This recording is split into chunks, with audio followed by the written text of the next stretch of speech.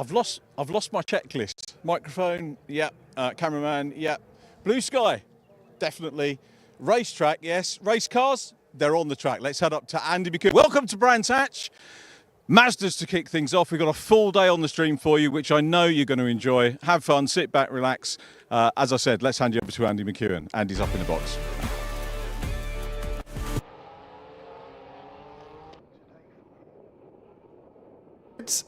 Yes, welcome to Brands Hatch, where we have day 2 of this Brscc race meeting about to kick off then, with cars already on their green flag lap for our second race of the weekend in the Clapham North Clapham North MOT Mazda MX-5 SuperCup Championship, the Mark III MX-5s taking to the circuit first.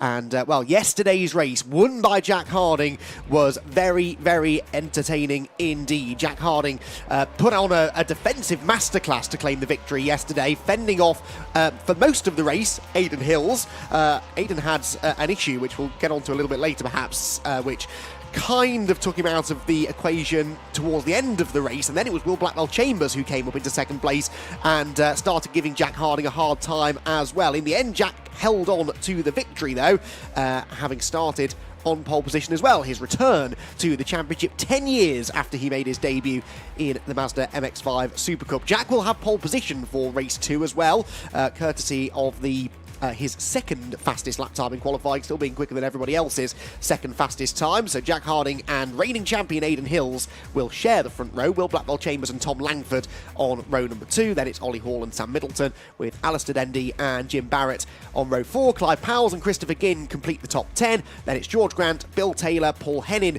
Steve Kite, Martin Whitehouse, Fedor Samorikov and Darren Godfrey to complete the 17 runners. Harding, Blackwell-Chambers and Hills then. That was the order at the front of the field yesterday in the pro class. The club class won by Sam Middleton. Sam Middleton in the white and pink number 9 car, who starts on the outside of row number 3, so he's one to watch in the club category. And the Masters classes in pro won by Alistair Dendy, and in club by Paul Hennin. Will we have different winners this morning? Well, it's time to find out. 20 minutes of racing gets underway, and it's a very even start from both of the front row men. Jack Harding to the inside, Aidan Hills to the outside, and Will Blackwell-Chambers in the Union flag liveried Clapham North car, looking to try and get involved already. Harding holds on to the lead for the time being, and that's not good news if you're Aidan Hills, or indeed if you're any of that next little group of drivers, because they found it impossible to get past Jack Harding yesterday, and they may well find it equally as much of a challenge today. Harding then leads them down the hill into Graham Hill Bend for the first time. Hills, Blackwell-Chambers, Langford the order. That's Middleton up to 5th, so Sam Middleton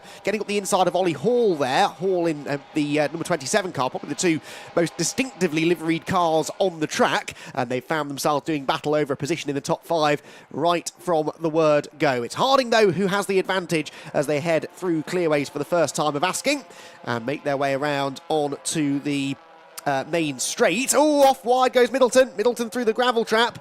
And so Sam Middleton, unfortunately, no longer a part of that battle for 5th position. He'll dig his way out of the gravel, which is a job in itself, but he will rejoin pretty much right at the back. In fact, I think he will be the last car across the timing line at the end of lap 1. That's a shame for Middleton. It was going to be interesting to see whether or not he could go with the leaders today. There's another car in the gravel now at Paddock Hill Bend. Bill Taylor, is that? Yes, Bill Taylor, the 144 off the road.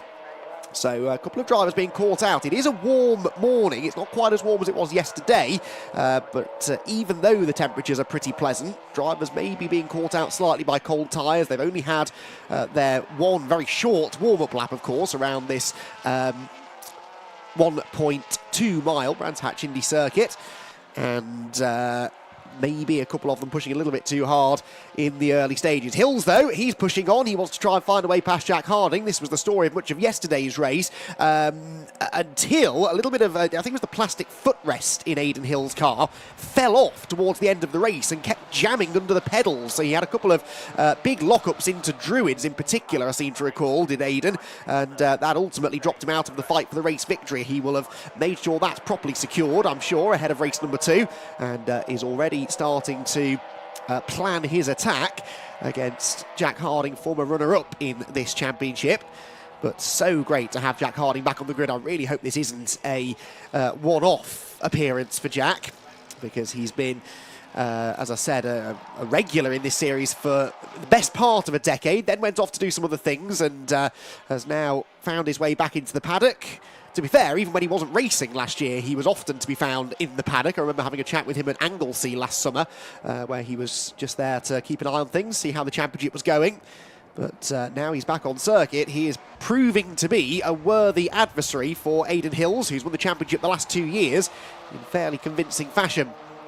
Through Paddock Hill Bend they go then, leading four, getting away already. This was very much what we saw yesterday, really. Tom Langford, the blue car in fourth, going with the leaders, and then a little bit of a gap back to the next group of cars, which, of course, is minus Sam Middleton now, but we still have Ollie Hall, Alistair Dendy, and Jim Barrett in that group as well. Jim Barrett running well again in this race. Jim was a non-finisher yesterday, and retired at about the halfway point, so he'll be hoping that he can see the checkered flag this time around.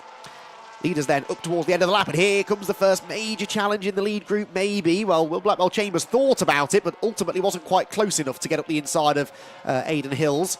This was what we saw time and again yesterday. If you just getting to the inside line in a braking zone is not enough to guarantee an overtake in this category, especially around a circuit like this one, where momentum is so key. Quite a few times we saw Aidan Hills, for example, get his nose to the inside of Jack Harding into a corner like Druids or Graham Hill Bend, but it just wasn't enough to allow him to complete the pass. And in fact, by going in on a tight line, his corner exit was often quite slow, and then Will Blackwell Chambers was there to try and take advantage of the situation. So I think they're all being a little bit cagey at this stage. It's been a slightly less robust start to the race than we had yesterday. Not that there was anything dirty going on, but Jack Harding, I think, was minus a wing mirror by this point in yesterday's race, after a healthy bit of paddle bashing with Aidan Hills, and something I'm sure both of them enjoyed immensely. We certainly enjoyed watching it. But, definitely looks as though Jack Harding's car is maybe a little bit better in this race. He will have worked on it, I'm sure, overnight, made a few adjustments based on how it felt yesterday, as will all of the drivers. But in these slightly cooler conditions, the car's not moving around quite as much, and so we've got a slightly steadier look to the race for now, and I'm pretty sure it will kick off before too much longer. There's the gap back to Ollie Hall in fifth position. He's got Alistair Dendy and Jim Barrett for company, and then a big gap back to Clyde Powells, who's in eighth position. Jim Barrett, by the way, leading in the Club Masters class. In fact, leading the club class full stop. The Masters drivers dominating at the front of the club class this weekend. So Barrett leads by 5 seconds over Clyde Powells. He's not really that interested in that, though, right now. He wants to try and get an extra place in the overall running order. That won't gain him any more points. You score your points solely based on your class finishing position. So within the Masters club, well, Masters and club class, Club and Club Masters classes, I should say. Jim Barrett already on for maximum points, but he is keen to try and get into the top 5, maybe. He's got the pace to stick with the 5th place car, Ollie Hall. He pitches the number 27 car into Paddock Hill Bend. The overall race leaders converging at the top of the hill to give you an idea of the gap they've pulled already on that group behind. So round Druids goes the 5th place squabble. Down through Graham Hill Bend go the leading group. Oh, and Jim Barrett's got a huge slide on going into Graham Hill Bend. How did he catch that? Did he catch that? He's not there. Has Jim Barrett got off the roads? I think he might have done. He's not showing directly behind these two cars. So Jim Barrett, well, looking out of the window, he's not on the grass, so I think maybe he did gather it together, but lost a chunk of time. There he is. So, well, did really well not to lose control. We didn't really catch it properly on the pictures there, but that car was all kinds of out of shape going into Graham Hill Bend, just lost the rear turning in. He's left a big black mark on the road where he did get sideways, but amazingly didn't end up pointing the wrong way. Right, lead battle now starting to intensify. We are a third of the way through the race, and Aidan Hills decides now is the time to start really giving Jack Harding the hurry up. He tries the outside line into Druids. That doesn't work. Is there a gap to the inside into Graham Hill Bend? No, but he's forcing the defensive moves now out of Jack, and that is generally, based on what we saw yesterday, when the real excitement begins. As soon as the leader starts defending, it bottles the pack up behind. It will probably bring Tom Langford into play as well, and Jack now is going to start having to watch his mirrors more than he's looking out of the windshield, which I suspect is what he spent most of yesterday's race doing. He led every lap, Jack Harding, remarkably, but never by more than an MX-5's length or so until maybe the very last couple of laps when Aidan Hills dropped back. He had a couple of laps of respite, and that was just enough then to allow him to hang on from a charging Will Blackwell Chambers. Hills looking for the undercut out of Paddock Hill Bend. He might have an overlap. No, not quite. Jack Harding got across to cover. Blackwell Chambers fancies the inside line. But again, Aidan Hills chops his nose off. Got to hand it to all of these drivers, particularly the three in shot right now. The close quarters at which they were racing throughout the entirety of yesterday's race, and again now in race 2, that can only be done when you're racing against drivers who you know and crucially respect. These three drivers have spent countless races battling nose to tail, door to door. They know each other very well. They know exactly how they're going to race, and Jack Harding perhaps should have known better than to leave a car's width on the inside at clearways. Aidan Hills needed no second invitation and might finally have breached the defences of yesterday's race winner. He's got his nose ahead at the line, and critically he's getting a bit of an assistance, is he, from Will Blackwell Chambers? Well, no, not really. Blackwell Chambers does not get to the rear bumper of Aidan Hills' car, so Jack Harding has half a chance to hang on around the outside at Paddock Hill Bend. He's still there. They're still absolutely side by side. Hills, though, has got the crucial inside line for Druids. We saw yesterday that is the place to be, and the question now is whether or not Harding can hang on to second. The answer appears to be no, and Will Blackwell Chambers goes through as well. So at last, thinks Aidan Hills, he's got the lead of the race. Can he now get away? That is probably unlikely. The only thing that might allow him to break away is if Jack Harding and Will Blackwell Chambers start to scrap over second place. Let's see whether or not that's going to happen. Up into Clearways corner they go. Blackwell Chambers, of course, will now want to try and get ahead of Aidan Hills even more so, because it's no longer for second place, that battle. It's now for the race lead. And, well, that all came from just a tiny misjudgment from Jack Harding at Clearways corner. He was only fractionally wide. I think I was quite generous, really, when I said that it was a full car's width off the apex that Jack Harding had run. Half a car's width more like, but Aidan Hills was happy to use the curb and nibble at the grass on the inside edge of the track and squeezed his way through. Now he is getting a taste of what it was like to be Jack Harding yesterday. He's got a lead to defend. He's got a group of very quick drivers pushing him around the Brands Hatch Indy Circuit. Will Blackwell Chambers, the one doing the attacking right now. For Jack Harding, he's got to regroup here, hasn't he? Making one overtake is going to be tricky. To get past both of these two could be mission impossible, but he's got half the race still to do it. 10 minutes almost exactly still on the clock, and he is going for it. Look at the inside of Blackwell Chambers. That was a really bold move from Harding. It is pretty much what Aidan Hills did to him a couple of laps ago, and he's going to go through. So, well, here's me saying that it could be impossible for him to get two overtakes done. He's done one immediately, and now sets back off after Aidan Hills.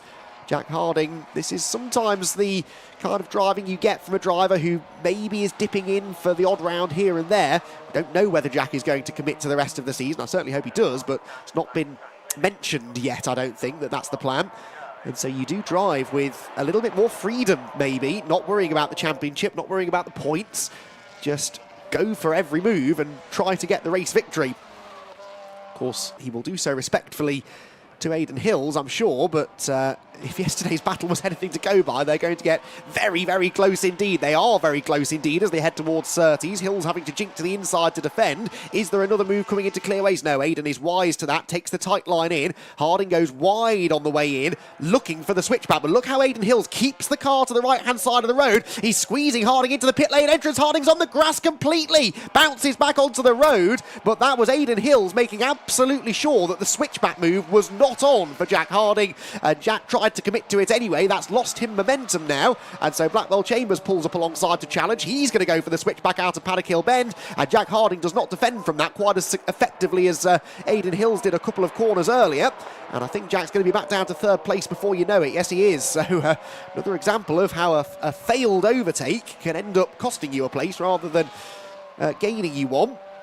Now Jack Harding's got to do it all again, and of course Will Blackwell Chambers will surely be wise to that move at Clearways now that Jack pulled a few laps ago. Well, George Grant's in the pit lane. That's teammate to Will Blackwell Chambers. So George Grant then going no further by the looks of it. I seem to recall him having some issues yesterday, and of course George, when he was racing in the Fun Cup Championship yesterday, also had some mechanical issues that took them out of contention pretty early on. So it's been a troubled weekend for George so far. The lead battle though continues to rage on. Here comes Jack Harding to the inside into Paddock Hill Bend. That's such a difficult move to make. It's a bumpy braking zone, that, but I think he's got the job done. So Jack seems to have the measure of Blackwell Chambers, doesn't he? He's twice now been able to get back ahead of the number 43 Clapham North car. But Aidan Hills is going to be a tougher nut to crack, I think. The closer we get to the end of the race, the more determined Aidan will be to keep the lead, because he knows he'll have fewer opportunities to then get it back should he lose it. So Jack Harding's not going to have an easy time of this. Aidan weaving across to the inside of the road to break the slipstream. And Jack Harding, I think, will still be able to catch him just because the slipstream is so powerful. There's only so much weaving you can do. And even if you're within about 3/4 of a second or so of the car ahead, you should pick up a little bit of a draft. So just here, as they go up through the gears, speed picks up. Jack Harding tucks into the wheel tracks of Aidan Hills, who again pulls to the outside line, but that is reasonably effective, in fairness. Jack didn't gain as much as I expected him to down the straight that time. And Aidan Hills, who also at the moment will be taking the fastest lap point, retains a healthy enough advantage into Paddock Hill Bend. Jack Harding's had a good run through Paddock, but did not want to go to the outside. See that? He jinked to the outside, then thought better of it, because he knew if he did that, he'd be inviting Will Blackwell Chambers through on the inside line. This is the difficult thing about being stuck in the middle of a three-way battle. Jack Harding having to attack Aidan Hills, but also have one eye on defence. It means he can't fully focus on getting past Aidan.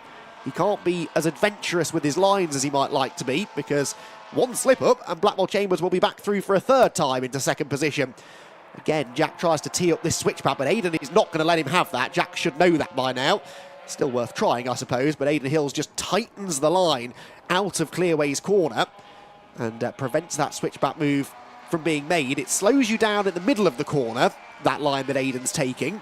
But it's not about lap time right now for Aidan. He's just got to keep that inside line covered. Jack all out of shape through Paddock, pushing on. Again, has to then move to defend into Druids from Will Blackwell Chambers, who then gives him a bit of a shove through the apex. There's George Grant's car. Well, that car is going nowhere, I don't think. Yeah, George isn't even in the car at the moment. And out of the window, I can see Tom Langford's lost a wheel, I think.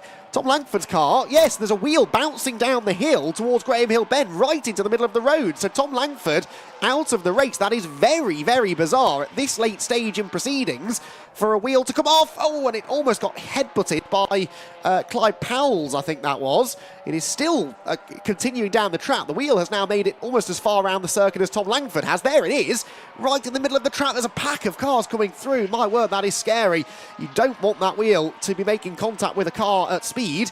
Luckily, it has rolled off the circuit now. Tom Langford, we can't see him from there. He is. Well, there's his car. He's out of the car already and stood the other side of the barriers, gesticulating wildly at no one in particular, saying, what on earth happened? Right, what's happening at Druids? Well, we've got a three-way battle for the lead. There's nothing new there. Will Blackwell Chambers was having a go round the outside of Jack Harding. I would imagine there are yellow flags out at Graham Hill Bend. Yes, there are. And a surface flag too, to notify the drivers there's something on the track that shouldn't be. Although actually the wheel is not on the circuit, so I don't think those yellows will be needed for too long. 4.5 minutes to go. Langford's car as well is far enough off the track that I would say we don't probably need a safety car for this, so I think the race can continue. What a shame, though, for Tom Langford, who had been having a brilliant weekend up until that point. Try and get to the bottom of exactly what caused that failure. It must have been a failure of some sort. Before race 3 later on. Right, leaders into Paddock Hill Bend. 4 minutes to go. And Jack Harding starting to look a little bit more urgent about this now, isn't he? Through Paddock, they drop down the hill. Yellow flags are in now at Graham Hill Bend, so it's a green racetrack that they're heading towards. But it doesn't make any difference, does it? Because Jack wasn't close enough to attack into Druids. So Aidan Hills retains the lead. They are going to catch some traffic. Darren Godfrey, I think, will be the first car to go a lap down this time. It was his Hills Motorsport teammate, Fedor Samorikov, who went a lap down first yesterday, but those two have been pretty evenly matched, albeit at the back of the field, but two new drivers to racing, both racing in the club category. So when they catch those two cars, that could maybe play a deciding role in all of this. Out of clearways they go.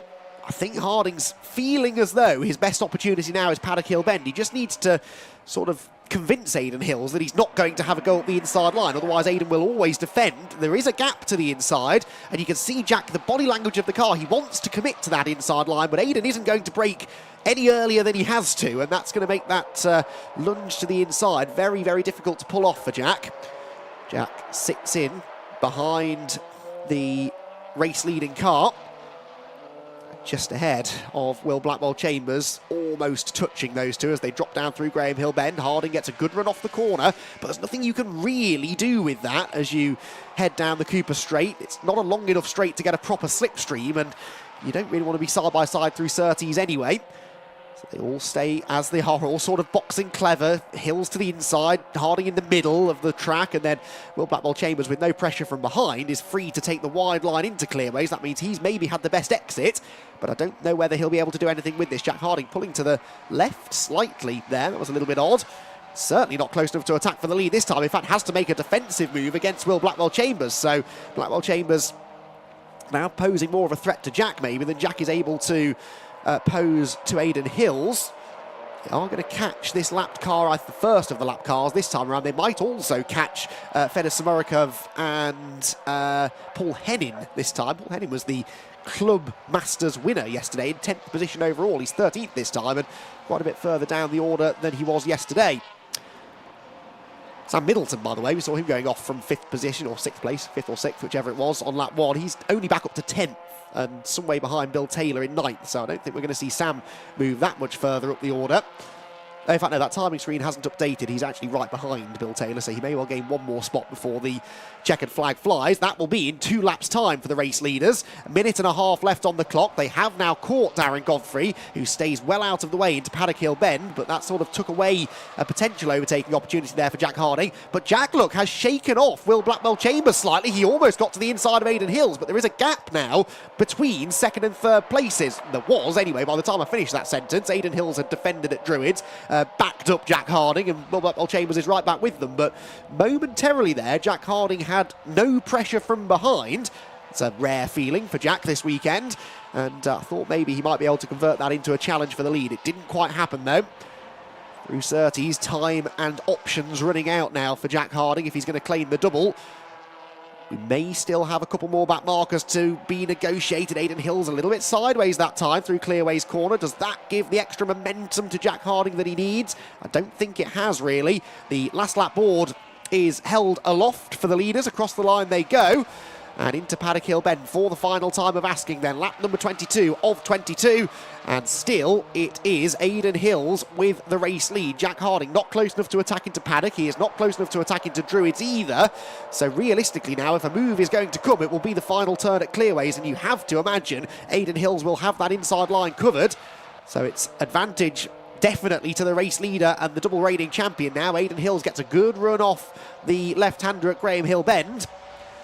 Ooh, these back markers are battling, though, ahead of them. Look, that's Samorukov trying to get up the inside of Paul Hennin. They do not want to come across a pair of side-by-side lapped cars here into Clearways for the final time. They might not quite get them before the flag, so I think they'll survive that, thankfully. Out of the final turn they go. Aidan Hills, of course, will get a nice slipstream now from his teammate and client, Fedor Samorukov. Across the line they go, and Aidan Hills claims the victory at Brands Hatch. Jack Harding second, and Will Blackwell-Chambers comes home in third with Ollie Hall, I think, still battling with Alistair Dendy over 4th position. That timing tower is not updating. It still says Tom Langford is 4th. Ollie Hall 4th, does fend off Alistair Dendy, with Jim Barrett 6th. Good result that for Jim Barrett. He is the Club Masters winner. The Pro Masters win in the end went to Alistair Dendy. I think Barrett was ahead of Dendy early on in that race, but that swapped around again by the flag. The rest of them all filing through, including Sam Middleton, who is the Club winner. Not the Club Masters winner. Technically, the Club class is won by Jim Barrett, but the first of the non-Masters drivers, Sam Middleton, in 8th position overall. He is, in fairness, the only Club driver not entered into the Masters category. So, exciting stuff. Oh, I've just had an update from Johnny down in the pit lane. The George Grant car, it was a snapped wishbone that took him out of the race. Thank you, Jolly. Sorry, I missed that notification earlier on, so that's a shame. That's what eliminated George Grant from proceedings, but everybody else, well, no, not everyone else got to the flag. Tom Langford, of course, didn't. You can still see there's a little bit of debris on the track, and you see just at the top of shot in the middle of the road, that could be the centre of the wheel that has come loose. So I think there's been a hub failure or something on the left front corner of Langford's car. Tom is trudging over to the car now to inspect the left-hand side of the car, but that is a very odd failure to have. Worth pointing out, I think, that Tom, and I don't mean this disrespectfully, wasn't quite as competitive in that race. Yesterday, he was every bit a part of the lead battle. He was getting up there, mixing it up with Aidan, Jack and Will Blackwell-Chambers. In that race, it seemed he didn't quite have the pace to go with them. Now, OK, they weren't battling quite as hard as they were at the start of the race yesterday, but I wonder whether maybe he was feeling something, is my point, in the left front corner of the car, because Tom Langford certainly was quick yesterday and was still running uncontested in 4th position, but of course sadly never made the flag. He's actually walking back over to the over the grass to pick up the wheel. He's gesticulating at the AB Motorsport mechanics who are have wandered up to that part of the pit lane area to see what's going on. Right. Aidan Hills is your race winner, Jack Harding second, and Will Blackwell-Chambers third. And those three are about to catch up with Richard John Neal down in the pit lane. So let's head back down to the pits and Richard. Thanks very much, Andy. It's lovely to hear Andy in full flight. You remember the festival last year, which we covered. He was very croaky, and Scott Woodwis, who is down here doing all the business as usual, did an admirable job of standing in. But we've got Andy in full flight, which is great. And hopefully we've got drivers in full flight as well, including Aidan Hills, who picks up the win. Let's go over and have a quick word with Aidan. Well done. I'm going to get you in front of a bit of branding, Aidan, if we can, just so that we can let everybody know that this is your first Brscc win of the season, and obviously much easier without impediment on the foot as you had yesterday. Yeah, it does help when you can press all 3 pedals when you want to. But what a race that was. Last night I was going through my onboard thinking, how am I going to overtake Jack? You know, if I'm in second, how am I going to overtake him? And the move at Clearways wasn't the plan. There was other plans, but that wasn't the one. There was a gap. He didn't even go in late. There was just a little gap, and I managed to get on the inside. And once I tightened it up and got to the inside, I knew the move was done. But then when you're leading, the car feels so slow. Like the toe, I felt like I was the fastest person in the world when I was in P2. And then as soon as I get into the lead, I'm like, oh my God, these boys are rapid. So yeah, it was an amazing race. Cheers to everyone at Hills Motorsport. Thanks to SuperTrack UK and thanks to ProBike for their support this weekend. Yeah, it's been an amazing return to the SuperCup, and looking forward to the reverse grid big time. Yeah, we're looking forward to that as well. That was a fascinating race to watch, and I parked myself down at the end of Cooper Straight and could see you guys going through Surtees and then into McLaren and Clearways. You tried a couple of times, and then we saw Jack just covering what he thought you were going to do the next lap, and ultimately one tiniest gap, wasn't it, that you managed to, or the tiniest moment that you managed to make the most of to get into the lead. And that's the difference between you three, isn't it? Exactly, yeah. And I mean, look, Jack's an amazing driver, and yesterday he put the car everywhere it needed to be, and I really had to concentrate on where I was going to overtake him. And like I said, I don't think he even made a mistake. There was just half a car's width, and I managed to use all the curb and a bit of grass to get underneath him. And I obviously raced with former champion Will as well. So the three of us who have been in this championship a long time, it just shows how good the racing can be in the Super Cup, and I really enjoyed coming back to it this weekend. It's been amazing. We've enjoyed having you back. Look forward to another race a little bit later on. Aidan, congratulations. Super win for Aidan Hills. I thought we might get a little bit of a cheer there. Let's get Jack Harding over. Jack, he's involved in a little chat, but Jack takes the P2. It was a win yesterday. We'll get you just in front of the banner if we can. Aidan, absolute joy to watch you three. It was like watching the Red Arrows. I remember the Grand Prix here back in the day, and the Red Arrows did a low flyover, and the formation driving that we saw. Was there a wee bit of a not contact as in deliberate, but it looked that close that you were touching at one point, maybe coming through Clearways? Yeah, it's one of them where this track you can't really dive bomb up the inside because the leader can cover it so well on the white line, so you've just got to try and get the exit out the corners. And there was a time it got a little bit sliding coming out the last corner. I just got my nose there and I thought, right, this is it, I'll keep my foot in. And then as I was about to enter the pits, I decided it probably wasn't a good idea, so I backed out and I was 2 wheels on the grass. But I've raced Aidan for years. He knows I'm going to back out or something like that. I'm not going to put us both in a wall. It was just good fun racing. You know, even between Will, me, all of us, yeah. It was just really, really fair, and I just enjoyed it. It's one of them where I love to win. I loved yesterday, and it was just nice to know I've still got it. But then, you know, when you have a good race like that, it doesn't even matter. Andy McEwen was asking the question. I can't remember. Forgive me if we asked yesterday. Are you doing some more rounds with us here? Yes, I'll be doing Donington Park, and I'll do Oulton Park and Croft, just because they're best circuits out there. So I'll be back for them. So I'm missing the next one, but I'll be back at Donington just after that. For you, I guess the win would have been great. I'd love to have seen Tom Langford make it a full quartet all the way through the race. Hopefully he'll come back in the next one. But we've got the reverse grid to look forward to as well with drivers of your calibre that we're talking to now. That's going to be another treat.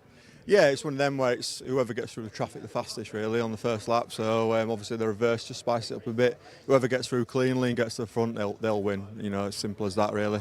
If you can get a break of about a second or so, you'll be fine. It's only when they're within that second. It's a little bit like Formula 1 with DRS. As soon as they're within a second, they could just hope to the back of you. So yeah, it'll be good fun, and whatever happens. I'll enjoy it. It's been really good. Thanks again to Hall Sport this weekend. And I didn't thank my engine sponsor as well, Dan at AK Motorsport. He built me an engine for this weekend, and it's right where it needs to be. So thank you for that. Certainly going well. Well done, Jack. Thanks for the chat. Pleasure to chat to you. Third position overall goes to Will Blackwell-Chambers. So Will's just having a picture with George Grant, who sadly missed out there with the broken wishbone. Again, photo opportunity there. Thanks, Will. That's all right. Again, we'll get you over in front of the branding here. Oh dear. It's points, though. It's points. It was very busy. I would have liked to have maybe not been the bottom end of the podium, but, you know, you take what you can. We did some changes before that race. Car's absolutely awesome. Massive improvements. It's nice to have it finally moving. We've had maybe a bit too safe of a car for quite a while now, and it seems to be moving a bit.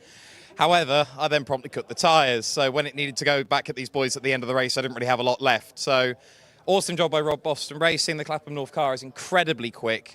Really happy. Just I need to work on my tyre management just a tad. I'll tell you what, all three of you delivered an awesome race, and I know the spectators here at Brands Hatch and on the stream will have appreciated through the coverage that we got just what a top level of drivers we have in this championship. And what's been beautiful as well is we're all lunging and overtaking each other, and I don't think anyone hit anyone the whole race other than maybe a little bump. It's so clean, it's so tidy, and the racing is as hard as it's ever been, so it's absolutely fantastic. Don't sell yourself short with P3. I know you guys always want to win, but it was a magnificent race, and congratulations on the podium, and thanks for having a chat. Cheers for that. Will Blackwell-Chambers, very well done. Yesterday, we need to put to correct a wrong from yesterday, and that's with the club class. So we're going to have a word with our club class. It's Jim Barrett, first of all. We grab Jim. If you can hear cars going off in the distance, we're into qualifying now, so it's an opportunity to have a chat with our club class winner. Jim, congratulations on that. It looks a little bit lonely closing stages. I was trying to work out where you were. And no, exactly. I made a mistake going into Graham Hill. I was very close to Alistair in front of me. I was trying to make that into an overtaking opportunity, but my ambition kind of was greater than my talent. So based on the back of that, I kind of lost the toe, and really from there on in it was a lonely race. But just making sure that you just focus on what you're supposed to do, because the easiest thing to do is say, right, I've lost that, and then make it worse. So it was really just, quality lap from there on in, but I hadn't got the toe, so I was always going to be on the back foot. Is that you? You've won club class before, though, haven't you? No, I don't think I've won. No. So first, yeah, it's my first. I know it's the first one this year, and I was racking my brains to whether I'd put your name in the box. You're better than me, but that's great. So little celebration due now, then. Yeah, absolutely. Yeah, and then back in the ring at 3 o'clock. Yeah. Okay, we look forward to seeing it. Thanks. Right, Many congratulations, Jim. Right, Jim Barrett there, our winner in club class. Second in club class goes to Clive Powles. We got Clive here. Clive, can we grab a quick word with Clive? Well done, Clive. How are you? Someone we've chatted with before. I'm going to swap sides this time for variety on camera. And a nice podium in Clubman's. Tell us about your weekend so far. Yeah, it's been a great weekend. I think that particular race was quite eventful.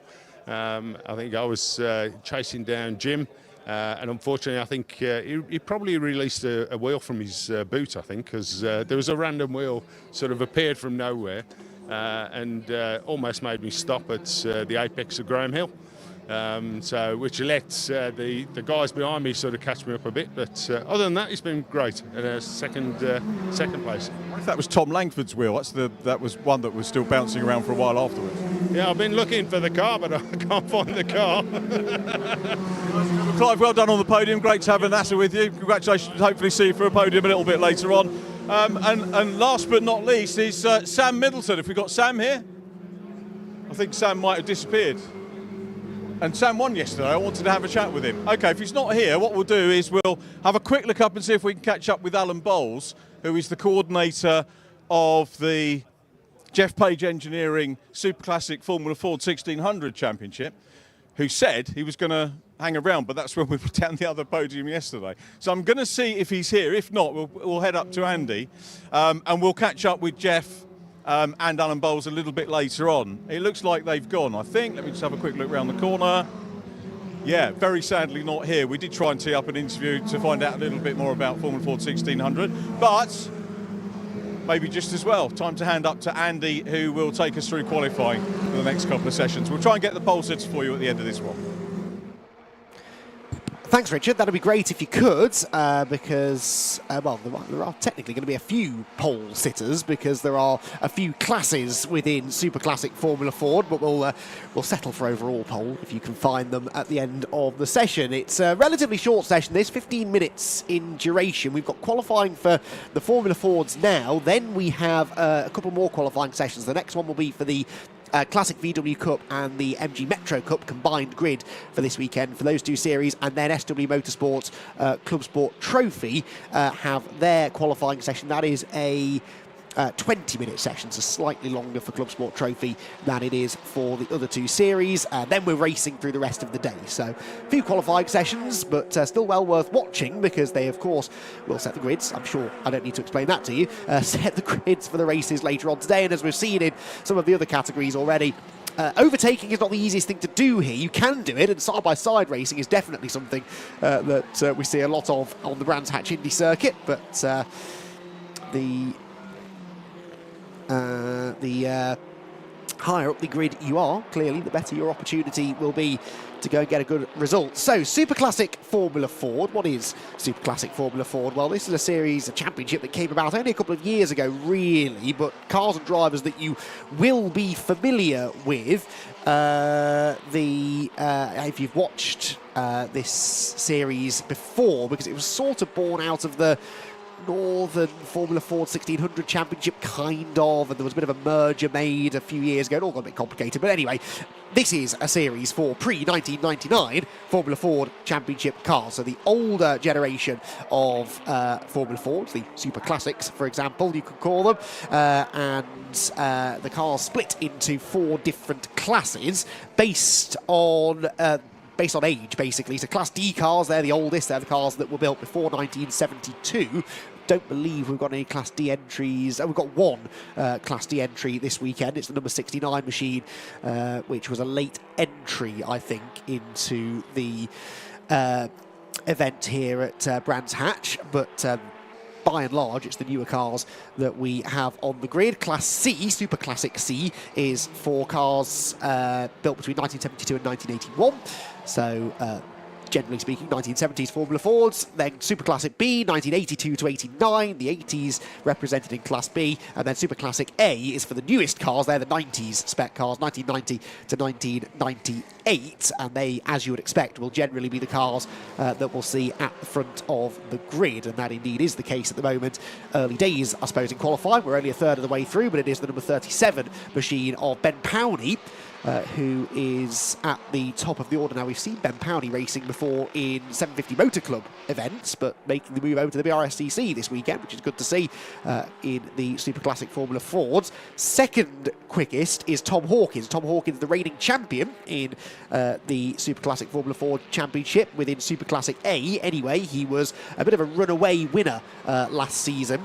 He was I was going to say the only driver to do every round. I don't actually think he did Alton Park at the start of the season, but he was around for most of the races and won every single race from Donington Park onwards. Donington Park was the 4th event of the season. He went on a winning spree of 8 races to claim the championship with a couple of rounds to spare, I seem to recall. So Tom Hawkins, not fastest at the moment. Oh, and the number 16 car won't be going fastest anytime soon either. Is that 16? It looks like 16 to me. Yes, it is. That's the 4th placed car of Oliver Roberts, but Oliver was the fastest Class B runner at the time, and he has beached himself, as so many people have done in the past, well within the Paddock Hill Bend gravel trap. That car going no further. The red flag is out, and our qualifying session comes to a premature stoppage. This won't be the end of the session. They will continue on, and unfortunately without Oliver Roberts in the Suley Motorsport Van Diemen. That's 1989 car, so it only just fits into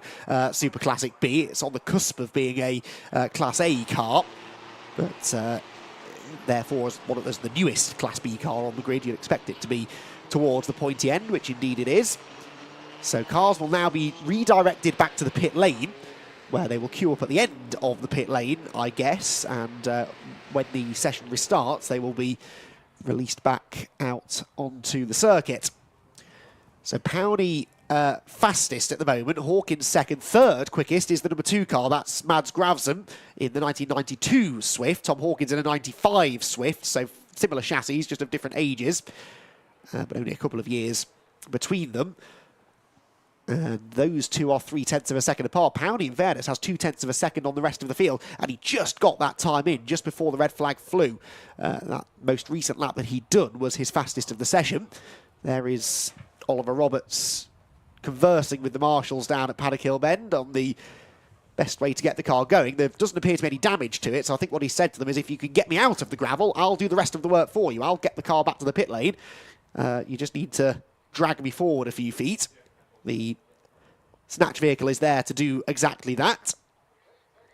But it's a case of where they can attach the tow rope, I suppose, front or back, which will dictate which way it goes. I think they are now going to reposition the car, the recovery vehicle, I should say, to the front to drag the car forwards out onto the track. Whilst that is going on, Richard John Neal, don't be fooled into thinking that he's just sat around enjoying the sunshine this morning. He has hunted down Alan Bowles, and I believe we do have an opportunity now to head downstairs and hear from them. And we'll hopefully, by the time we've heard from Alan, we'll be back underway with this qualifying session. So, Richard, over to you. Let's have a chat with Alan, shall we? Thanks very much, Andy. I love the way you said that I hunted them down. This was all pre-arranged, and we said we were going to have a chat with Alan and Jeff yesterday. They actually hunted me down because yesterday, those eagle-eyed viewers of our stream will know that yesterday, podium and all things official were going on from Garage 4. Today, we're up at Garage 31. So Alan and Jeff, bless them, had to wend their way up here. Alan, forgive me, I'm going to start with Jeff. Lovely to have you back. Thanks for your support for the championship. Last year was the first year you were involved?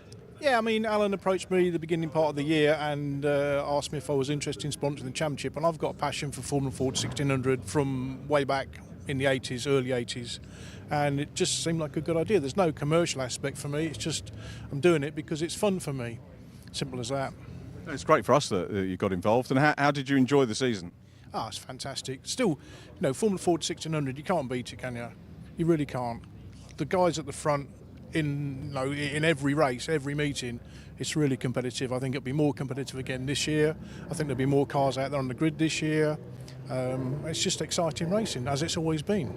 We always need more Formula 4s. I remember we had a chat, wasn't it, in the garage last year? I think we did a pre-record at Silverstone on the international circuit. And for me, Silverstone, Brands, Formula Ford, we were chatting Tyrrell a few moments ago as well, about your involvement in the Tyrrell Formula 1 team. And a lot of people don't know how long involvements with motorsport, it's a lasting thing, it's a lifetime commitment, motorsport, isn't it? Yeah, well, I started racing in junior go-karts in 1977 at Fullbeck in Lincolnshire. In those days, there was a number of guys racing in juniors that went on to bigger things, Johnny Herbert being the one that always springs to mind. I used to beat Johnny in karts, not every race, but I would beat him occasionally. And yeah, so I've done a bit of Formula Ford, Fiestas, Formula Ford 2000, GTs, and some sports prototypes. All things which are still associated with the Brscc as well, obviously modern versions of Fiestas and Pro Sports Cup, which hopefully will go from series to championship next year as well. And we've laid on the good weather for you. yeah, it was a good job because I've only got a t-shirt. Yeah, no, it's all good. It's going to be a fine day. The racing will be excellent. Sharp end will be very competitive, I'm sure. Looking forward to it. Looking forward to the season. You know, the season's going to be a good season this year. Alan's done a fantastic job organising. As I say to everybody, if you broke Alan in half, it would say Formula Ford through the middle, and that's a fact. He's a good... Alan, you were instrumental in the wonderful festival we had last year. I know Graham Fuller's here as well, the GVK festival, and you know, I was saying to you that I said to everyone at the time that was, I think, probably one of my favourite events ever, certainly to work on. It's going to be difficult to emulate this year, but Super Classic Formula Ford looking good, nice grid out there, and looking pretty good. Tell us about the run into the season and how much work is it being a coordinator? I know you put lots of work in. You showed me documentation during the close season than it is during the racing season. You spend 7 months of the year thinking about how you can improve the championship, who's going to come and race with you, and how you want to improve the show so that it gets better and we're more of a promotable series to everybody else and a way of moving Formula Ford and our championship forward. Yep. And I mean, the quality of the cars again. Every club meeting I've been to this year, everything looks, I don't know why, it looks more colourful. It looks like more effort going in, and that extends to your grid here this weekend. I think the professional standards of the preparation of the teams, the cars, the drivers, is just second to none now. Everybody puts that much more effort in now. It's more professional. Yeah, it's very hard to find a combination where it's just rock up with a car on a trailer, go racing, pitch a tent. It's now more, right, we're staying at the Premier Inn, we're basically going to test on the Friday or whichever day they can, and it's now a much more serious event. People are paying good money, so they want value for money. There's nothing wrong with coming in the other end and pitching up and doing the odd day and getting more involved and getting more professional as you go along. Definitely. There's room for everybody in Super Classics right the way from the start. We've got 3 young college lads with us this weekend, just getting some work experience with 3 of our teams.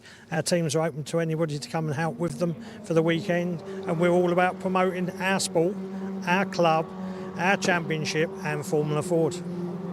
Question I pinged to a guy in the week. I've got a pre-recorded little mini podcast coming out, and I'm going to apologise for repeating the question that I asked him. His was about sports cars, obviously with you guys with Formula Ford. If you could have any car enter the championship that isn't there currently, what would it be and why? For me, it'll be the next one that's available straight away, and if I had a preference, it would be a car that was in current livery from where it raced. Oliver Roberts has done a stunning job with his Van Diemen in original Minister Racing Team colours. Yeah, he looks absolutely stunning. Doesn't help he's just put it in the gravel trap at Paddock, but at the end of the day, a bit of gravel can be cleaned off. So, yes, any Formula Ford is always welcome on our grid. So it's the next car that wants to register for me. That's a good answer. And Jeff, you could be have a little bit more of a rose-coloured specs maybe. Anyway, it's a difficult question to put you on the spot with. It's not a difficult question for me. Due to my younger days, like I said just now, if I could choose any car to get out there, it would be Johnny Herbert's Quest. Yeah. He was sitting under the roll car. I still can see that car because it was unique, wasn't it? Yeah, absolutely. It was an iconic year. You know, you've got to remember he had a bad beginning of the festival and then pulled it back and come through from the back each race. And, you know, it was just, for me, a stunning year. There's a challenge for someone to put that together. Jeff Page, Alan Bowles, thank you. Alan, looked like you wanted a closing word there. If I had to choose a car, it would be Peter Rogers' Laser. Oh, yeah. In Duckham's colours. Yeah. 2 great choices. Gentlemen, thank you so much. Always a pleasure. Thank you very much indeed. Jeff Page and Alan Bowles, key to the Super Classic Formula Ford, who are back now on track, as you can hear. Thanks very much, gentlemen. Let's go back to Andy, and we'll come back down here once we've got the pole position sorted. Top stuff. Thank you, Richard. Great to hear from Jeff and Alan down in the pit lane there. And, well, I'd love to be able to reminisce with them about Formula Ford festivals of the 1980s. Sadly, short of going and searching clips of them on YouTube as youngsters. I'm calling myself a youngster. I think I'm far too old to fit into that category these days. But anyway, you know what I mean. It's the only access we have to those classic days of the Formula Ford Festival. But the good news is that you can tune in at the end of the season to see the latest chapter of the Formula Ford Festival history books being written. Because, as has been the case for the last number of years, actually, the Formula Ford Festival will be live streamed. It'll be given the live stream treatment by the Brscc, and we're very, very much looking forward to that. It's always a highlight of my season. I've been lucky enough to come down to I think about 4 or 5 festivals now over the last handful of years. Whoops, there's a car off the road. 94 that is, that has got it wrong through Surtees. Mark Bates in the 1974 Royale, who's got it all wrong through the final section of the track.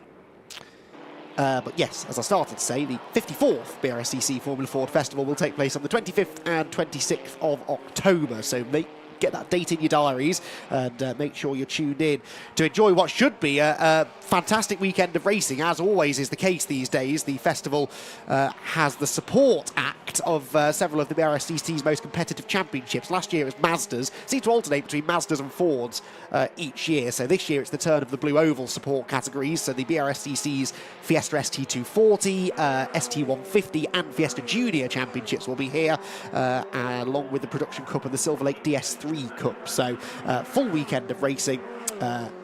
It's 194 days, 19 hours and 37 minutes away, as the BRSCC website tells us. But to put that in simpler terms, 25th and 26th of October, the dates for your diary for the 54th Formula Ford Festival here at Brands Hatch. Right, back to qualifying. We've got 3.5 minutes of the session left. We've had a further improvement now for Ben Powney. Ben Powney going quicker again at the top of the timing sheet. Number 37 now, 6.5 tenths quicker than the reigning Class A champion Tom Hawkins. Now, Powney is not entered as a guest driver this weekend. We do have a couple of guest drivers who therefore won't score championship points, but Powney is not one of them, so he's scoring points.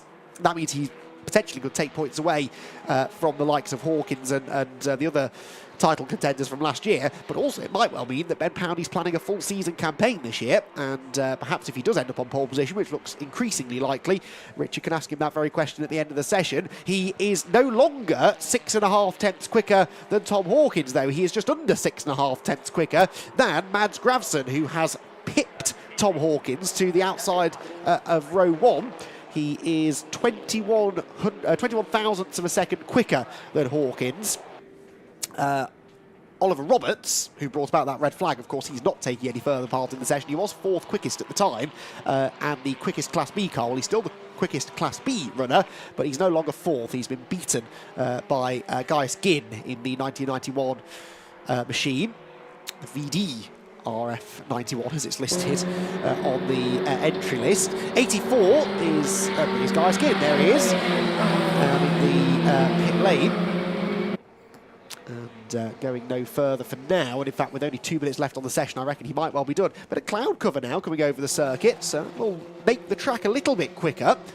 So I wonder if anyone is able to take advantage of this. We've just had an improvement to, well, in time anyway, if not position, but an improvement in time for the 6th placed driver. That is Christopher Stones, running in Class B. Christopher Stones, the reigning Class B champion. He was the only Class B runner to do every round last year, but he netted a race win along the way. Class B was one of those classes that people really did dip in and out of last season, so actually Chris only won 1 of the 14 races last year. There is Christopher Stones in his 1988 Van Diemen. But yeah, Christopher Stones, through consistency and turning up to all the races, was the champion in Class B. Class C was won by Paul Britton. Paul Britton not entered this weekend. In fact, I don't think any of the either of the top 2 in Super Classic C from last year are here, Paul Britton or Jake Shortland. Colin Williams is, though. Colin Williams is 2nd fastest in Class C. Stuart Kestenbaum, who did a one-off entry at the final round last year, where he had a couple of non-finishes, I think, unfortunately, but he, or at least low points scores.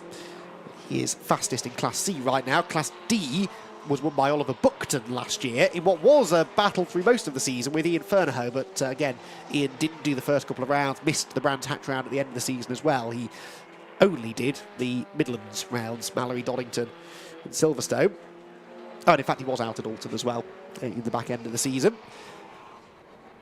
But only the 1 Class D runner, as I said, entered this weekend, so we're expecting slightly less of a scrap maybe in that class. The checkered flag will be out momentarily. We've got 5 seconds left on the clock.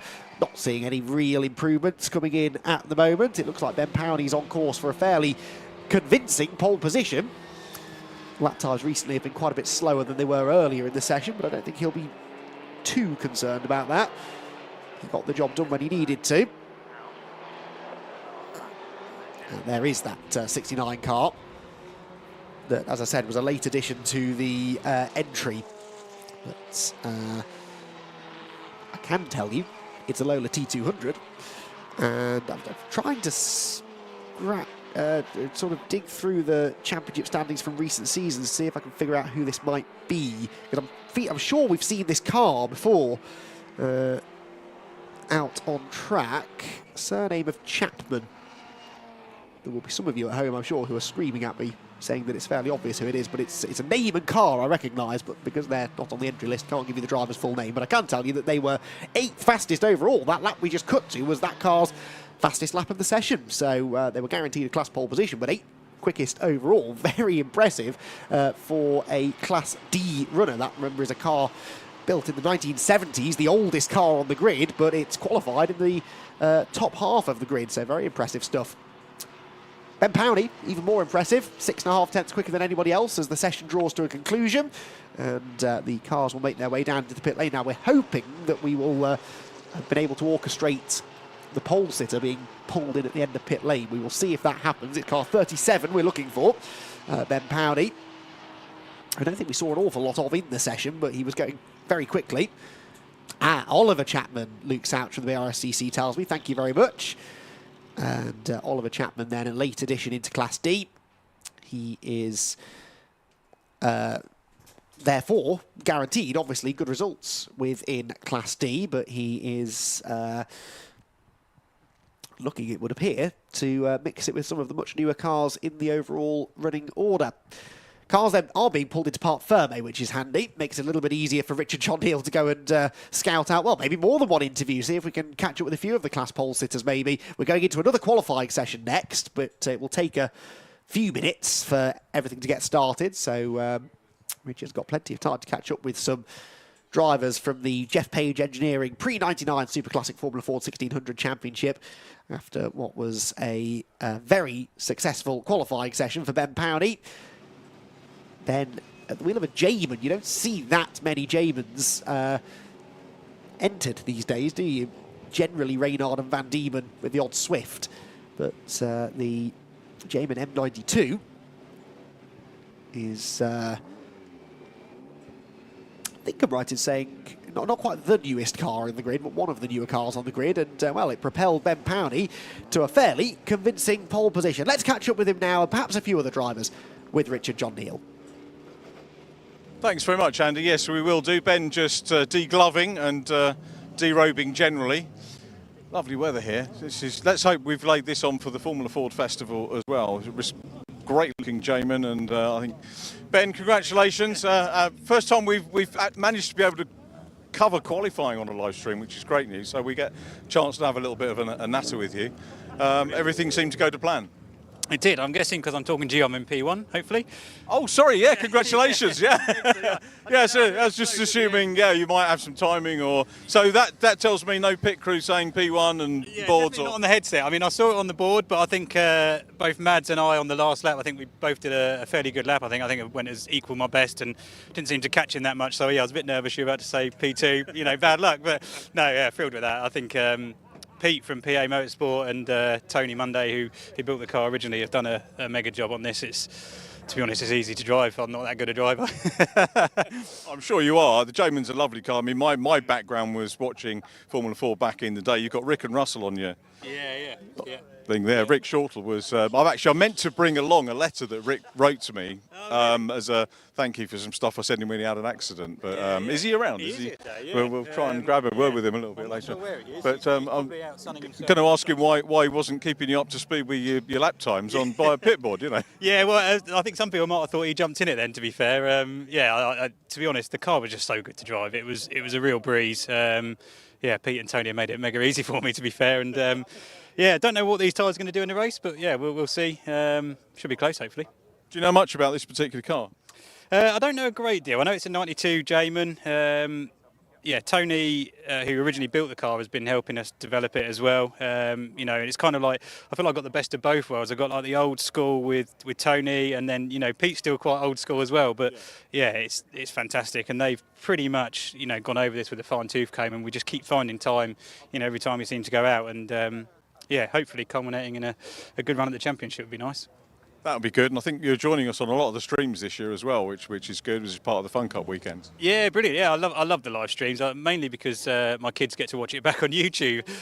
Both Seb and Elliot, they're here today, but they'll be tuning in as soon as it's out on YouTube later on. They'll be lapping that up. It's a fantastic way of connecting with the younger fans and drivers of tomorrow. I mean, do you think they'll get involved in the sport? My kids? Hopefully not. Dad's always up. I need to save some more money, I think. No, we took our eldest go-karting the other day, and he loved it. We'll see. I might need a few more pennies, maybe.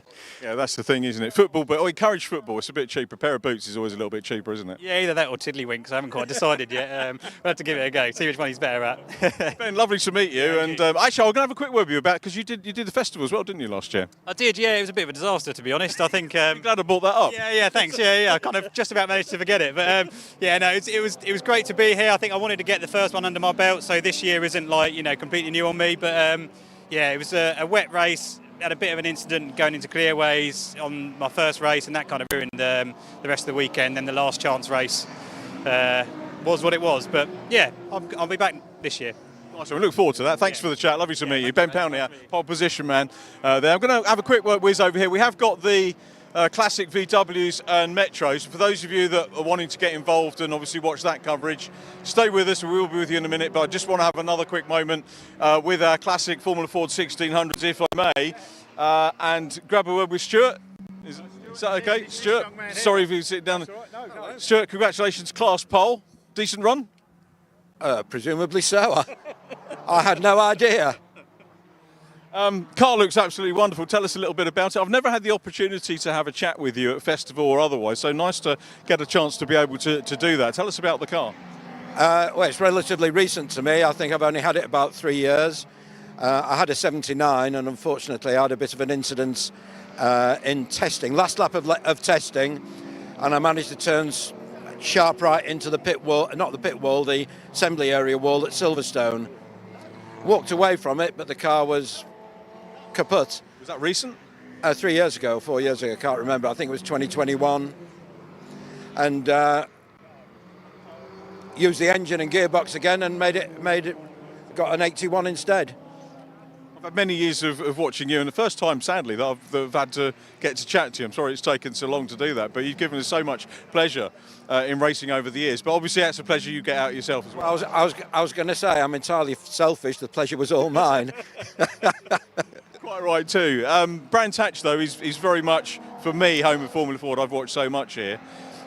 Is this your favourite type of circuit? Yes. I think Donington's got a better flow, but the Grand Prix circuit here is the best. Right. There is no better corner in the country than Hawthorns, because no matter how quick you take it, you always think, I could have taken that quicker. So, but yeah, the Indy circuit is lovely. There's loads of, well, it's difficult to overtake, and it means that you can make a bit of a difference, hopefully. You're obviously looking forward to the races. Happy with the car? Do you sort of tinker around with it between qualifying and races, or are you just one of these drivers that just sort of, if you're relatively happy, that's good enough? Relatively happy is good enough. If you mess about with it in between quali and the race, you always have a surprise at the second corner. It's a very good point. Young drivers take note. That's a sage word. Stuart Casselman, thank you very much indeed for having me with us. I look forward to seeing you on track a little bit later on. So that wraps things up from down here. Many more drivers we could talk to, but as we said, we've got the VWs and the Metros with us. Metros for their second year with the Brscc, which is great. So we'll hand back to Andy McEwen and have a word with some Metro and VW drivers down here in Parc Fermé in a few minutes' time.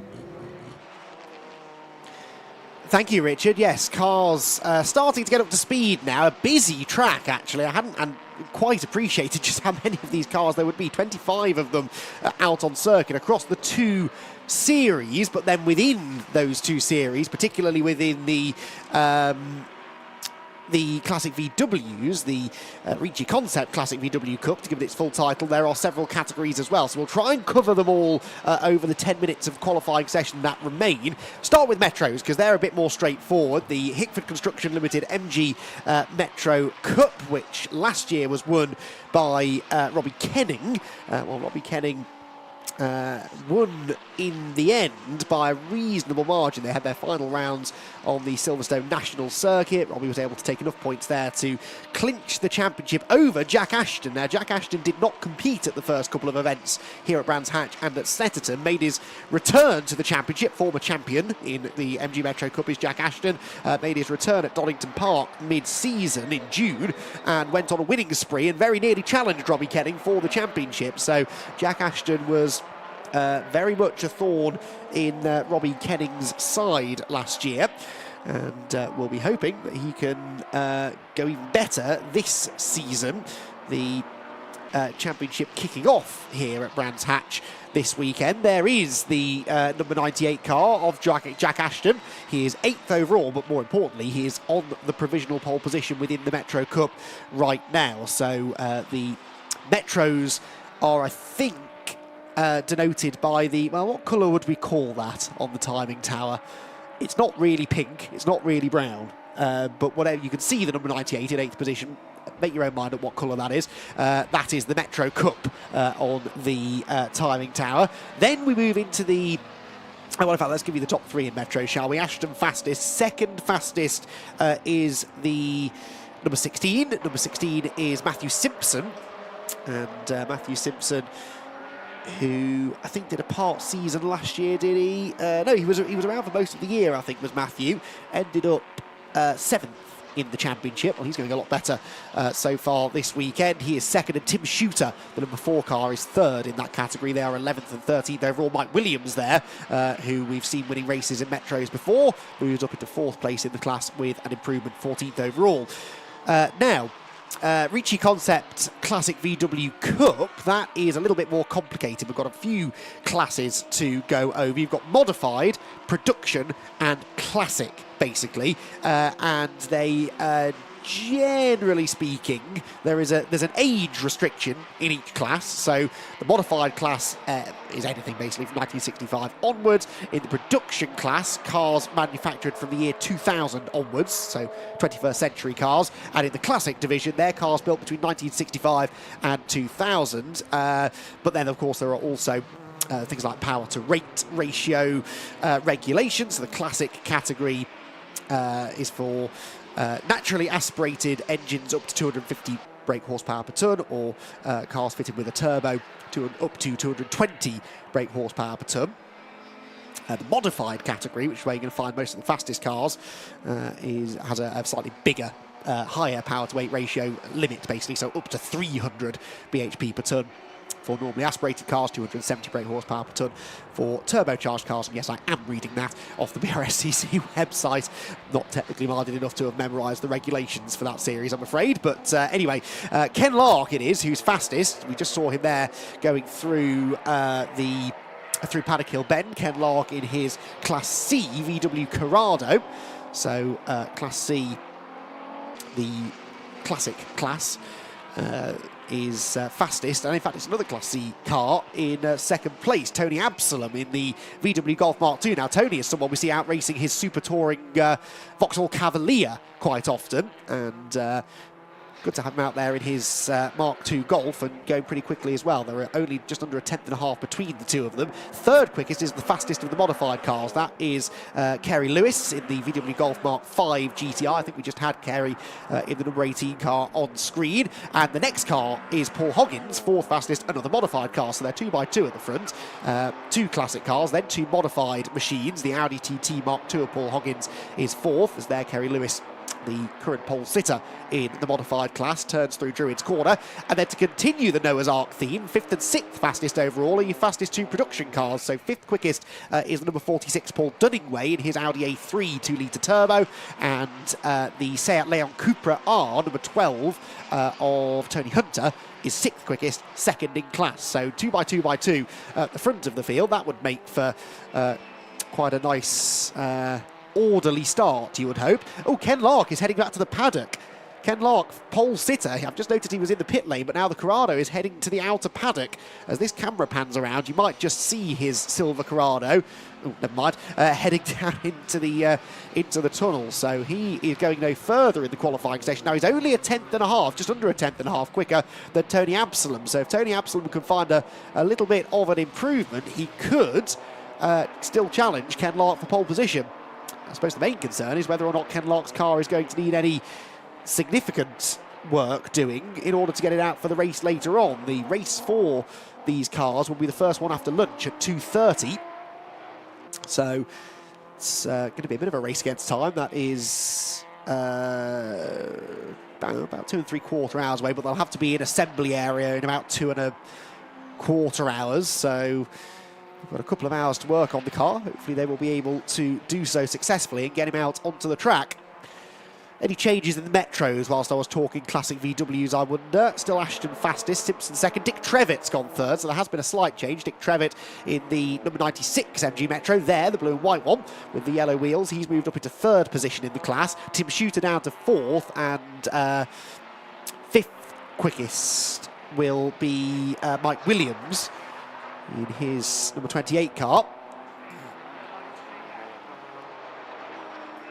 as we get a good view of the car streaming through. There goes Tony Absalom. So Tony Absalom in that absolutely gorgeously prepared Mark II VW Golf. Runs in the classic division. Oh, drama maybe here for Tony Hunter. Well, there's no maybe about it. That is drama, and let's hope that's not fluid being dropped onto the circuit up at Clearways Corner. That Seat is heading for the pit lane. That's another front runner in class. He's 6th overall. He's 2nd of the production class cars. And his engine has gone boom, to use a technical term.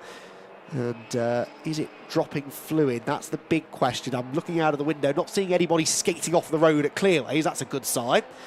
It's possible, of course, that the marshals have put the surface flag out to warn them, but, well, there is Tony Hunter's car. Pulls up right in front of our roaming camera, which is very thoughtful of him. But out of the car he is about to get, I also suspect that he knows the fire marshals are there. Yep. Oh, and they are needed because there are flames coming from the front of that car, so Tony needs to get himself out of there as soon as he possibly can. He might not have seen the flames. Now he's been notified, I think, by the marshals, and they're going to get the extinguisher on the front of that car. But Tony Hunter, well, that is a fairly catastrophic failure. Now he's going to open the bonnet and making sure the marshals are ready with the fire extinguisher. There we go. Ooh, my word. I don't think we're going to see that car again today, and I think that a realisation has just come across Tony Hunter's mind as well. That's a real shame. Tony Hunter in the Seat Leon Cupra R in big trouble, but luckily the marshals, as always, were on their A game there. They were ready to assist. He had the presence of mind to pull up right in front of the marshals who had the fire extinguisher, and that meant the situation could be contained before serious damage was done, hopefully. But that car, you suspect, will need a new engine, and I don't think is going to be going any further this weekend, but we'll wait and see. So a couple of high-profile drivers in trouble. Jack Ashton, thankfully, touch wood, appears to have avoided that same fate. His Metro not going particularly quickly on this lap. He's been dropping back, and in fact is destined for the pit lane with just under 2 minutes to go, so he probably won't get back out and set another representative time. Hopefully this isn't an issue for Jack. Suspect he just knows he's had the most out of that car. His fastest lap is a 57.56, which is over a second, 1.2 seconds quicker than Matthew Simpson, who's the next best of the Metros. Kerry Lewis is in as well, the pole-sitting modified car. So quite a few of the quick cars are actually in the pit lane. Three of our pole-sitters, three of our class pole-sitters not going any further. The only class leading car still circulating is Paul Dunningham's number 46 Audi, the A3. As a pair of Metros make their way down the Cooper Straight. That is the 96 of Dick Trevitt. Now he is only just under 4/10 slower than Matthew Simpson, so he can get a bit of a wriggle on. He should be able to challenge for second place in class. He's got a couple of Metros ahead, and that's good because they are cars of a similar pace that will give him a little bit of a tow around the track, but aren't going to be holding him up too much through the corners. And they're quick cars as well, I reckon, that he's chasing.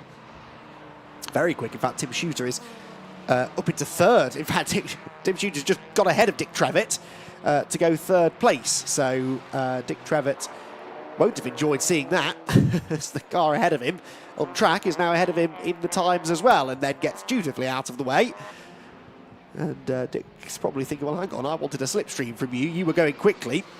That might have propelled him to a improvement of his own, but it's not quite going to happen, I don't think. Checkered flag is out, so this will be his last lap, everyone's last lap of the session. Most of the front runners are in. Paul Dunningham's just gone through to take the checkered flag and confirm his position as pole sitter in the production class. As on the outside has to go Dick Trevitt. Oh, this hasn't really gone to plan, has it? The 72 car not exactly jumping out of the way there. John Moore, he was out of the way, but he was on the inside line, which is rather where Dick Trevitt wanted to be, I think. Let's see if it is an improvement. I doubt it will be. No, it's not. About a 1.7 seconds off his previous best. So not a huge amount of improvements coming late in the day there. It is Ken Lark who's on pole. Now, he will not be in the Parc Fermé area for Richard John Neal to speak to because his car's gone back to the outer paddock. So Tony Absalom will be there. Well, that's interesting. So there is cement dust being put down in the pit lane. Now, that must be in response to the Tony Hunter engine expiration. And if they're putting cement dust down, that means that there is fluid down in the pit lane. If there's fluid down in the pit lane, it stands to reason there is fluid down on the track as well, which probably explains a little bit of why no one was going any quicker towards the end there. Some of the drivers might report that back, I suppose, when we get a chance to chat to them in a few moments. Before that, though, let's take a look at the provisional results from qualifying for the Ricci Concept Classic VW Cup and the Hickman Construction Limited MG Metro Cup. It is Ken Lark on pole, but with possible car issues in the Corrado that took him out of the session halfway through. But the VW Corrado man was fastest ahead of Tony Absalom's VW Golf Mark II, both of them running in Class C, the Classic class.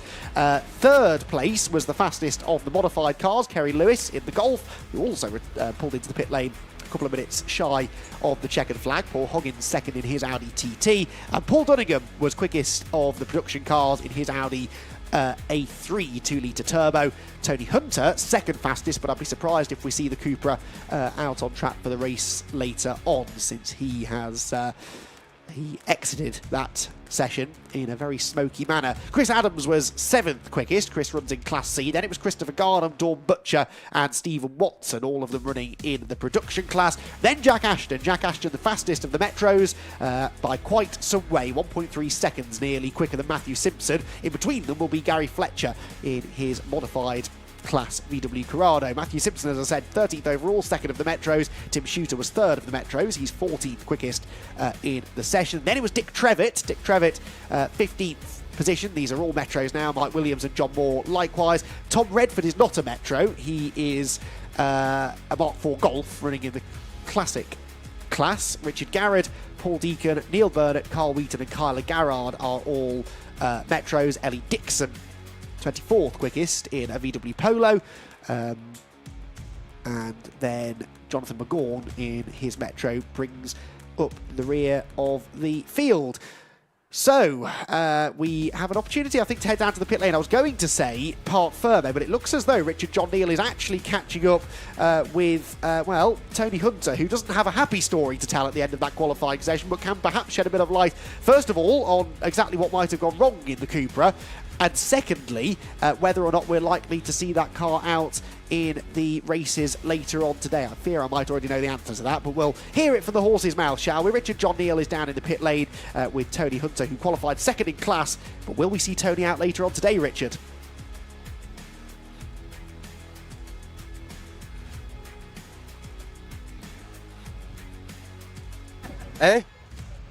I'll start that again, Tony. Glitch on my side there. Great to see you're okay. Tell us what happened. At first I thought it was engine smoke. Oil pressure's fine. Thought I can't hear a tyre rubbing, so it must be fire. So I pulled in, and as I slowed down I could see flames coming out between the windscreen and the bonnet. So pull the lever, which works. So I'm soaking wet, and Marshall's very kindly put it out for me. Now I've got a very big mess to sort out, but I'm fine. Car's not. If we can't get it recharged, sunbathing. What else? What else is there to do? What are the chances of sorting? Unless I can find somewhere to recharge the... I don't know if anybody here does it. If not, then that'll be it. Won't let me Tell back. us what specifically you need. Somebody on the stream. A lot of people watch the stream here in the paddock, and some outside might be able to, notify someone at the event. Line 3,000 fire extinguisher. Okay. A full one, preferably. Okay, there we go. There's our call for help. If you're watching the stream or know someone that might be able to help near or here at Brands Hatch, get in touch and we'll get Tony back. But as you can see, Tony's okay. Thanks for having a word with us. That's all right. Poo happens, eh? Indeed. Thank you very much, mate. All the very best for the future. Let's hope we see Tony Hunter on track very soon and hope that our call for help will sort it out. And thanks to the Brscc crews for getting sorted out as well. 2 rookie errors from me in the last couple of sessions. One was in the Formula Fords. I forgot to screenshot the times. Which was interesting when we were talking to Ben Powney, because he said, did I get first? And he did, because I wrote it down, but I didn't write down who was second. But now screenshot, which is good. The other rookie error, in case you didn't miss it, I forgot to switch the mic on. Sack the man, very quickly. So the VWs appear to have disappeared. So the writing down for VWs wasn't a great idea. So we probably need to have a word with, in that case, you're not at pole position, man, are you, by any chance? No, nowhere near. And I can't tell who you are because there's no name on the... John Moore. John Moore. Now, did we have a chat before, John, didn't we? Nice to see. How was qualifying? Yeah, it was all right. See, not much grip. Back end stepping out a bit. Yeah, they had an excursion over the grass. which threw me out a little bit. But yeah, I was struggling, to be honest, to get a decent lap time in. Plus with the Volkswagens, they were sort of impeding us a little bit because they were so much quicker in certain areas. But yeah. Yeah, I mean, it's a nice thing to have a full track, but it can be it can present opportunities otherwise for you guys just racing amongst yourselves. Yeah. But we appreciate why we've got all the cars on track. Yeah, definitely, yeah. We haven't got the numbers this year to support our own race financially as well, so Brscc stepped in and that's what we ended up with, so we're with them and they with us. Yeah. I mean, these are classic cars now and wonderful to see. How difficult is it to get hold of one and race one these days? They're getting a bit rarer. There's still a few about. People seem to hold on to them, old race cars, but yeah, you can make one quite easy, but they're... Are you still enjoying it? Yeah, very much so, yeah. And once you're in this, it stays, because we've got Dick Trevitt, who's been racing for donkeys years. I might grab a quick word with him. It's a staying formula, isn't it? Yeah, he's 81 this year, Dick is. Fantastic stuff. John, thanks for having a quick word with us. Good to see you. Looks like Dick's going to move his car. Okay, so you can see what happens here. We're going round into the scrutineering bay. And Dick, can we grab a quick word? How are you? Nice to see you. Hi, thank you. And we'll get Johnny back on us as well. Yeah, that's it. Well, you can now because we're on camera now. No, Dick, I'm pretty sure opening round last year you were on pole. Possibly was. Possibly. I can't remember. Yeah, I think Mike blew up, didn't he? That's the one, yeah. Yeah, he blew up. He'll be pleased that you reminded all the stream about that. Oh, yeah, when Mike blows up, it's great. But no, he had a bit of bad luck and we had some good luck. So, yeah, it was me and Robbie side by side going in, not knowing where the hell we were going. There was a big cloud of smoke and we all come out unscathed, which was very good. Yeah, on pole last year, yeah. And won the first race. You did. Good way to start the year. Yeah, it was a good way to start the year. But the A Series just wasn't strong enough against these Ks. So I've gone to the dark side. I'm now in a K. I've swapped to a K Series. And yeah, see how that goes. I was just saying to John Moore, it's once you're in this championship, and you've been in it a long time, it's one where people stay, isn't it? Yeah. I started racing Metros in '93. Yeah, a long time ago. Yeah, so I've been through a few cars, but still enjoying it, yeah. Love it. And like many of us, for racing, it's a people thing, and I know you've got a very strong family involved in the paddock, and not just on the sidelines, they're all racing. Yeah, we got granddaughter, daughter, son-in-law, all racing, yeah. Yeah, the granddaughter's out today. She's happy as a, I won't say it, but... The proverbial. In the, yeah. So she's happy. Yeah. I've no idea where we come today. I can have a look at that if I can unlock my phone. I think you were running third at one point. I think ended up in fourth place. So not too unhappy with that. No, very good. First time in the car. Got to get used to it. So yeah, looking forward to it. That's good. I'll let you get back because I think they're going to move your car. Dick, thanks for having a quick word with us. No, they won't do that. Dick Trevitt, thanks very much. Good luck for the race, Dick. Lovely to talk to you. What we're going to do, we're going to go round into the holding area and have a look at some of the SW Motorsport ClubSport cars. We're going to have a word with some of the drivers. Oh, hang on. We'll have a word with Kyla. So as we were talking, hello. We're just talking to Grandad. I'm very well, thanks. I did a chat with you a long time ago down in the paddock when we were doing post-production filming, stuff like that. Still involved and still enjoying it, Kyla? Yeah, definitely. I had a year off, but I'm back again this year and I'm really looking forward to it. What was the year off for? Just have a break and enjoy watching for a year and see everyone back on track, and just got the passion again for it. I had a change in my dad's car, which my granddad's driving this year, and I wanted to come back to the A Series, so we had to rebuild it. But yeah, we're back in the A Series now, back in my baby, and I'm really happy. Tell us more about the car. I mean, you've been around the championship quite a while, and somebody watching the stream might want to know more about the championship. Yeah, so I run the 1293 Turbo, and it is my granddad has been racing them since before I was born, and then I've been coming and watching racing since I was 6 months old with this championship, and then I have come back when I was 18 and started racing them against my granddad and my dad, and yeah, I've been racing. This will be technically my 11th year, so a long time. Actually, do you know what? I was just thinking, one of the stories we often ping around is lad and dad racing, which is a bit sexist in itself, since saying lad, or lass and dad racing, but a granddad as well. And normally, it might happen for a couple of seasons or what. But how many years did you say it was? I've been racing for 11 years. Wow. Yeah, so it's been a long time, and obviously my granddad's been racing the whole time. He was doing alternate years with my uncle David. He is retired now from that, so now it's just my granddad. He's a former champion, we didn't mention that earlier on, did we? Yeah. He has been in the championship, and then I've been with the championship watching since I was a baby, and now I'm here. Talk us about, have you got sponsors on the car? You've got MG branding on the car. We've got the championship sponsor as well, Hickford. Anything else you want to tell us about and give a little plug to? No, we've got motorsport for MS. It's a family friend who has MS, and he's been racing. And then I've got Hickford Construction, obviously my dad's boss, who sponsors the championship. My granddad, Trevette Engineering, and then we have Bryden Enamelers Painters. They do some of our paint spraying on the cars. And yeah, really grateful for the sponsorships. It looks absolutely great, and we wish you well for the race, Kyla. Thanks for stopping by and having a word with us. Good luck for the weekend. Kyla Trevett there, who, as I say, has been around the championship for quite a while, and yeah, a good ambassador. We always talk about wanting to get more girls into racing. Kyla's never played the card, as it were, you know, in terms of wanting more publicity or anything else, just got on with the job of racing, which is really good. And she's a good peddler as well, Kyla, as we'll see a little bit later on in the day. As we mentioned, the VWs, the Ricci Concept VWs have all gone back to Paddock, so I think maybe they didn't get the memo about chatting to them after qualifying. But it's ClubSports now. We will be talking to most of those guys over the course of the lunch break. We're going to do a pit lane walk and get to talk to some of them. Hopefully we'll get to talk to the pole sitter as well. If we don't, we've got race build-up to look forward to as well before then. But anyway, that's it for now. Let's go up to Andy McKeown. We'll talk you through the various classes that we've got in the SW Motorsports Club Sport Series and take us through the qualifying session. Over to you, Andy.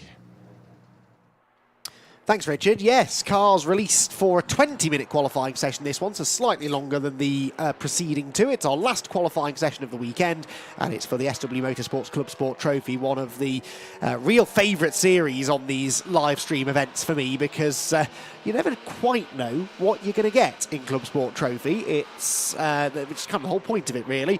It sort of began, I guess, as an opportunity for a lot of drivers who compete in some of the one-make categories, Mazda MX-5s, Compact Cup, etc., to have another race at the end of the day. A slightly longer race, 45 minutes, mandatory pit stop in the middle. You have the option to run with one or two drivers if you want to, and that's kind of where it started. Then it's kind of grown from there, but was immediately very popular. It is not uncommon for this series to attract capacity grids. Now, this weekend we're a little bit lower on numbers, some of the usual favourites not making the trek all the way down to Brands Hatch, but I'm sure for later races in the season we will see those numbers pick back up again. We've still got 22 of them and great variety across the classes. 5 classes of car. I think all 5 are represented here this weekend. Class A, the elite class, it's all done on power to weight ratio, so Class A for the more powerful cars, all the way down through to Class E. They do have names these days as well, so Class A is Elite, Class B Sport Pro, Class C Sport, Class D Club, and Class E is the Track class, which interestingly is for cars with a power to weight ratio of 0 to 135 brake horsepower per tonne. I'd imagine most of them operating towards the upper limit of the category. But yes, we'll refer to them as classes A through to E probably throughout the course of the weekend. And well, generally speaking, the Class A cars, as you'd expect, the more powerful cars, anything between 206 and 235 brake horsepower per tonne, are the ones that you see towards the top of the times. That is the case so far, although only a couple of laps having been completed. It's at the moment the 111 car, which we just saw on screen, the Shane Kelly Morgan Plus 4, which is the fastest car out on track. Shane Kelly, heck of a driver. He came through the single-seater racing ranks, had great success in F3 Cup racing, pretty modern Formula 3 machinery a few years ago. Then moved into prototypes, racing a Praga with great success. But he is the kind of driver who will get out there and race pretty much whatever is given to him. really, and the Morgan is his latest steed, and he is at the moment fastest by 2 thousandths of a second from the number 7 Audi TT. That's the car shared by Jason Pelosi and Joshua Larkin. Jason Pelosi, who we've seen out in the Audi TT Cup in recent times, one of the BRSCC's newest and most successful one-make categories. Only 2 thousandths of a second between a Morgan and an Audi TT. Only in the SW Motorsports ClubSport Trophy could you say that, although unfortunately Feroz Bilamoria has now spoilt that party by going fastest of anybody. So Feroz Bilamoria, in his always rapid VW Scirocco, now sets a 53.497, which is 6.5 tenths quicker than this car, the Pelosi and Larkin machine, which at about the same time went quicker than Shane Kelly as well. So it's now VW Corrado from Audi TT from Morgan +4, and then another TT Cup racing car in 4th place at the moment, number 196, is the Nick Brady machine.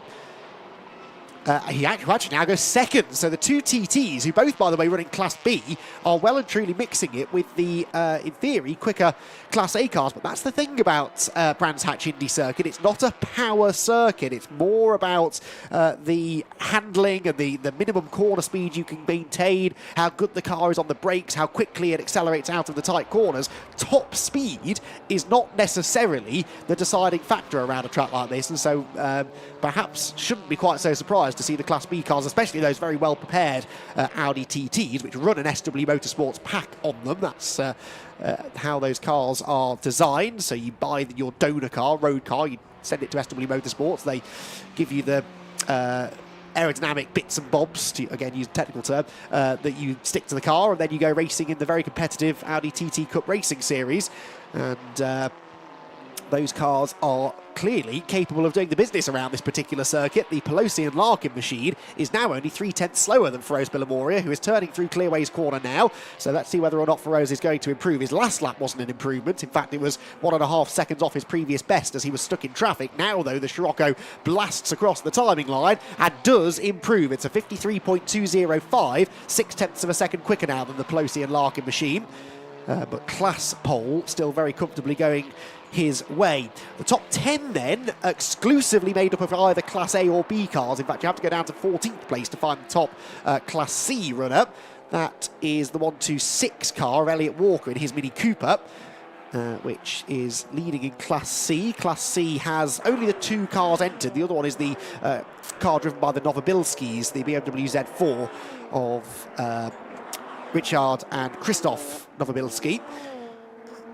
So 2 Class C cars entered. Class D has 3 entrants, in fairness. The Peugeot 106 Rally, number 95 of Jonathan Hobbs, is fastest in that class at the moment, ahead of the Dennises in their Renault Clio RS200. And then 178, which is a late addition to the entry, but I can have a stab at guessing at least one of the drivers, since it's a Mazda MX-5 Mark 1 and the driver's surname is Sheard. I would imagine that is Paul Sheard of Paul Sheard Racing, who is sharing the car with another driver who admittedly I'm not as familiar with, surname Gilligan. Not sure who's in the car at the moment, but those 2 driver entries will have to split this qualifying session, not necessarily in half, but both drivers have to complete 3 laps. Whoops, that was a BMW heading for the scenery, wasn't it? Coming out of the final corner. Did they gather that together? I think they might have done. It was the white BMW at the top of shot that had a huge moment. That was very nearly a yellow flag inducing incident, but they managed to gather it together just about. Just to finish going through the classes, you've then also got Class E. Very much looking forward to the Class E battle. It's a Hyundai versus Mazda MX-5 affair. Another Mark 1 MX-5, but this one running in Class E rather than Class D because it's slightly less powerful than the Sheard and Gilligan example. That is the 276 car. Pete Smith sharing with Josh Bromley. Josh Bromley, I think, a late addition into that car. Wasn't on the entry list, but Josh Bromley, who we've seen racing in the Miltech Civic Cup in recent years, and they are second quickest there at the moment to the number 38 Hyundai Coupe of Gary Hobbs for Misty Racing. So that Class E battle, as often is the case, could be one of the most competitive and evenly matched class battles out on track.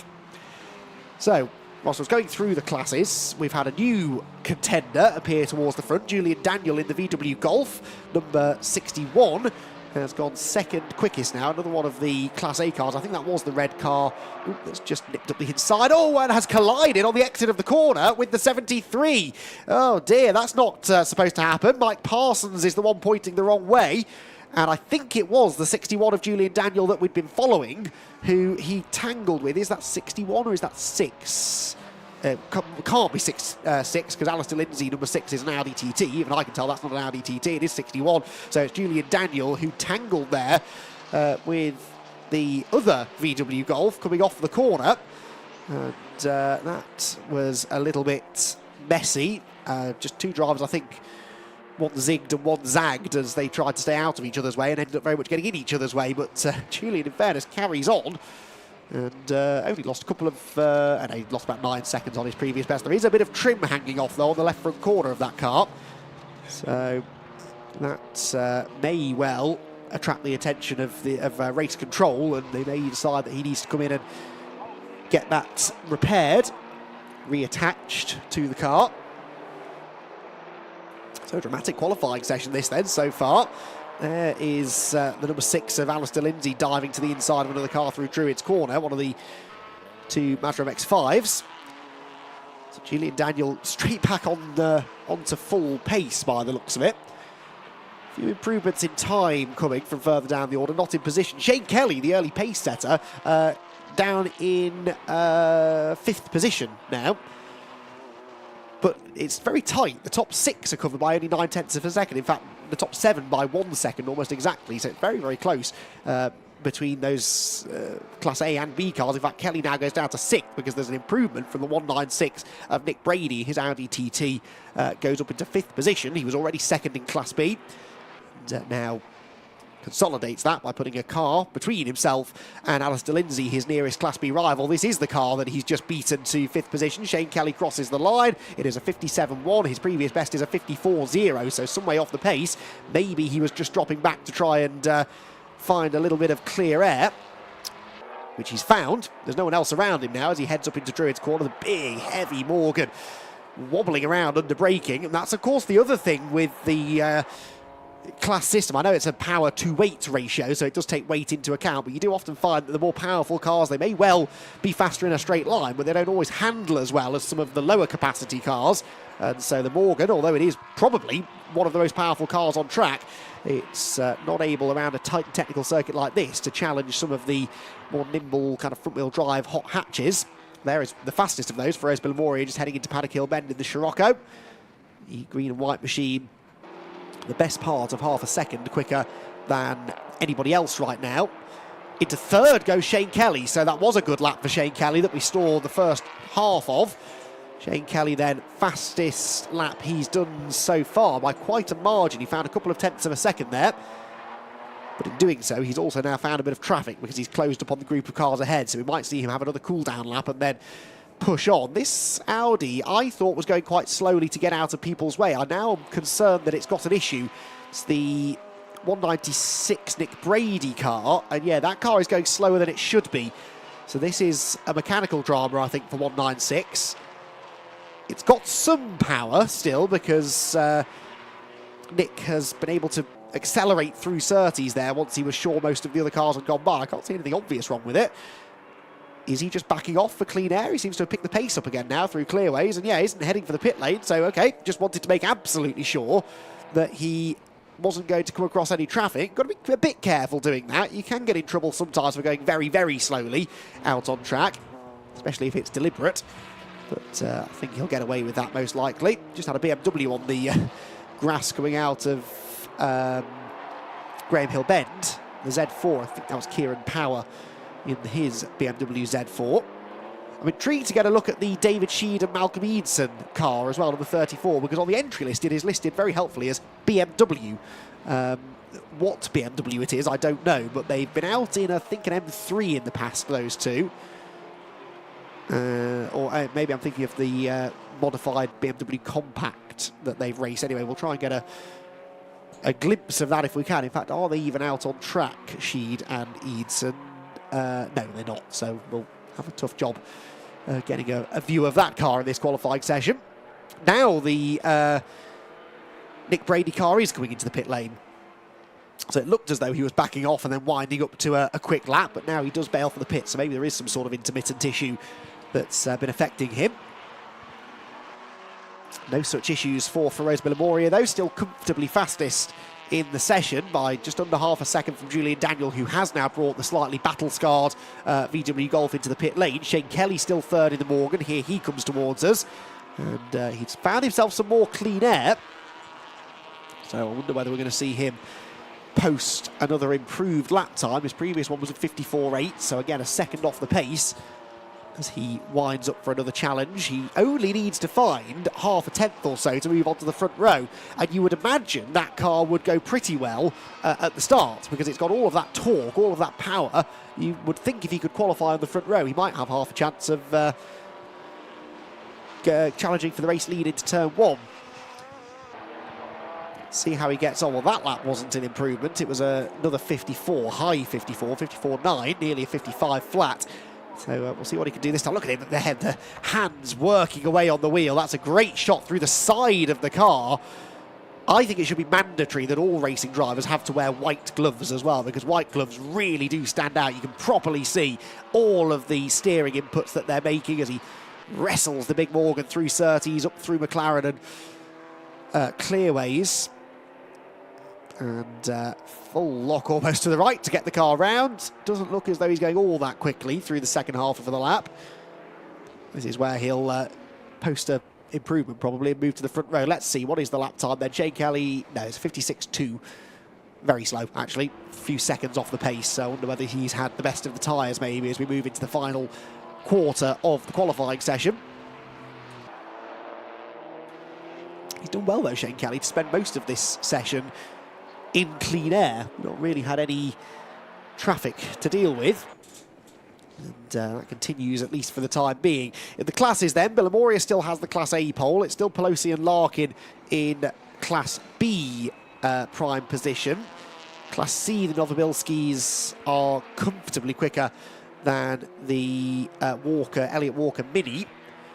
D is close-ish. The 95 of Jonathan Hobbs still fastest in Class D from the Dennises in their Renault Clio, but by nearly 9/10 of a second. Class E is rather closer. I do think we're going to be focusing in on Class E quite a lot when we go racing later on. There are only 2 of them, but they're only a quarter of a second apart, down in 22nd and 23rd place overall. It's now the Pete Smith and Josh Bromley car which is fastest, and the Sheard and Gilligan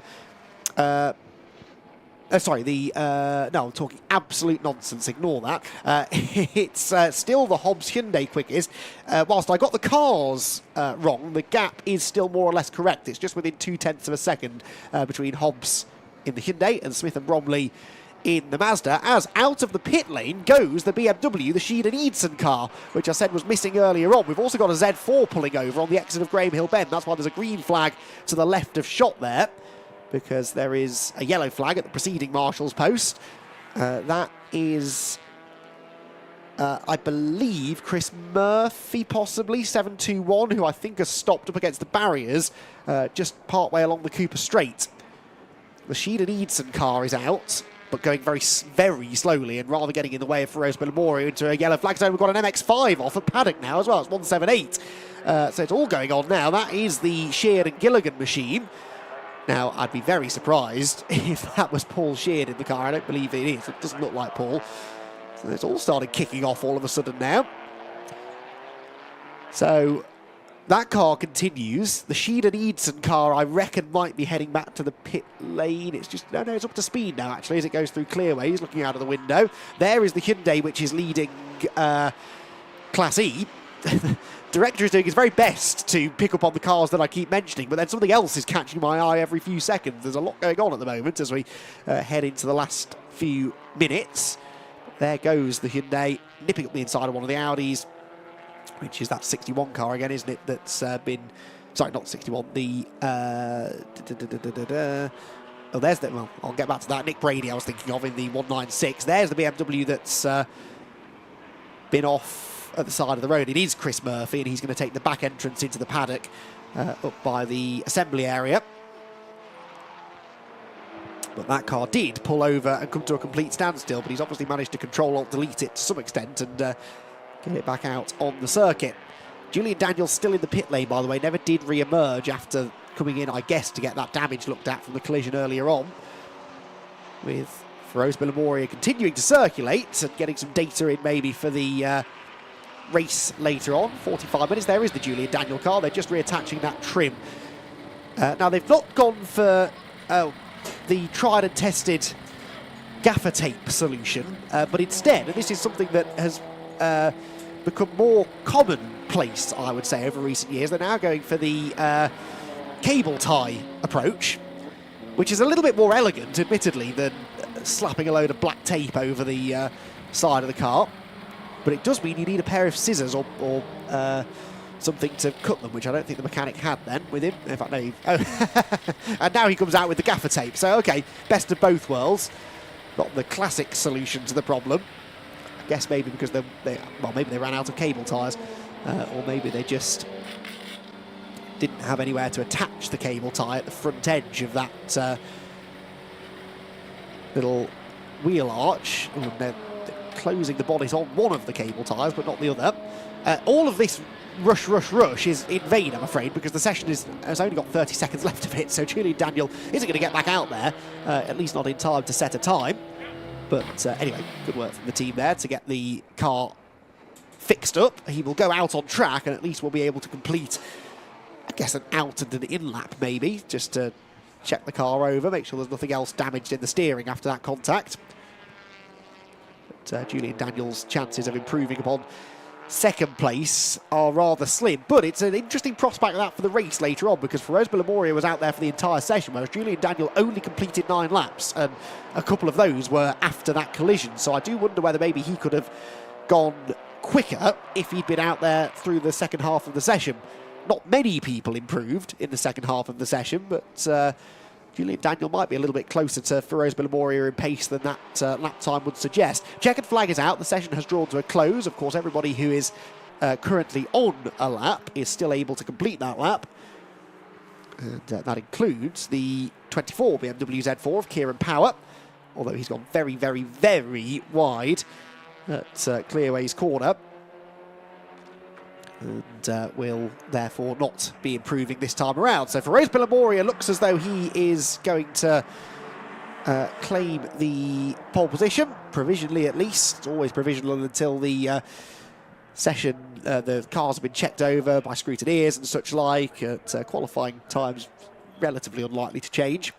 And we will head shortly into our second race of the day. As I said, we're racing from here on in. We've got the Mazda MX-5 Championship, Kent Motors Mazda MX-5 Championship coming up next. But for now, qualifying results for the SW Motorsport ClubSport Trophy. It's Feroz Bilamoria's VW Scirocco that set the fastest time by just under half a second in the end from Julian Daniel in his Golf. Shane Kelly in the Morgan lines up third on the grid ahead of the Pelosi and Larkin Audi TT, which was the best of the Class B cars. Adam Marshall was 5th, the Class A runner, and then a whole host of Class B cars. Nick Brady was 6th in his Audi TT. Will Stacey, didn't mention Will all that. In fact, Will only got out right at the end of the session. Will Stacey, former Lotus MX-5 front runner, and these days a front runner in the Audi TT Cup as well. He got out there, set a few lap times that were good enough for 7th place, and only 9 1,000 slower than Brady actually, so Will Stacey want to watch in the race later on. Alistair Lindsay was next ahead of the Nick Watling and Jack Wheeler Ford Fiesta SG150. Again, didn't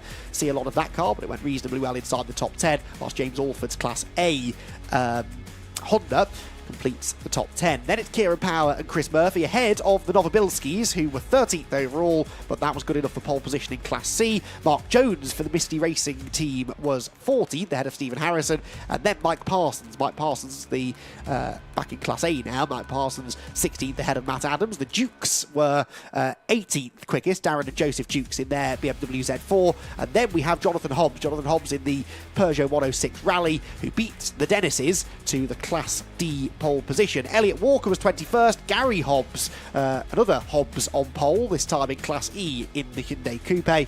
And they ended the session only just over a 10th and a half quicker than Pete Smith and Josh Bromley's Mazda MX-5 Mark 1, that Class E battle one to watch. And then those that had some issues, the 34 car, which is the David Sheed and Malcolm Eadson BMW Compact, I believe it will be registered as. Only got out for a couple of laps at the end of the session, but that's normally a front-running car in Class A and indeed overall, whilst the Sheard and Gilligan car survived its spin at Paddock Hill Bend.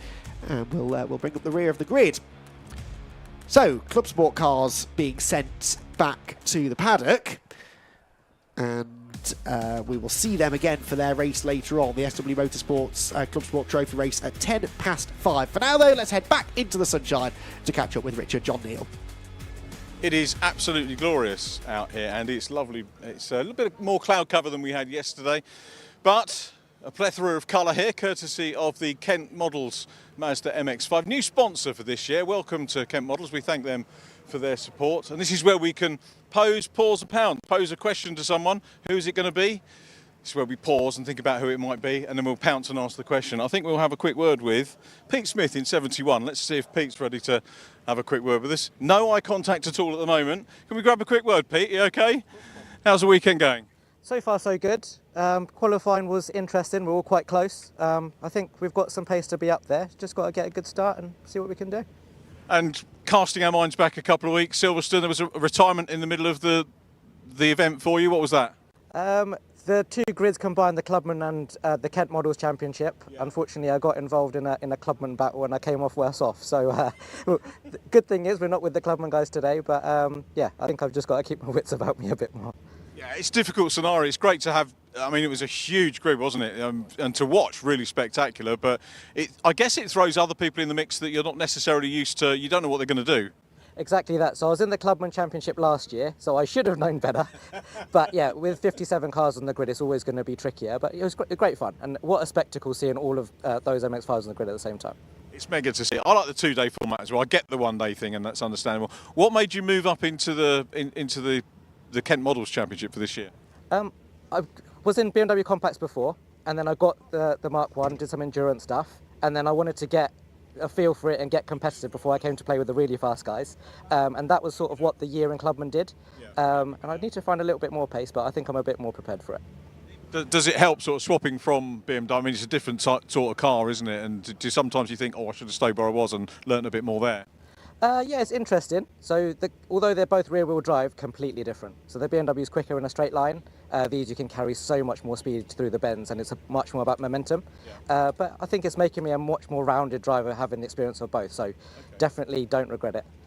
That's good. Pleased to hear that. And the great thing for us, of all of us wearing the Brscc badge, is that you've stayed with the club, which is great. So thank you for doing that. And I'm guessing you like being with the club, having moved from one discipline to another. Exactly that. So my first ever racing experience was with Brscc, and it's been great. All the team, how we get looked after, how professional it's run. I wouldn't think about going anywhere else, to be fair. So yeah, really, really happy. And Bromley Motorsport looking after you? Yes. So Josh Bromley does a really good job. Runs a tight ship. The car's always on the money, and anything that I need, it's not ever too much trouble. So really, really happy with Josh, and looking forward to seeing what we can achieve together. I think the club and Bromley Motorsport need to offer you a discount or something now for that great plug. I certainly wouldn't say no, Richard. Thank you. Thanks. Good luck for the race. Have a chat. Let's have a quick word with Josh. He's obviously racing himself. I think the whistles are blowing, so we're getting cars out. But yeah, busy weekends for you. It has been, yeah. I mean, we've had 3 cars out this weekend, and then Pete's turned around and said he wants to do the Club Sport as well, so he's drafted me in. So yeah, me and him are doing Club Sport in the hire car, and then he's out for 2 more races today in the National. So you just come back from qualifying then? I have, yeah. How did it go? Because I didn't really keep a huge eye on the times. I think I was a little bit quicker than Pete, so I'm yet to tell him yet, but I don't want to ruin his race yet, so I'll keep it from him for a little bit. Yeah, presumably discretion. If he's a customer, you have to be sort of fairly circumspect about how you put that across. Yeah, but I've got to show him how it's done sometimes, haven't I, as well, so... Yeah, I mean, I'm guessing as someone like yourself who's raced a fair bit, that's what people are coming to you for, isn't it? A little bit of experience as well. I mean, I'd like to think so, yeah. And I mean, me and Pete have worked for 2 years now, and we've took him from sort of the mid to backpack of the Clubman to challenging top 10 comfortably, I'd say, in the National. We've really made some steps forward in the MX-5s. That's good. And how long have you Bromley Motorsport been involved with the Mazdas? Oh, yeah, so about 2 years now, I think. Yeah, 2 years, 2.5 years, something like that. Good stuff. And it sounds like you're enjoying it. I think we're about to get fired up. I'm going to see if I can grab one more interview. Oh, I'm not going to because they're going out. Josh, good luck for the ClubSport race. We'll maybe... Are you in the garages? We are, garage 24. Okay, we'll maybe have another chat at lunch break because we're going to do that then. Good luck. Thank you, mate. Cheers. Josh Bromley there, running several cars, you heard this weekend, and we get the joy of seeing him in the ClubSport. I was going to go and talk to Chris Thelwell, but the cars are going out, as you can see. I think Johnny's going to be all right there. He's not going to get clouted by a mirror, so we're okay. And with the cars going out for a race now, because we're back to racing, as Andy McKeown mentioned, let's hand back to Andy up in the comms box. Over to you, mate.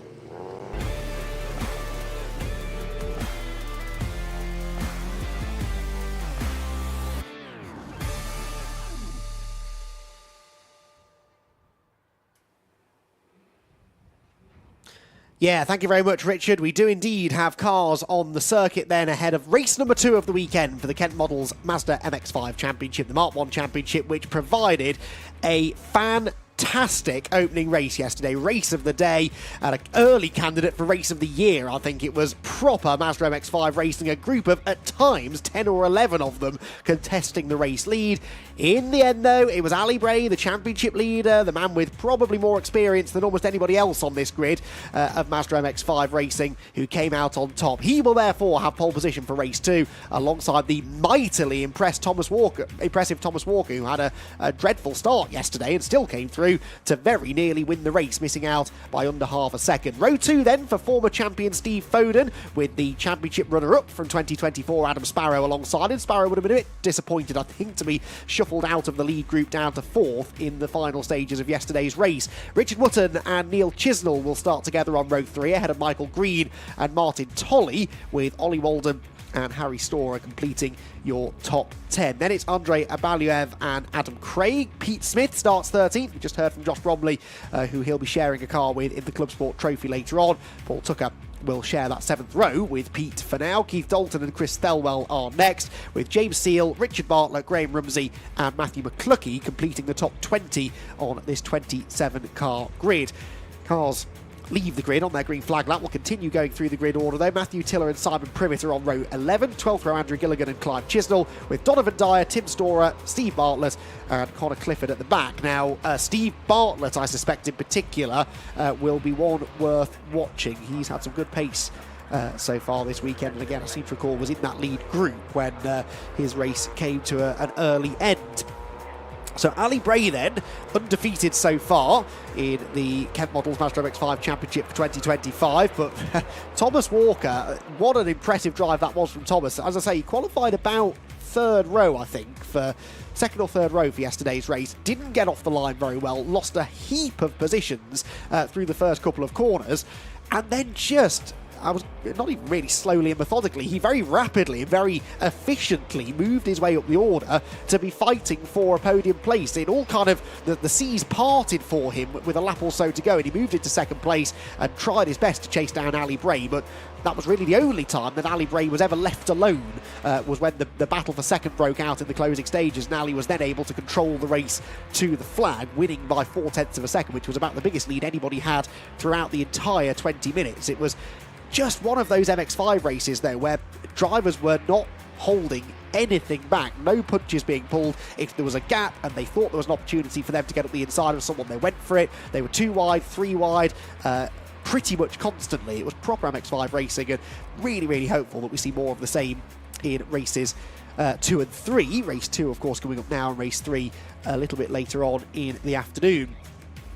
Caught a glimpse there of Connor Clifford's car coming through at the back of the field, which means we're nearly ready to go. There is Ali Bray, the white-black car with the purple highlights and the yellow headlight covers and wing mirrors.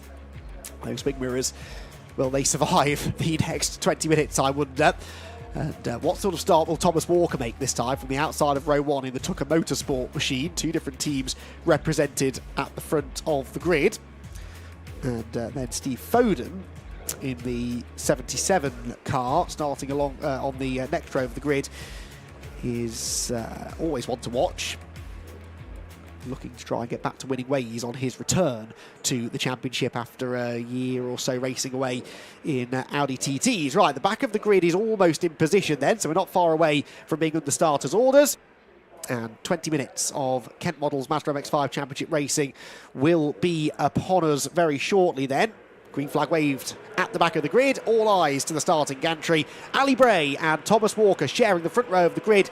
Who will lead into Paddock Hill Bend? And will it be the same person leading at the checkered flag? Well, who knows? Let's find out, shall we? Off they go. A much better start by Walker this time, but not as good as Adam Sparrow. Adam Sparrow launches through from the outside of row number 2 to challenge for the lead into Paddock Hill Bend. Ali Bray stands his ground on the inside line, but these two who went toe-to-toe, door handle to door handle on multiple occasions yesterday are picking up exactly where they left off. Sparrow still trying the outside line into Druids. I don't think that's quite going to work. He will slot in behind and actually goes for a tighter exit from the corner and draws back level with Ali Bray down the hill. That again, though, is the outside line into Graham Hill Bend. He might finally wriggle through on the inside on the exit. No, there's no way through, and so he has to settle into P2 for the time being. Good start nonetheless, though, for Sparrow from 4th to 2nd in the first couple of corners. Foden is 3rd. Chisnell, I think that is, in 4th. Oops, one car gets elbowed out of line. That was Richard Bartlett in the red number 78 car. Hopefully he managed to keep that pointing the right way and will rejoin towards the tail end of the order. A couple of ambitious moves being made. That was Connor Clifford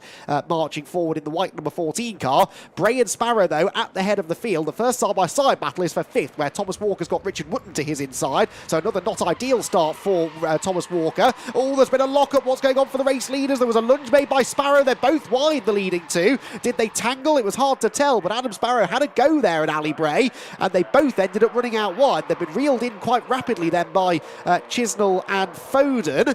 And Chisnell picks the pocket of Steve Foden there, nips into 3rd position coming through Druid's corner. Wootton got the better of his side-by-side exchange with Thomas Walker. And as I started to say, it's been another not great start to the race for Walker, but it's better than yesterday. He dropped further back than this on the opening lap in that black number 21 car, so he's very much still in contention at this stage. Michael Green, Ollie Walden, Adam Craig and Harry Storr complete the top 10, and Walker, immediately proving my point, is back up the inside now of Richard Wootton as they come around the final turn. Whoops, bit of leading on each other there. 47. Andrea Baluev was up the inside of somebody. That looks awfully like Tom Langford's car from last year. So that is the championship winning car that Andre has got use of for 2025. Leaders up the hill. Sparrow again hunting around on the inside. Can't get the overlap there, though, on Ali Bray. And as was the case yesterday, it's a big pack of MX-5s battling for the lead position. Neil Chisnell tries to go right round the outside of Adam Sparrow, and it might just work. He's got the inside line for Graham Hill Bend. Sparrow should have more momentum off the corner, though, and is left just enough space by Chisnell, who bounced over the curb, lost some forward momentum, and may, as a result, lose 3rd position. Steve Foden to his inside into Surtees' corner. Is Foden going to go through? Chisnell stands his ground, as he's got every right to do, and that backs Foden up into Walker, who launches it up the inside into clearways, and another place gained by Thomas Walker, who is driving like an MX-5 veteran. That was 2 brilliant moves made into Clearways' corner, and that most recent one against a former champion of this series. So Thomas Walker is going to be a real contender, I think, as the season goes on. Foden trying to come back at him into Paddock Hill Bend, but that's the wide line in to try and, I guess, get the tight line on the way out. I'm not sure he's going to do that, though, so Thomas Walker should consolidate 4th place up the hill. Foden's still trying to get there, but Thomas Walker was always going to crowd him out. He gets into Druid's corner just about ahead. Side-by-side action behind. That's Adam Craig now joining in the fun, getting up the inside of Michael Green, who goes curb hopping and manages to hold on to the inside line on the way into Graham Hill Bend. Again, the momentum there, though, is almost always with the car on the outside, and that is the case for Adam Craig and, indeed, for Ollie Walden, who moves up into 8th place. So it's a 9-car lead train with near constant changing of positions going on amongst this particular group. Just not for the race lead. Ali Bray won't be shaken out of that race lead just yet, will he? He's got Adam Sparrow a car's length or so behind. More shenanigans in the midfield. Someone there getting elbowed a little bit wide. That's Pete Smith, I think, isn't it? The purple number 71 car, who was knocking on the door of the top 10, but ended up on the outside looking in there at Clearways' corner and crosses the line down in 14th position. So, lead pack up into Druid's corner. Steve Bartlett, by the way, now I said Bartlett would be one to watch for, started 27th on the grid. He's into 10th place. He is the first car not in this lead group, but on the previous lap, Bartlett was nearly a full second quicker than Michael Green, who is the next car in front of him. Obviously, Michael lost a position or two on that lap, which would have held him up, but Bartlett is at this pace going to be able to join in this lead group as well. have to imagine we will have more side-by-side racing amongst the leaders too, which will slow them down further. And Steve Bartlett from the back of the grid could have an opportunity to gain a few more positions before the race is done. Some damage there by the looks of it to the front of Adam Craig's car. And he's doing his best to stick with his teammate Richard Wootton. Steve Foden, meanwhile, goes back ahead of Thomas Walker. That seemed to be made quite easy for him there on the exit of Clearways and Clark Curve. Leading to, dare I say it, getting away in MX-5 terms. There was about a second, or there was at the line, between Sparrow and Chisnell, second and third. So is Adam Sparrow maybe going about this slightly differently in race number 2? He's a very smart driver, is Adam. He, I'm sure, will have sat down last night, watched back his race footage, thought about what he did well, what he could do differently. He was attack yesterday. The first opportunity he had to go for the lead into Paddock Hill Bend, he went for it, and that sort of set the tone for the rest of the race, didn't it, amongst the lead group? Well, I was going to say, in this race so far, he drives right round the outside of Ali Bray. Now, that I didn't expect to see. I don't think Ali expected him to do that. I don't know whether Ali had an issue. There's a car, that's Martin Tolley. He's definitely got an issue on the exit of Graham Hill Bend. But Adam Sparrow goes to the lead. Now, that immediately makes my point that I was trying to make null and void, because I was going to say maybe Sparrow's content to work with Ali Bray and just sit behind him, gap the rest of the field, and then settle it between themselves at the end. But he now finds himself in the lead of the race, and Ali Bray wants the lead back. He's to the outside into Druid's corner, and as Sparrow washes out wide, that could open the door for Neil Chisnell. Chisnell could end up with the lead here. He's got past Ali Bray for second. He's on the outside into Graham Hill Bend. Bray tries to make it 3 abreast into the left-hander. Thankfully backs out of it, but does somehow get himself ahead of Chisnell for second again. And now clambers all over the back of Sparrow's car into Surtees. Thomas Walker is back to the inside of Steve Foden at Surtees. He's up the curb. That can so easily end in contact. Bray's car looking rather erratic as well. And now Foden goes for third on Chisnell.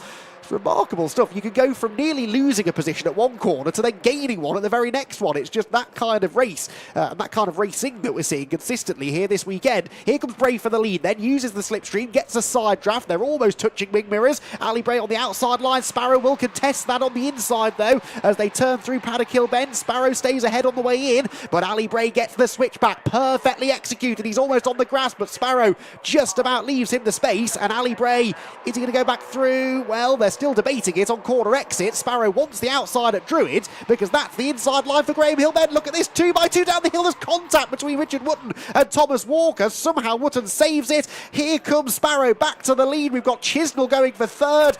Oh, why did I make that comment about how they were being better behaved today? Well, they're not being badly behaved particularly, but they were working together for the first part of the race, and now any treaties that may have been signed have been well and truly thrown out of the window. Adam Sparrow back to the lead, Bray second, Foden third. It's side by side for fourth. Thomas Walker and Neil Chisnell debating that position. It's also side by side behind them between the two teammates, Richard Wootton on the inside, Adam Craig on the outside, the two black and yellow cars.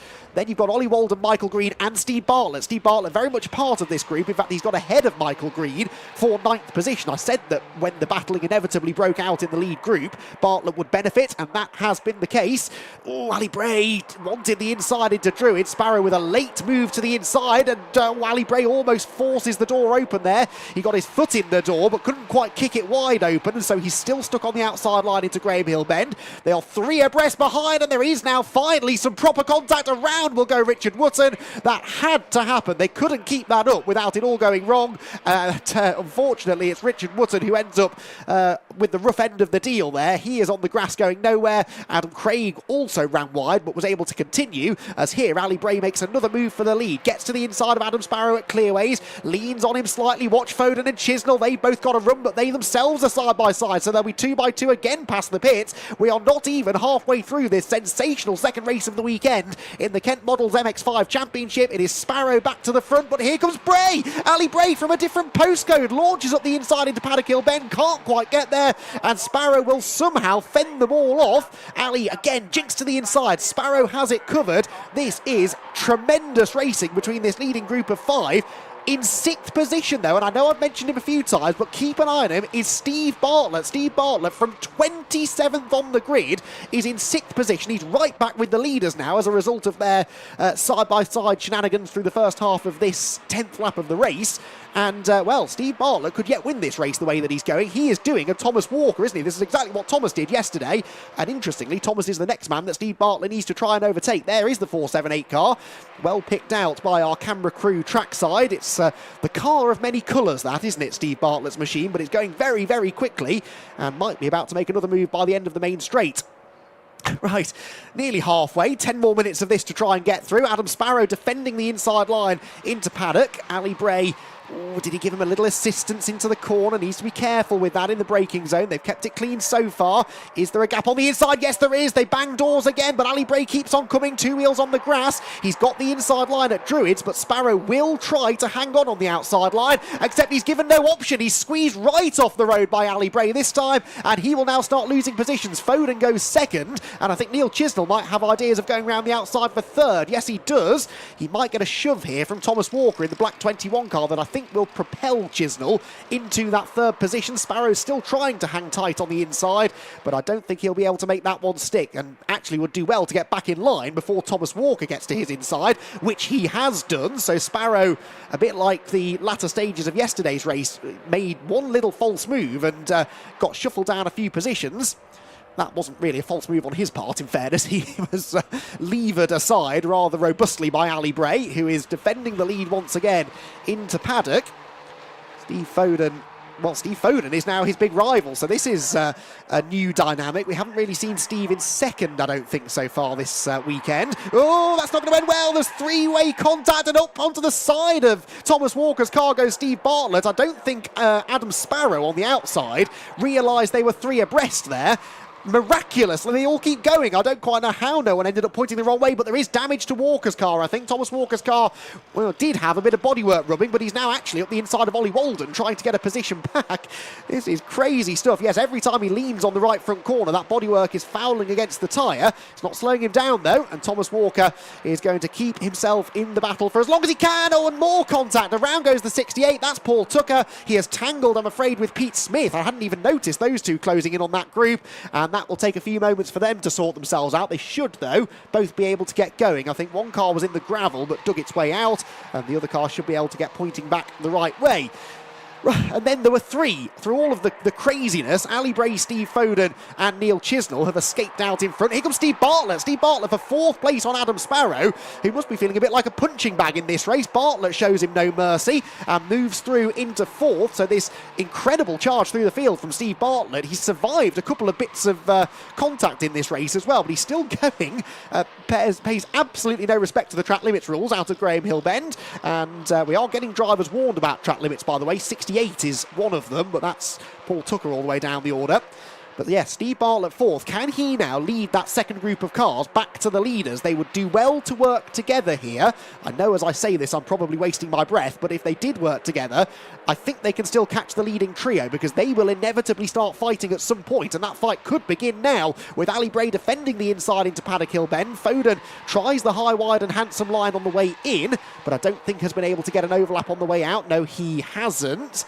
They've got the 178 car of Andrew Gilligan to go a lap down shortly, as Adam Sparrow thinks about repaying a favour here to Steve Bartlett. He's up the inside, and Steve, I think, knew what was coming there. He wanted to turn in, decided better of it, and Adam Sparrow does just shimmy him over to the edge of the road. They're not working together, are they, that group? I think that much is fairly obvious. So Sparrow back to fourth, but the gap now is in excess of 2 seconds between third place Neil Chisnell and fourth place now Adam Sparrow again. And they've got 6.5 minutes left to try and catch up to the leading three. There is Sparrow with Bartlett behind. Then it is Thomas Walker. That car still has the bodywork rubbing on the left front corner, but I don't think it's as bad as it... Sorry, the right front corner. I don't think it's as bad as it was earlier on. Good driving there from the Andrew Gilligan car, well, by Andrew Gilligan in the 178 car to get out of the way of the leading group as they come through. Now, these three, I think, are content just to sit here for a minute or two. They've survived all of the... No action, let's call it. There's more of it going on up the hill now as Adam Sparrow tried to get over in time to block the run that Steve Bartlett had, but he didn't quite time that right, and Steve in fairness to him, I think they're backed out of that. Otherwise, Sparrow would have been heading straight for the barriers.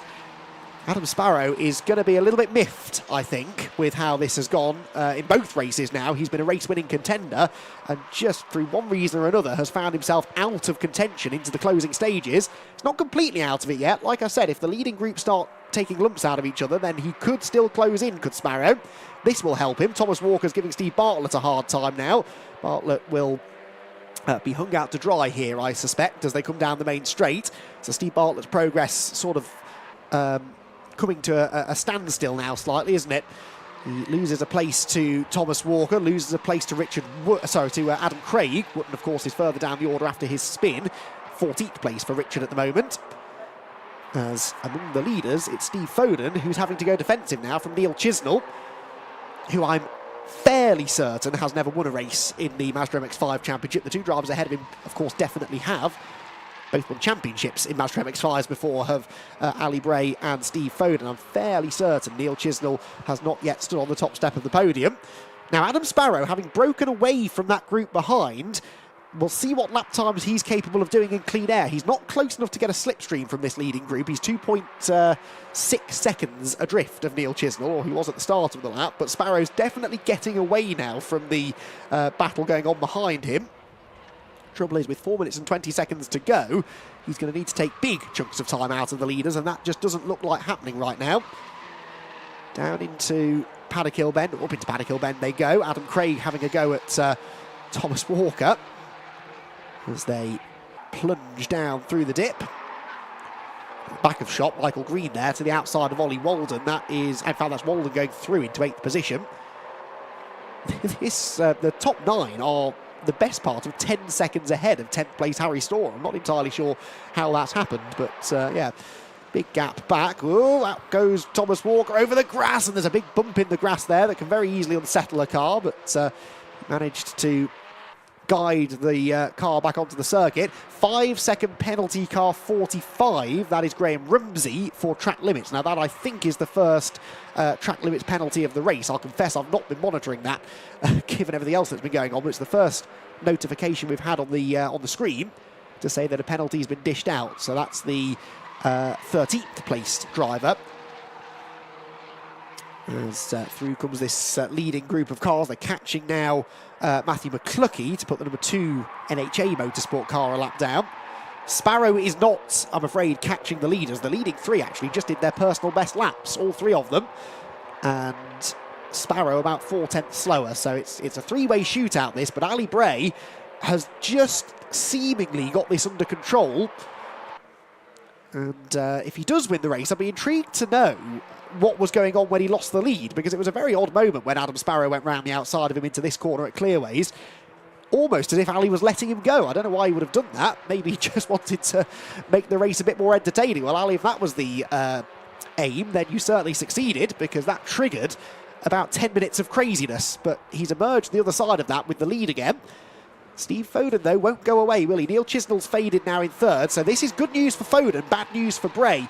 Good news for Foden because it means that he has got no pressure from behind, and bad news for Ali because it means Steve is free to attack now and not have to worry about defending 2nd position. Oh, Michael Green through the gravel. Good save, good save. He was heading for the barriers briefly there, but gathered it all together. Leading 2 then through Graham Hill Bend. We're going to have time for 2 more laps after this one. So there are still opportunities here for Steve Foden to make the move. But where and when will it come? Clearways is an option. He's had a good run through Surtees, hasn't he? And Ali really has to defend the inside line. And Steve Foden doesn't do to Ali Bray what Adam Sparrow did a while ago, quite a while ago now. Foden gives the bumper to Ali. Steve Foden, when he won his championship a couple of years ago, it was Ali Bray's team that he was fighting against. A whole host of AB Motorsport drivers trying to deny Steve Foden the championship. They couldn't do it.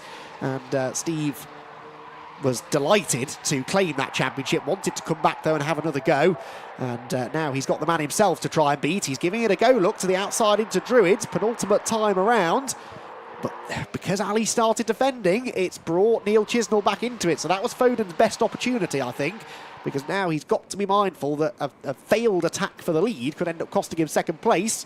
Steve's had a good run out of Graham Hill Bend, though. Forces Bray to defend. Now, this could be interesting. Ali Bray going into Surtees on a tight line. That's really going to slow him down on the exit. Can Foden get an overlap? The answer appears to be no, and he daren't go to the outside because that's where that will open the door for Neil Chisnell. So Bray, again, really clever defensive driving there. We've seen a lot of that in the MX-5 races so far this weekend. Jack Harding and Aidan Hills demonstrating it beautifully in the 2 SuperCup races. Bray has one more lap of defending to do, and defend he is into Paddock Hill Bend. Steve Foden to the outside. Watch for the cutback. He turns into the late apex, gets on the power a bit earlier than Ali Bray. Is there a gap to the inside into Druid's corner? They're almost overlapping. Foden is late on the brakes, but Bray is later and turns across his nose into the corner. Was that the last opportunity? Foden's now got Neil Chisnell trying to go the long way round through Druids. Oh, in fact, he's done it. He's got the inside into Graham Hill Bend, but Foden is late enough on the brakes to see off that challenge. That, though, I think, has handed the victory to Ali Bray. I don't believe that Steve Foden is going to be able to get after the race leader now. And remarkably, despite all of the everything that's happened in this race, plenty of action, lots of side-by-side racing, a few skirmishes, Ali Bray at the centre of a lot of that really good hard racing. He is going to come through to claim another race victory. It will be a drag race to the line for second. Meanwhile, this could require the use of the photo finish camera. Neil Chisnell to the inside of Steve Foden. Ali Bray claims his second win of the weekend. For second, it's almost a dead heat, but Steve Foden by 4/100ths of a second pips Neil Chisnell to second position. Adam Sparrow fourth, and Adam Craig completes the top 5 with Steve Bartlett in 6th position in the end. That was a really good drive still from Steve Bartlett. He's a guest driver, Steve, this weekend, so doesn't score championship points, but we're still very much getting involved in the on-track battling. Well, Ali Bray, I doff my cap to you. That was another fantastic drive. He had... to say he had a lot of pressure is quite an understatement, really, isn't it? I mean, the fact that he's managed to defend his lead in both of these races largely is a testament to the experience and the talent that Ali has, but even I thought at some points in that race it was all going to go a bit wrong for him, but the AB Motorsport man comes through it all to claim the win. Steve Foden by a nose hangs on to second from Neil Chisnell, with Adam Sparrow and Adam Craig completing the top 5. Steve Bartlett 6th ahead of Ollie Walden, Michael Green 8th, Andrea Baluev was 9th and the leading Masters driver, and Pete Smith completed the top 10 despite that tangle that he had up at Clearways Corner. Richard Wotton, Harry Storer, Graham Rumsey and Connor Clifford were next. The top 15 then completed by Paul Tucker. Graham Rumsey, remember, had that 5-second penalty. I'm not sure if that's been applied to... Oh, yes, it has, because I didn't just say his name. So Graham Rumsey has had a 5-second penalty applied. He was 13th, but... oh, no, so it hasn't been applied because he's still showing 13th. He will drop down the order, I think, from there. Anyway, Connor Clifford 14th, 15th Paul Tucker, 16th Donovan Dyer, then Keith Dalton, Tim Storer, Chris Thelwell and Richard Bartlett, Clive Chisnell 21st, Matthew Tiller 22nd, ahead of Simon Privet, Matthew McCluskey, Andrew Gilligan, Tom Walker and James Seal, although the last two were laps down. Tom Walker, I think, retired into the pit lane because of the bodywork damage that he had earlier on in the race. Right, quite looking forward to hearing from our podium drivers here, and I'm particularly interested to hear what Ali Bray's take was on the moment that he lost the lead up at Clearways Corner to Adam Sparrow. We've got one more race to go before lunch, so don't go anywhere just yet. It's the first Jeff Page Engineering Super Classic Formula Ford Championship race coming up next, but before that, let's head downstairs and hear from Richard John Neal and our Mazda podium finishers. Thanks very much. We're going to make you wait. We're going to build up to Ali Bray. I'm going to have a word with Neil Chisnell first of all. Super podium, Neil. Well done. Appreciate it. Yeah. That's a good firm handshake. Yeah. Bit sweaty. That's all right. We don't mind. That means you've been putting the work in the car, and you did. Very close finish at the end. Yeah. Really happy with my performance overall. I didn't think that I had the pace in the car at the start of the weekend, but then throughout the weekend, the car's just got a little bit more settled, got a little bit more front end, and managed to pull some pace out of it. So really happy.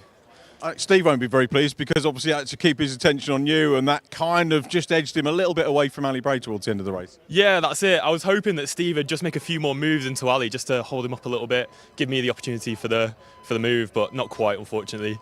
So just tried to get Steve over the line, but yeah, unfortunately, just missed out. First podium of the season? Yeah, first podium in the championship ever. Oh, congratulations. Yeah. Congratulations. So been doing this for a few years now. Originally started in the Clubman, had a couple of wins there, but yeah, first podium in the championship, so really happy. Great news. Here's to many more. Sorry to rush the interview. We've got to try and look forward to Formula Ford as well. So I was going to build up to Ali Bray, but Look at that. We were going to fight Josh for the second place interview. Ali Bray. Right, a couple of things here. First one is, I thought Andy McEwen had murrayed you, the Murray Walkerism, and murrayed you because he said unbeaten so far before the start of the race. I thought, oh, that's it. Ali will thank him for that. But that was all right, so you got the win. The other thing he said, what went on when you lost the lead? That's the question from Andy McEwen. Honestly, can't remember what happened. Where did we? Oh, we lost the lead up in Clearways. It's you, not we.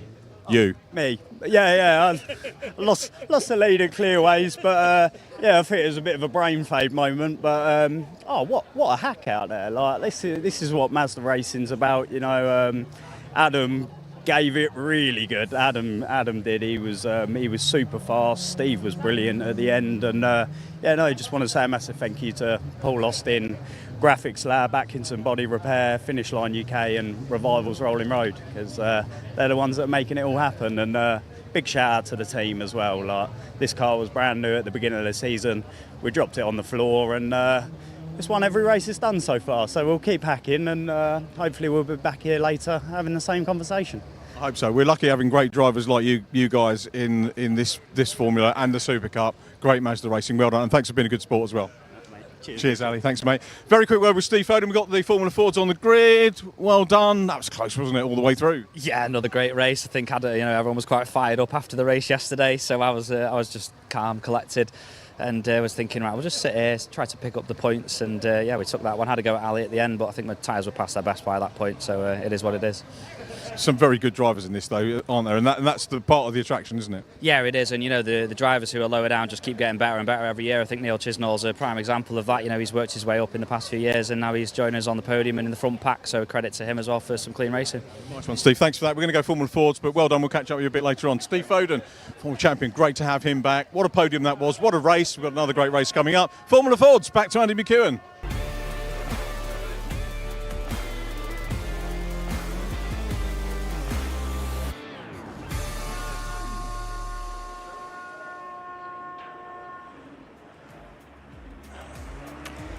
Thank you, Richard. Yes, the cars leaving the green flag, leaving the grid for their green flag lap then ahead of our first Jeff Page Engineering Super Classic Formula 4 Championship race of the weekend. There's just something that feels right about Formula Fords rolling off the grid here on the Brands Hatch Indy Circuit. They've got better weather today than they generally have at their end-of-season bash, the Formula Ford Festival. Drivers will be relishing the good conditions out there today, I'm sure.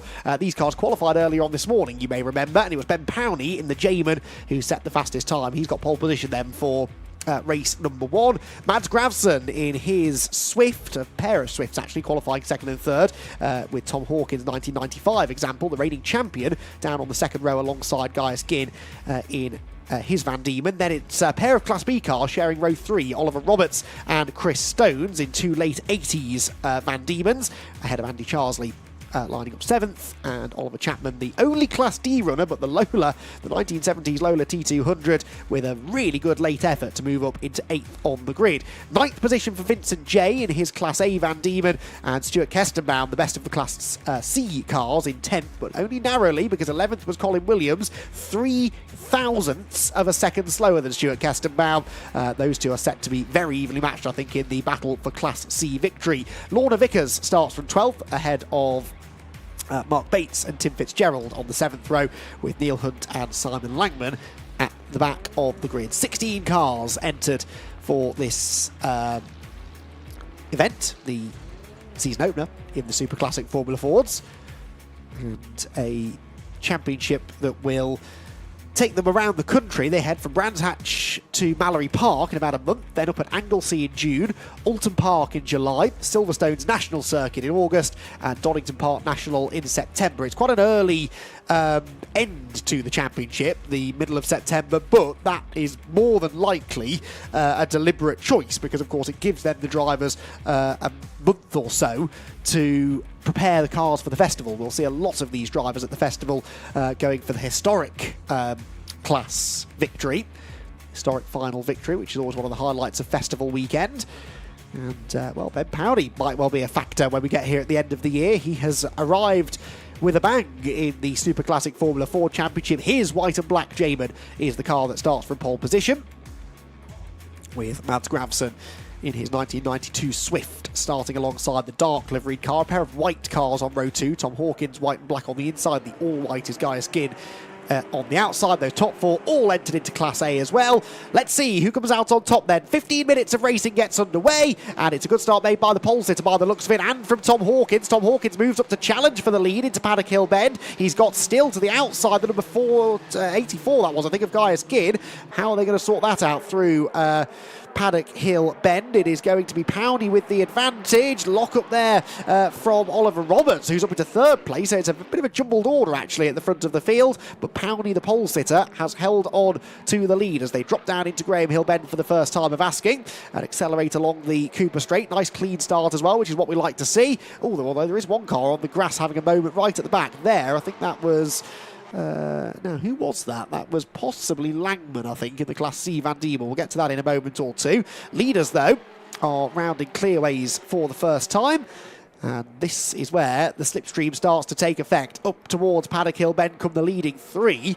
And as they head for Paddock, it is Powney, Hawkins and Gaius Ginn, the leading 3. Now, Gaius Ginn, I think what's confusing me is his car looks like it's got running number 14, but it is entered as 84. Oh, no, it is an 8. It's just the angle that we were looking at it from. So, yeah, Gaius Ginn in 3rd position, chasing down Tom Hawkins and Ben Powney, who are debating the race lead through Druids. Now overtaking in Formula Fords here at Brands Hatch, generally done into Paddock Hill Bend. You can make a move into clearways, but you're always running the risk of interlocking wheels up there. We've seen that happen quite a lot in the past. So drivers will be maybe just minding their P's and Q's a bit in the early stages. Tom Hawkins, though, would love to try and get ahead of Powney. Given how quick Powney was in qualifying, Hawkins will want to try and assume control of the race, ideally. Here goes Mark Bates there in the number 94 Royale, the lone Royale on the grid. Through they stream, brilliant sight and sound they make as they flash past the pits. Powney, Hawkins and Gaius Ginn leading. Oliver Roberts is 3rd, and Oliver Chapman is in 4th position. In 5th position. Chapman was a late entry this weekend. He is the lone Class D car, I believe.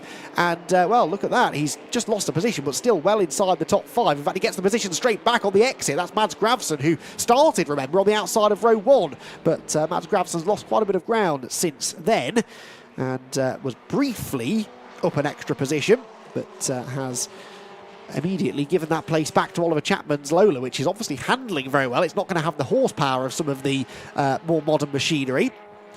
But we see this quite often at the festival, don't we? Particularly within the historic final. Oh, we'll get to that in a moment. We had a tangle at the top of the hill. That's a clearways. Number 14 is one of them. So that's Neil Hunt. Didn't quite spot the number on the other car. Here comes Gravson back up the inside of Oliver Chapman. Meanwhile, nice move made into Paddock. Can Chapman get the switch back again, though, like he did at Druids a lap ago? No, the car bottoms out, actually, as it goes down through the dip, and that maybe lost him some speed, because up the inside comes the number 10 of Andy Charsley. Charsley, the only... In fact, he's a guest runner, is Andy Charsley. Entered into Class A, but not scoring championship points. And he also gets ahead of the Lola. But as I started to say, we do see this quite often at the festival, that the historic final will feature cars that were built in the 1980s, late 1980s at that, battling often with cars that were built in the early to mid 1970s. A well-driven 70s Formula Ford is still a quick car, and that was the great thing about the Formula Ford 1600 Formula. Although the chassis developed over the years, there was very, very little done to actually make the engines more powerful, and so the cars, the performance of the cars didn't change a huge amount as the decades rolled by. And they were able to keep their similar pace. Now that looks to me like there's a lot of fluid on the road. Oh yes, there is, because we've just had a moment for the second place man at Druids as well. I've seen out of the window there is fluid down around the circuit, so someone, maybe Vincent J, I think, because he's retired to the pit lane, someone has left oil all over the circuit. There's been a spin at Druids. They've just got a glimpse of the black car that was bouncing back onto the road, but there is fluid down at least through the first couple of corners and possibly further round the lap as well. So this is going to get very treacherous. Yes, there are surface flags up at clearways as well, so the drivers are really going to be fighting for grip now. 94 and 22 are in the pit lane. 94 is Mark Bates, 22 is Vincent J. I think one of those cars is guilty of depositing oil all over the circuit. You can see it down the pit straight there on the inside line, that line of fluid, which then merges straight over onto the racing line into Paddock Hill Bend. There you can see it on the outside at Druids as well, and on the exit the car's scrabbling for grip as they go over that fluid. Wow, what a dramatic second half, or well, we're only a third of the way through. Rest of the race this could be, because the circuit now at parts is resembling more of an ice rink than a racetrack. And I wonder how many more people that may catch out. There is the surface flag out, up at Druids I think that is. But they are being displayed, I'm pretty sure, around the entire 1.2 miles of the Brands Hatch Indy Circuit. You can see there at Clearways, one car understeering out wide.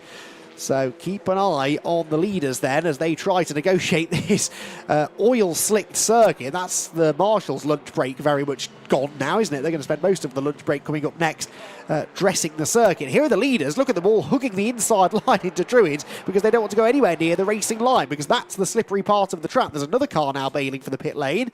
Who's that coming in? Oh, and cars off at Paddock Hill Bend, so the oil claiming a few more victims. It was Tim Fitzgerald who had pitted, and a couple more cars have been off at Paddock as well. Leaders at Surtees. So it seems the situation is worse in the first half of the lap. I think the car in question had probably figured out by the second half of the lap that they needed to stay off the racing line. There's Tim Fitzgerald in the pits, chatting to a team member. Go around and assess the back of the car. Probably quite a few drivers who felt that something had broken on their car a couple of laps ago when they first came across the oil. Oh, another car was destined for the gravel, I think there, was it? Yes, there's another car off at Paddock. That oil is at its worst at Paddock Hill Bend. Now, that particular car, I don't think is going to be able to dig its way back out. We can't see it from the camera shot, but there was a black car that went off into the gravel trap, and it is indeed staying. Oh, it's got into the barriers. It's made the barriers. Red flag is out.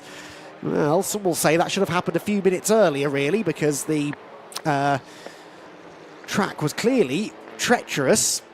Now, this is going to take a long time. This is going to take a long time to dress the track and get this oil cleared. So I wonder whether there might be a decision taken here to go to an early lunch, because this was supposed to be the last race before lunch.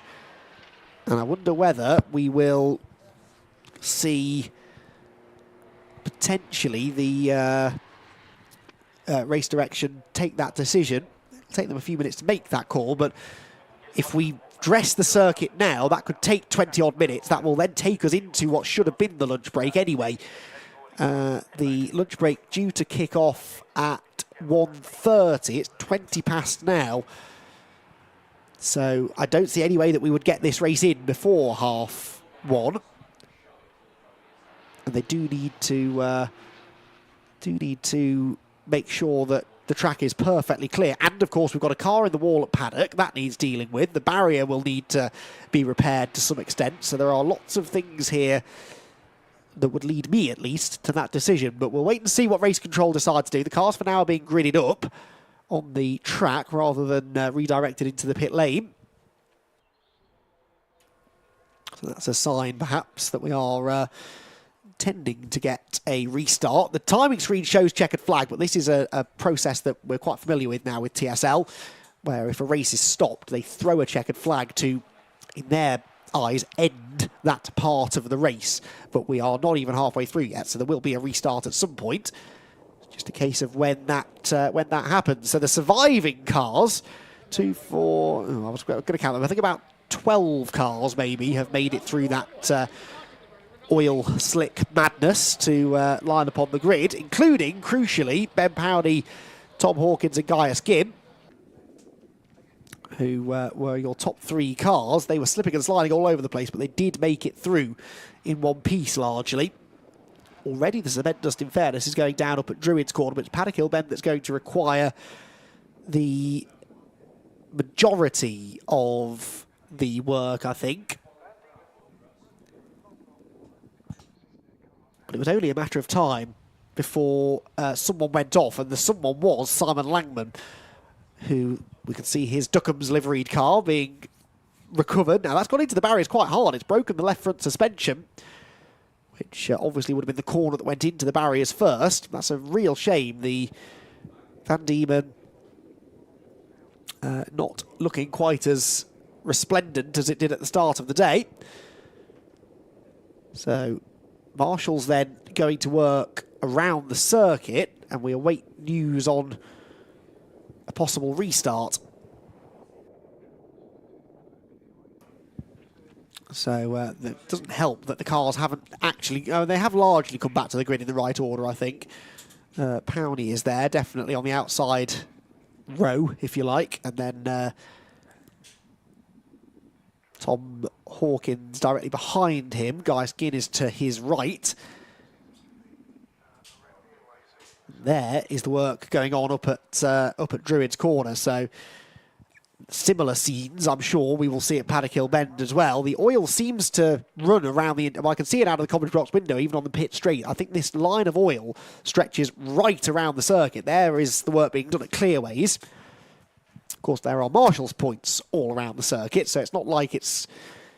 It can all happen simultaneously, this clean-up across the various corners, but even once the cement dust is down, they sometimes then will attempt to blow it away, drive a course car over it a bit to clear the worst of the fluid. There is the same process being done at Paddock Hill Bend, which seemed to be the worst affected area. Still no notification on the timing screen of a restart time. We had 8.5 minutes, I think, left on the clock when the Reds flew. So 5-minute restart, 6-minute restart maybe would be looking at. There are the cars on the grid, and the cars that survived that drama, the drivers that survived that drama, were very grateful, I'm sure, that they are able to sit on the grid and look forward to a restart. 49 there is Christopher Stones. He dropped down the order quite a bit. Handy 8th place, having started 6th. Well, 2 places lost, I suppose. Bit of a conversation going on there between Colin Williams, number 34, and Oliver Chapman in the number 69, who had that giant killing performance going, was losing a couple of positions at one point, but was still in 6th place when the red flags flew.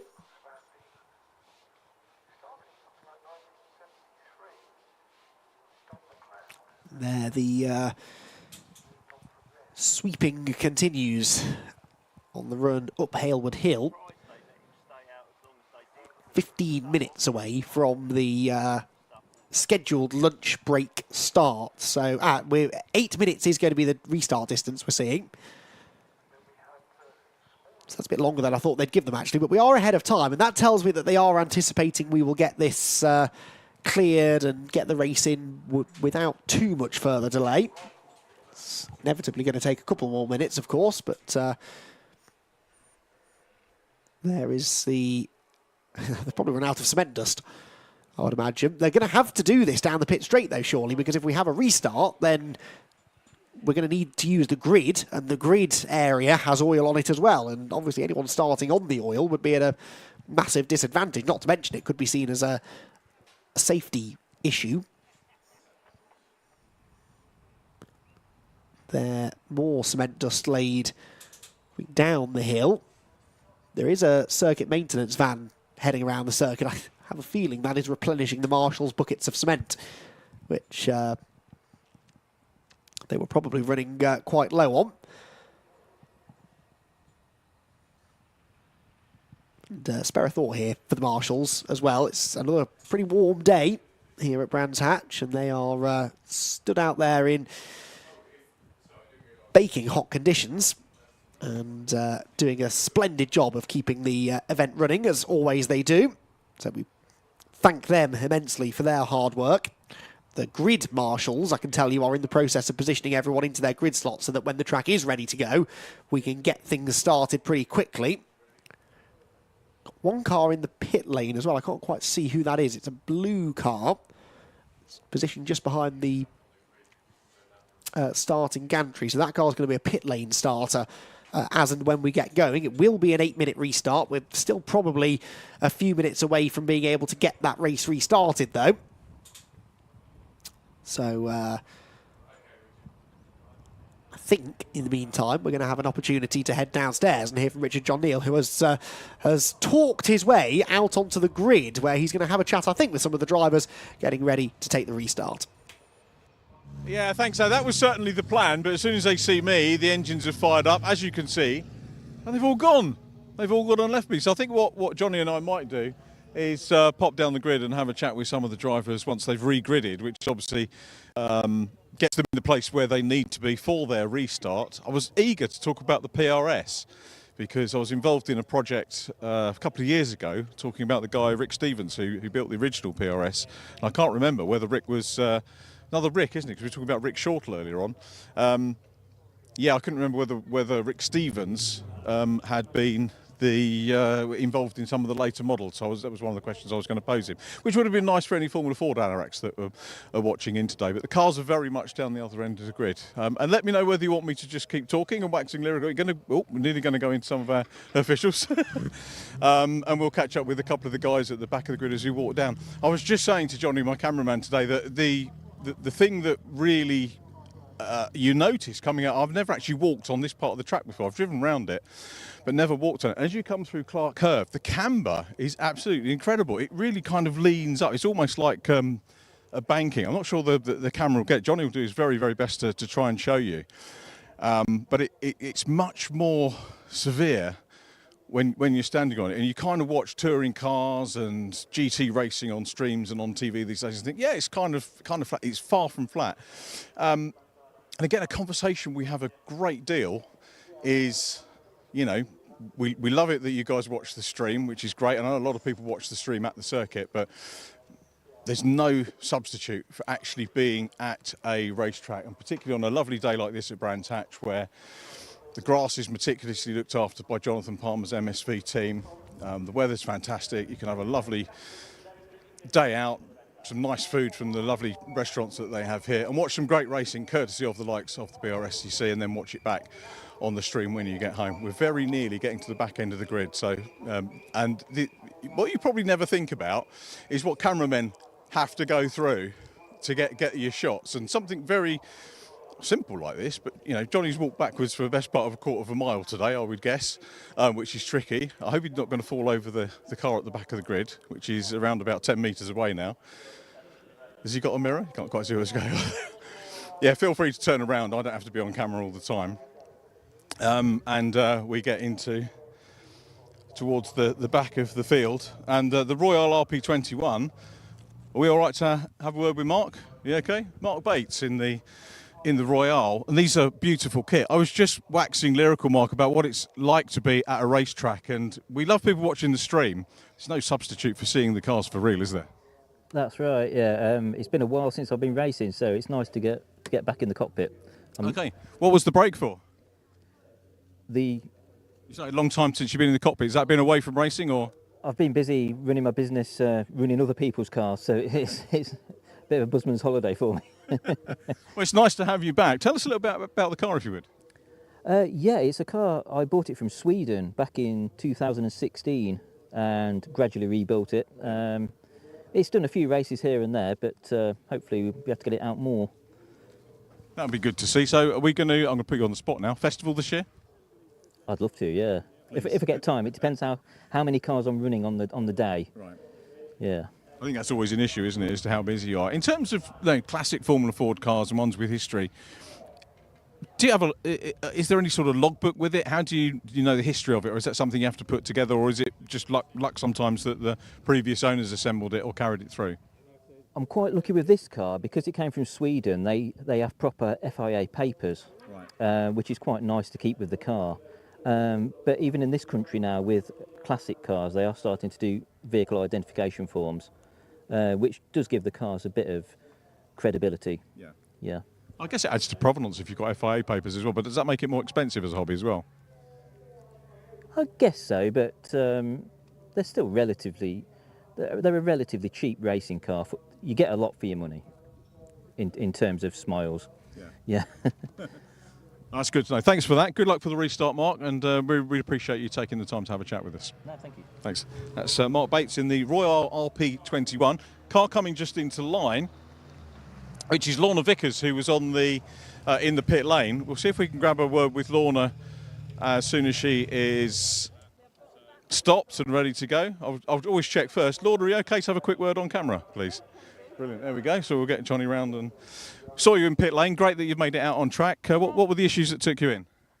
Basically, I thought that was the end of the race. I thought we've done enough laps. They've called the red. I'll go in the pit lane. And then realised as soon as I was in there, big mistake. And then I've asked, and luckily they've let me come out, so I'm back out. That's good. A wonderfully prepared car again, and I'll repeat the fact that we'd love more people to come to the race days as well as watching on the stream afterwards. This is a Van Diemen, one of the best-known names, of course, in Formula Ford racing. Do you know the history for this car?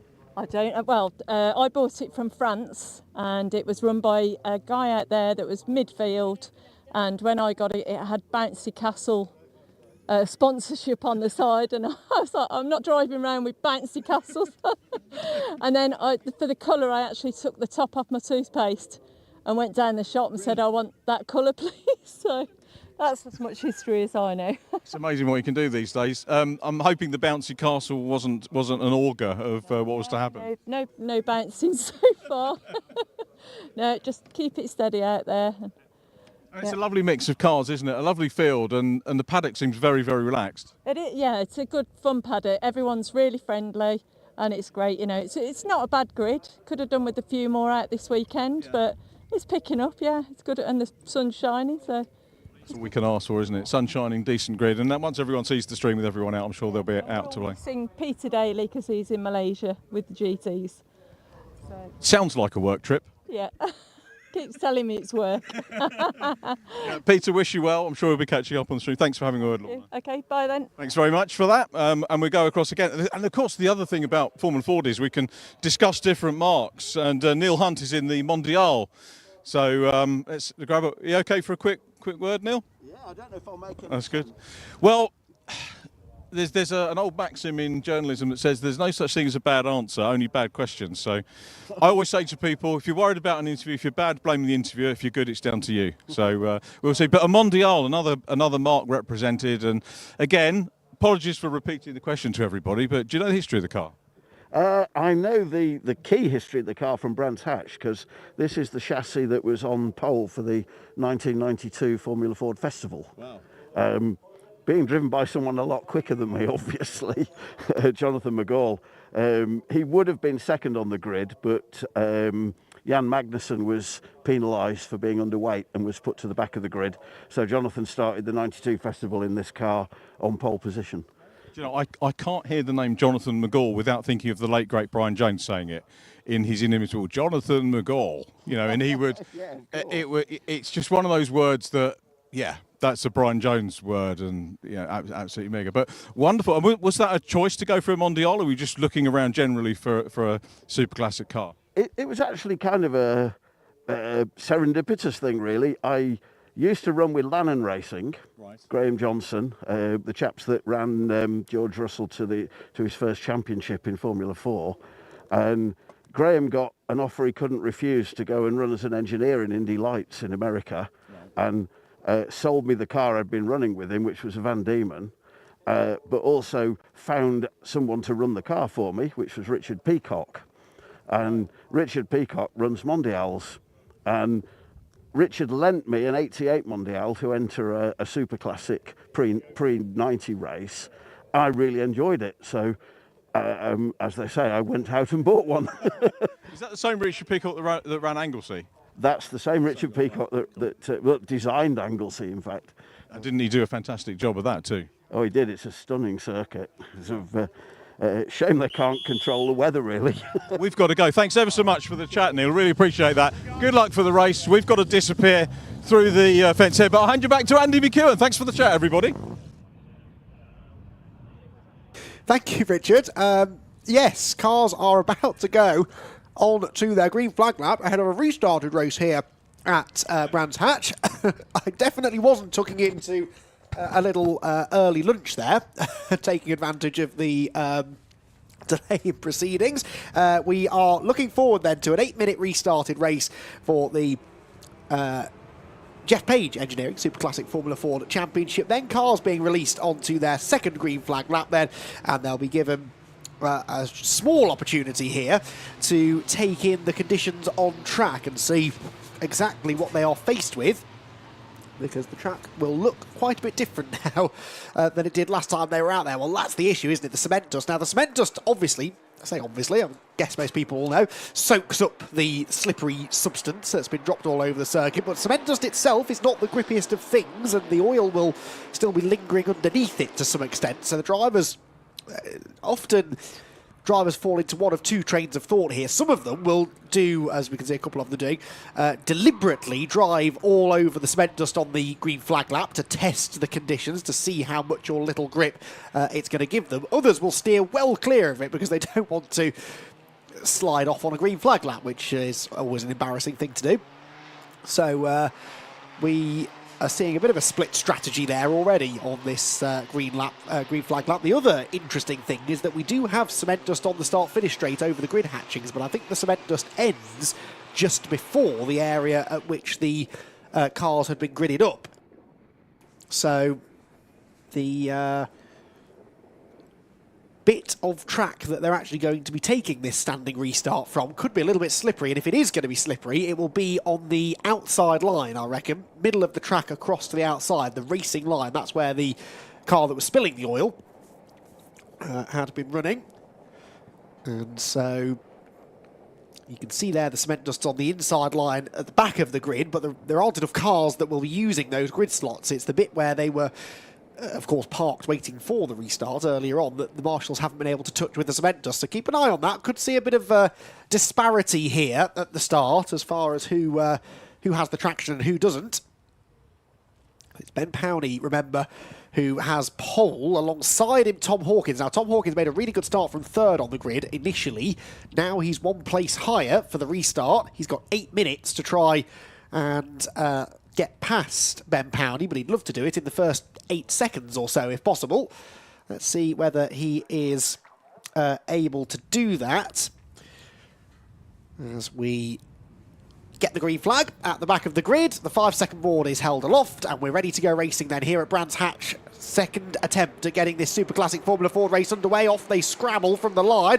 Good start made by Powney, but as they go up through the gears, Hawkins is coming back at him on the outside line, though. That means he will be on the cement dust as they turn into Paddock Hill Bend, and there just isn't the grip out there. Powney drifts wide as well. There's a huge plume of dust that gets kicked up behind the leading pack. Powney early on the brakes into Druids, and Hawkins sails round the outside. They go either side of the line of cement dust, but I think this might work for Tom Hawkins. He's got the inside line for Druids. That was really good stuff. He skates a bit wide, though. He's too wide over the curb, over the grass, and Ben Powney sees the chance to get back to the inside. Ben Powney back to the lead of the race. Oh, Tom Hawkins blew it there. He'd got the move made, and then just overcooked it into Graham Hill Bend, possibly because he had cement dust on his tyres still from his line through Druids Corner. Round Clearways they go. I promise you, they are going through clearways. You can't see most of them, but they are all there. And as they come across the timing line at the end of lap number 1, it is Powney getting away, actually, from this battle for second place. To the inside goes Oliver Roberts. Oliver Roberts in a Class B Van Diemen, a 1989 example, trying to get to the inside of the 1995 Swift of Tom Hawkins, the newest car on the grid, that Swift of Tom Hawkins. And he's under a lot of pressure from Oliver Roberts and Guy Eskin. Roberts might not be a Class A car, but Guy Eskin is. So from a championship perspective, Hawkins needs to be a bit careful here. He can allow Roberts through, but he doesn't want Guy Eskin to come through with him. Of course, what he really wants to do is go after the leader, but Ben Powney is checking out now at the front of the field. We've got Andy Charsley there up into 5th place as well, ahead of Mads Gravson, who again didn't get a great launch off the line the first time. Same is true, I think, on this restart. Right, things settling down a little bit more this time through clearways as they go through on the inside line and accelerate down the main straight. Challenge on for 4th. That is Andy Charsley, I think, is it? Yes, coming... sorry, this is Charsley and Gravson battling over 5th position. Gravson going around the outside of Andy towards Paddock Hill Bend. It didn't work. The red and white machine of Andy Charsley keeps hold of the place for now. The Ray, 1992 Ray, holds the inside in towards Druids. There's Oliver Chapman under threat from Chris Stone, Class D car battling a Class B car. As here, we've had a change, have we? That's Guy Eskin. No, not Guy Eskin, not yet past Oliver Roberts, but I think he's about to get past the number 16 down the Cooper straight, next to the inside line. And, yep, the Class A car had a little bit more poke in a straight line and was able to get through before Surtees, although Oliver Roberts is pretty competent under braking, isn't he? Tried to get back through on the inside at Clearways, but ultimately was a bit too far back. Now, this has all allowed Tom Hawkins to break away slightly. Is Hawkins now lapping quicker than the race leader, I wonder? Answer, yes. Fastest lap of the race for Tom Hawkins, a 52.9. He was 4/10 quicker that time than Ben Powney in front, so the gap is coming down again. Charsley and Gravson still doing battle over fifth position, but they've now caught Oliver Roberts, who, having been overtaken by Guy Skinn, has perhaps fallen out of his rhythm ever so slightly and has these two clambering all over him. But these are 3 cars running in 3 different classes, so none of this matters from a points perspective. The one with the most to gain, I suppose, is Mads Gravson. If he could get past these two, he could then go off after his fellow Class A runners up the road. Remember, Charsley is actually not scoring points at all. The red and white number 10 car, he is a guest driver. It is a Class A car, but not running for championship points here this afternoon. Round Clearways and Clark curve they go. The lead gap back out that time as Ben Powney, in fairness, responds to Tom Hawkins and steals the fastest lap away with a 52.458. There goes Mads Gravson round the outside of Andy Charsley. And this is, of course, now for 4th place because Oliver Roberts has faded down into 6th. So Roberts, I fear, is running into some sort of an issue. Fingers crossed he's not dropping any fluid on the track, because that's the last thing we need. We've got no more cement dust, I don't think, here at Brands Hatch to deal with another spillage.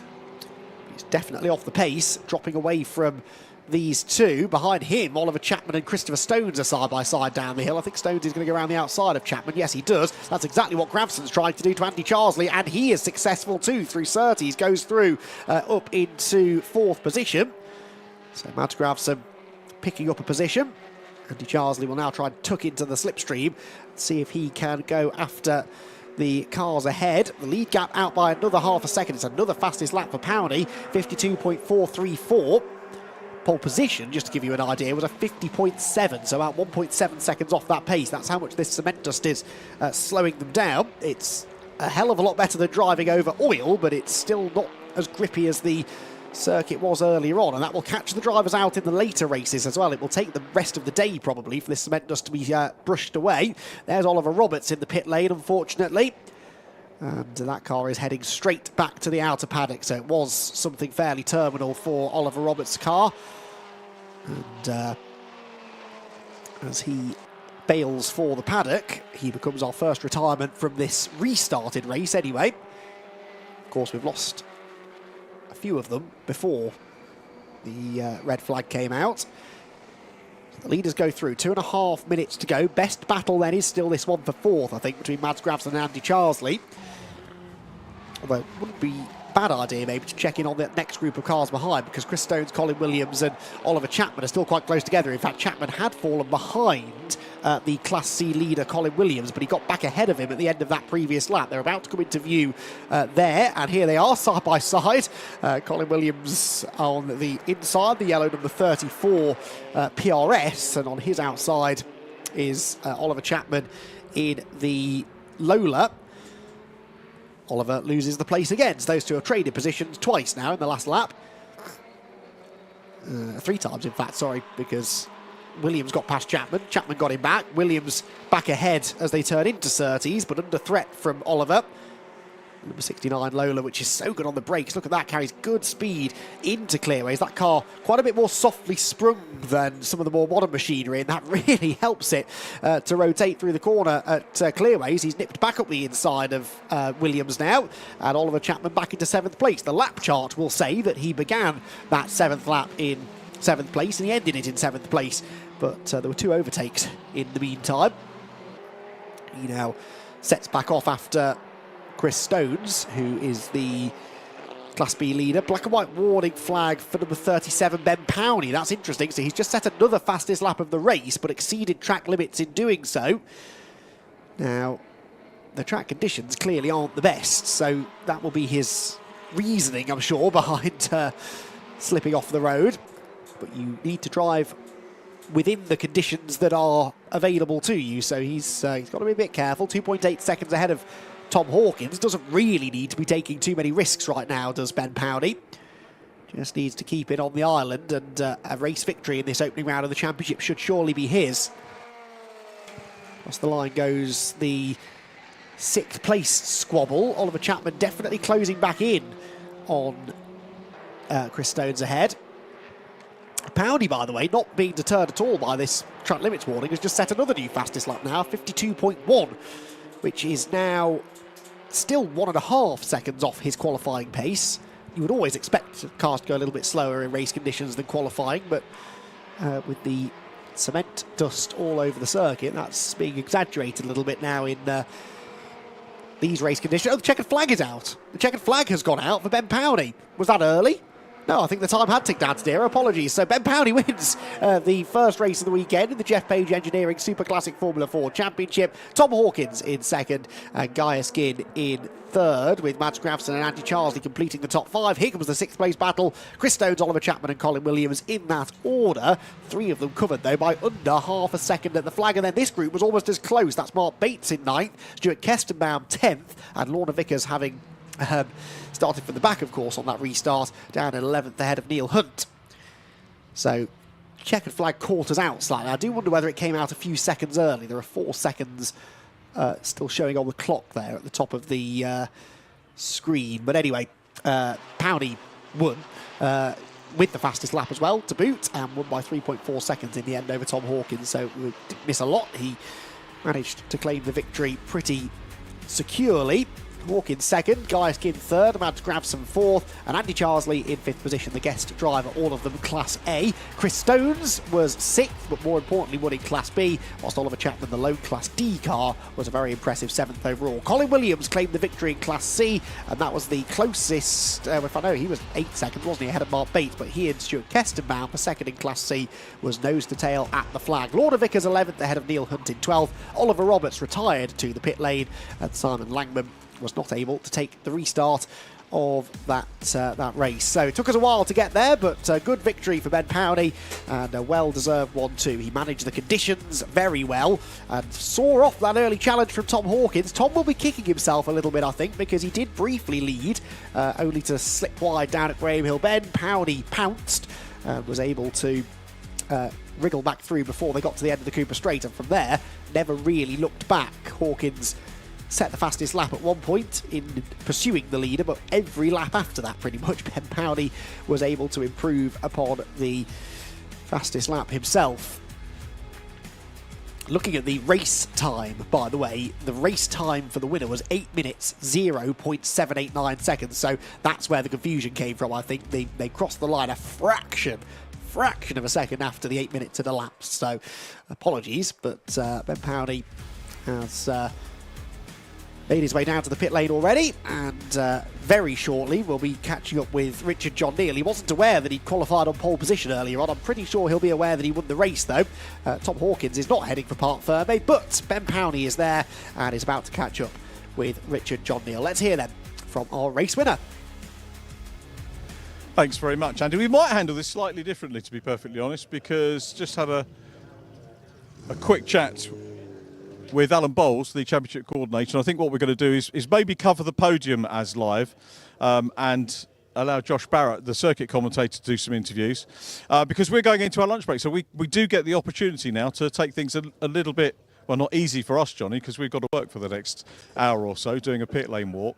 But in terms of the podium, we haven't got to turn around the drivers quickly to go on to the next race. So we thought we'd maybe have a bit of breathing space on this one and let the circuit guys do their business, and then we'll interview the drivers after the podium. So you'll get to see the podium unfold circuit style. If you're not at Brands today, it'll be a nice treat for you to be able to see that. Ben currently interviewed by Josh Barrett. I'm pleased to say Josh is joining the British Touring Car radio team this year, which is great. So we'll be hearing a lot more from Josh, either doing interviews or box twos, and continues a fine tradition of some really very, very good commentators indeed on Toka weekends. But not a Toka weekend here, of course. Brscc spring race weekend. Fun Cup yesterday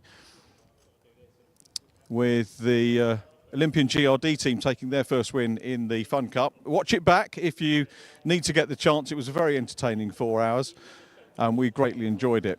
So we're looking at our top 3 there at the moment. Ben Powney having his interview. I think he knows he won. He didn't know he had pole position, as Andy said earlier on.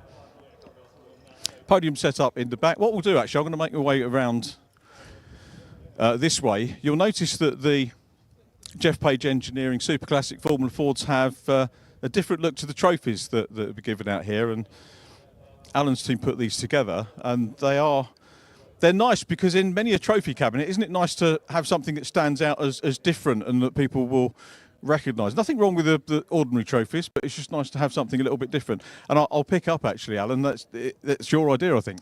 Very much so. It's something that we pioneered at the festival last year with the GVK 200 and decided to continue it on, and they look totally different to anything else.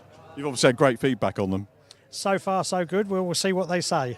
We like them. It does stand out, doesn't it? It's nice to have that looking a little bit different. It's just something nice that looks different, something that people are proud to win.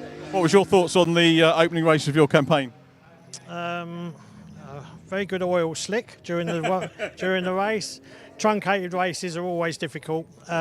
Thanks to the Brscc for letting us have a restart, eating into the Marshals dinner break. So thank the Marshals for staying on post to keep us under control.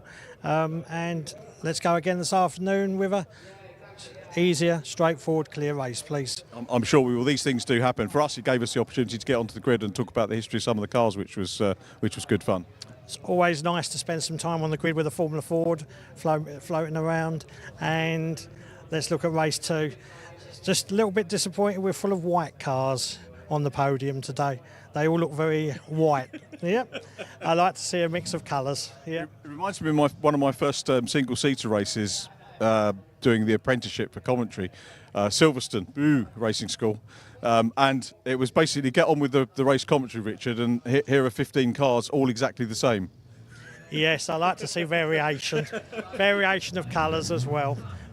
Well done to all our first 3 drivers and all our class winners. Tricky conditions, but they handled it beautifully. A good race. That's good. How do you do your podium? Is it 1, 2, 3 or 3, 2, 1? Whichever you prefer. Shall we go 3, 2, 1? Yeah. I think Josh is ready, so we're going to hand over. You're going to take a little stand back. I'll call it, and Alan will call his drivers over, and we'll see them come onto the podium very shortly. Third position was Gaius Ginn. So here comes Guy. If we can have a round of applause, by the way, as well for Gaius. Congratulations. We'll have a little chat in a moment. So Gaius takes third position. Nice photo opportunity there as well from Alan. And second position, Tom Hawkins. Tom sporting the number 1, of course, this year, takes P2. And our race winner, pole to win for Ben Powney. Well done, Ben.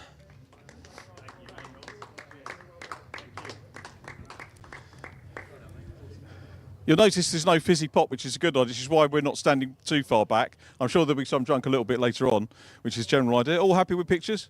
Where's James Roberts when you need him? He's like, James Roberts, where are you? There we go. Do you want to get in the centre and take that one? So it's a nice centre picture. We'll allow time here as we're in the lunch break. Big smiles from our opening race of the year. Second weekend for many championships, such as Mazda's. Everybody happy with that? Don't go away, Gaius. We've got to have a word now. We've got to do the interviews. Gaius. Sorry. Everyone, I'm sorry.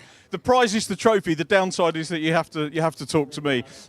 Interesting looking race though.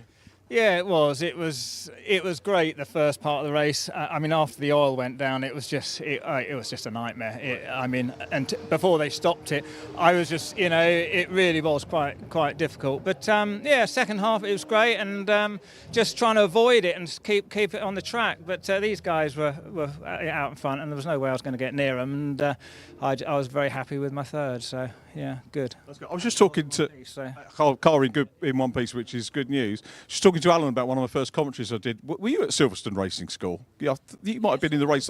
So you were probably my first single-seater commentary a while ago. Oh, really? Yeah, that was a long time ago. That was a great race school, that was. Yeah. Oh, right, okay. Tricky to commentate on because all the cars were identical. Yeah, I'm sure. Yeah. It never got much easier. Congratulations. That's a real thrill to have a chat with you. Well done on P3. And Tom Hawkins, number 1 on the car. And last time I think we spoke was Festival, and you had pole position at the festival, which was mega. What a story that was that day. Yeah, no, that was really good. And I've got tough opposition here with Ben though. I've not really come across him before, to be fair. I think it's his first sort of full season in this, I think. And he's certainly putting the, he's got the pace definitely. So it's going to be quite an interesting year, I think. Yeah. I guess you welcome competition like that because you always want to be up against the best drivers that you can. Oh, absolutely. Yeah. I mean, at that restart, I was quite sort of pleased it restarted because I thought if I could get the jump off the line, and when I think I got in front of Graham Hill, and then there was still oil down, and I just misjudged it, went right wide, and then he got past, and then just trying different things to try and get the best thing, and it just,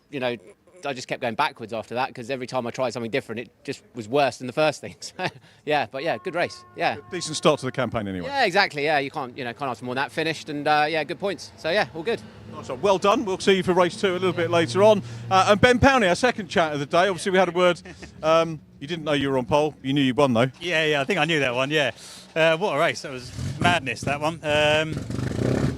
Don't really know what to say really. It was all like a bit of a game of two halves and like just wet lines in the dry. It was one of those sort of crazy races, but good fun nonetheless. How nerve-wracking is it for you as a driver? Going out after a lot of fluid's gone down and it's been treated, but you don't actually know how it's going to be, and you're the first driver to have to negotiate that. Yeah, I guess you could look at it that way. I always think I've got the best chance of trying to get through it the first time round. So, I think it's always challenging. But fortunately, the marshals did a really good job then of actually cleaning it all up because it was literally all over the place. So, they did a good job keeping it clear. As ever they do, good stuff. And could it be an interesting year, you think, with all the drivers that were up and about near you? Yeah, definitely. I think actually there's probably maybe a couple that should have been at the front that weren't for some reason. So, I'm glad to get the points on the board. And, beating Tom is good as well. So, reigning champion. Got to go for the double now. Yeah, that's the plan. That's definitely the plan. I'll let you get away and have your lunch break. Ben Powney, many congratulations. Thanks for having a natter with us. And thanks, everybody, for staying with us up here at Parc Fermé. We are now into our lunch break on Sunday the 13th of April. Does that date ring a bell? I had a look. The only thing I could find was in 1743, it was the debut of Handel's Messiah, the first performance of that in Dublin, would you believe? I bet they had a few beers afterwards as well. Our Messiah is here, Johnny on the camera, so we're going to now do, again, I won't try not to get you to walk backwards too much, maybe I'll do a bit of backwards walking. We're going to have a look at the ClubSport Trophy runners who are in the garages today. Now, the garages aren't 100% full up, but we have got a lot of runners that we can talk to. And it's actually worked out quite nicely because we didn't get a chance to talk to the ClubSport runners after their qualifying. We're going to go down, see who we can find, and get some stories for their championship opening. As we said, Mazda's in their first weekend of the season was at Silverstone a couple of weeks ago. And the ClubSport runners, this is their opener. Some of them may have raced in other things. We're at the Pure Track garage. Let's see if we can find someone to... I was going to take the mickey out of Sarah. Sarah, come on, let's have a... Sarah Dennis. So, Sarah, will you actually get a race today? Yes, I've done laps today, so the car's absolutely fine. Hopefully, I'm actually going to start a race and finish a race today. We hope so. Who's starting, by the way, because you're sharing with hubby? We haven't discussed that one yet. I'm not sure. Is it a coin flip? I mean, seriously, how do you go about doing that? Because it's there must be some sort of strategy. Normally there is. So normally we have paid drivers in the car and we run the car. Today is a complete bolt out the blue. We entered last minute. So that's a good question. We haven't actually discussed it. I think potentially he will go first, to warm it up for me. But bear in mind, I didn't have a race and he broke the car last time. I might go first. Just so you get some laps in. Exactly that. How are things with Pure Track? We spoke, since we last spoke, I think you made your Toka debut, didn't you, last year? That must have been nice for the team. Oh, it's absolutely phenomenal. It's such a boost. We absolutely loved it. But with anything, you need sponsors, you need budget. We are working on coming back into the paddock. We've been very busy this year and last year with Renaults. We've got a brand new Renault today, which is the black one behind us. So that's its first debut meeting. So at the moment we're breeding Renaults, but yeah, we're looking to make a return to the Toka paddock hopefully next year, again in a Mini. I will see you there because I'm there next year as well, as long as I don't get cancelled. Which is, I know a lot of people are hoping for cancellation for me, but so should we grab a word with Matt and to find out what he thought about the car? Matt Adams, drag you over our informal chat. Nice to see you. So brand new car here. Yes, brand new car. Yes. And so. What's the deal? Does Matt rent it, or is it your car that's then prepped? So I built it. Well, Matt helped, but so tell us all about the car, every technical detail. Well, or as basic as you want for starters. Well, it's about 320 horsepower, so I've got a bit of aero. So I've got splitter and a cup spoiler. It's got I've got a Wade. It's got fiberglass doors, bonnet, and side windows. Standard glass windscreen. Lots of pure track products. Yeah, lots of pure track spoiler. And it's weighed out about 1250 without a driver. Yeah. Obviously, because I'm quite large. Once I'm back inside it, it's about standard weight, unfortunately. But apart from that, it's all right, to be fair. And, you know, technical side goes over my head a lot of it, but the black and gold livery always looks great on a race car, doesn't it? And that's particularly well done. Thank you very much, thank you. Well, Sarah did most of it, to be fair, so I can't really take all. Yeah. So do you actually do the vinyl and stuff like that as well? Yeah, we've got a great vinyl maker that makes the vinyl. Adam's come up with the idea of going black and gold and being quite stealthy, and we did it last weekend, literally, didn't we? Yeah. Nice sunny day, yeah. That's good. And predictions for the race, where are you going to get in class or overall? I'd like to get mid-grid, to be fair. It's my first time racing, like my own car. I've done a few rounds with a pure track, but first time at my own car, so yeah, mid-grid I like. It's about 55 seconds, I think. About that, yeah. So that's it. Can we get hubby out for a word as well? Dennis? I'm not sure I've interviewed him before. Have we had a chat before on camera? I usually skive away, I do. I hide in the back and I don't know, I'm driver, number 5 tech, team maker, everything. So yeah, I am. So, but no, it's good. It's a bit of a in the Clio today, so couldn't quite. Graham, unfortunately, was meant to be here, but I had to pull out last minute, so it was a bit of a rush job because we're at Alton Park next week as well with that car and my Blue McGann. So that'd be fun. But it's nice to get back out in the Clio. Actually, it's a bit different driving style. I was out there first couple of laps. I was putting it in gear and I was waiting for the turbo, and I was like, oh no, I haven't got that today. So yeah, it took a little bit of getting used to again, but yeah, no, it's good. It's looking forward to a good race as well. So right next to John. In the Peugeot we are, so that'd be fun off the line. It will. So if we can get him off the start line and get our heads down and try and make a gap and hand it over to the missus. That's the answer to your question. What's that? He just said hand it over to the missus, so he's obviously going first. He's made the decision. Yeah. I said you can start if you want. I don't mind. That's all right, Yeah. So yeah, I'm looking forward to the race. It'll be good. It will. Yeah, we're looking forward to it. The viewers yesterday obviously got used to Fun Cup, and it very much Fun Cup is out and into the car as quick as you can. But the format here is slightly different, isn't it? You've got a bit more time to sort yourselves out. Yeah, we've got 2 minutes today, so no refueling. So yeah, it's quite straightforward with us. We're used to super sports and refueling and stuff like that. So yeah, nice and easy for us just to drive a change, check the car over, and then send it out. So it should be good. Excellent. I'll let you enjoy your lunch break. Thanks for having a chat, and we'll have a look down. Good luck for the race. Enjoy. So good to and we were going to do this on the way back, but we've got Charlie Snell, who's here from the Brscc, and gives us a chance to talk a little bit about Brscc operations as much as anything else. But last time I saw you at the track, you were on track. And I was spectating, so slightly different roles for both of us. Me as a spectator and you as a racer. Tell us about your race, your circuit racing debut, was it? Circuit racing debut, yeah. I had an opportunity to have a go in a C1 at Silverstone GP, and really, really good fun. I mean, credit to Robin and the team at C1 Endurance. Amazing series and cracking laugh. And I gather you were faster than your teammate as well. If I comment any more on that, I think I'll get my P45 through. So yeah, I won't say any more on that one. Well, he told me, so I mean, you know, Luke Souch we're talking about in case anyone's in any doubt. Let's be clear about that one. But you're on the Brscc operations side as well. So how did you get involved with this? I just saw an advert in one of the magazines that my dad pointed out to me, and applied for the job and got it. I mean, my background's business management at university, and I've been brought up around oval racing, so love me motorsport, and yeah, thought I'd give it a crack, and here I am, absolutely loving it. I mean, what a team, what a club, it's brilliant.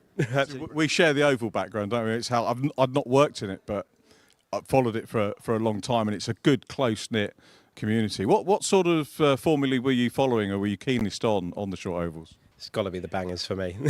Got to be the bangers. I mean, completely different to what I'm used to on track here and what we work in. But yeah, love the bangers. Yeah, it is a different thing. But racing's racing, isn't it? And Paddock's a great, really good people business, isn't it? Yeah, very friendly Paddock. I mean, especially at our club, the Brscc, yeah, everyone gets along really well. I mean, the racing's not quite the bangers that I'm used to. We like to keep it clean on the tracks here. But yeah, no, good. It's really good. I think people progress. I've seen a lot on the small ovals that maybe enjoy the contact side, and I think the contact side of it is I'm going to ask what age did you get hooked on it? Was it as a youngster the bang and crash that? Exactly that. As a youngster, yeah, got taken along by my dad and fell in love with it completely. It catches the eye, doesn't it, that side of it? And sometimes it can be the colour that grabs people, sometimes the action, including the accidents and stuff like that. And then you get more involved in I don't want to call it the pure side, because I think you can look down your nose at circuit. There's a lot of looking down the nose at short oval racing in particular, which is not justified, because it does bring a lot of people into circuit racing and non-contact racing. It definitely does. I mean, we've had a couple of juniors this year of progress from the short ovals over to the Fiesta Junior Championship, and they're getting along quite well. So yeah, no, it's definitely, the skills are transitional, and it's racing. Racing's racing. I mean, the skills always overlap with each other. How are you seeing things at the club? How's the season started off from an ops point of view? That's a difficult one for you. That is a different one. Yeah, it's good. I mean, numbers, we always want more cars. Who doesn't want more cars? So, yeah, we'll hopefully get some more throughout the season. We've got the 24-hour coming up. Entries are looking good for that. And that's going to keep growing and growing. So, hopefully that'll be a really good event. And you're back out in that?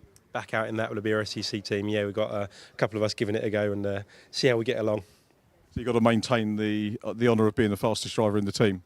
I think Greg will take that over. It's funny how he's disappeared, isn't it? He brings you off the camera, and Greg Graham always manages to disappear. And I know he hates the interviews. He does them well, to be fair, but normally he disappears. If there was any other formula on the Brscc portfolio that you could have a go at, what would it be?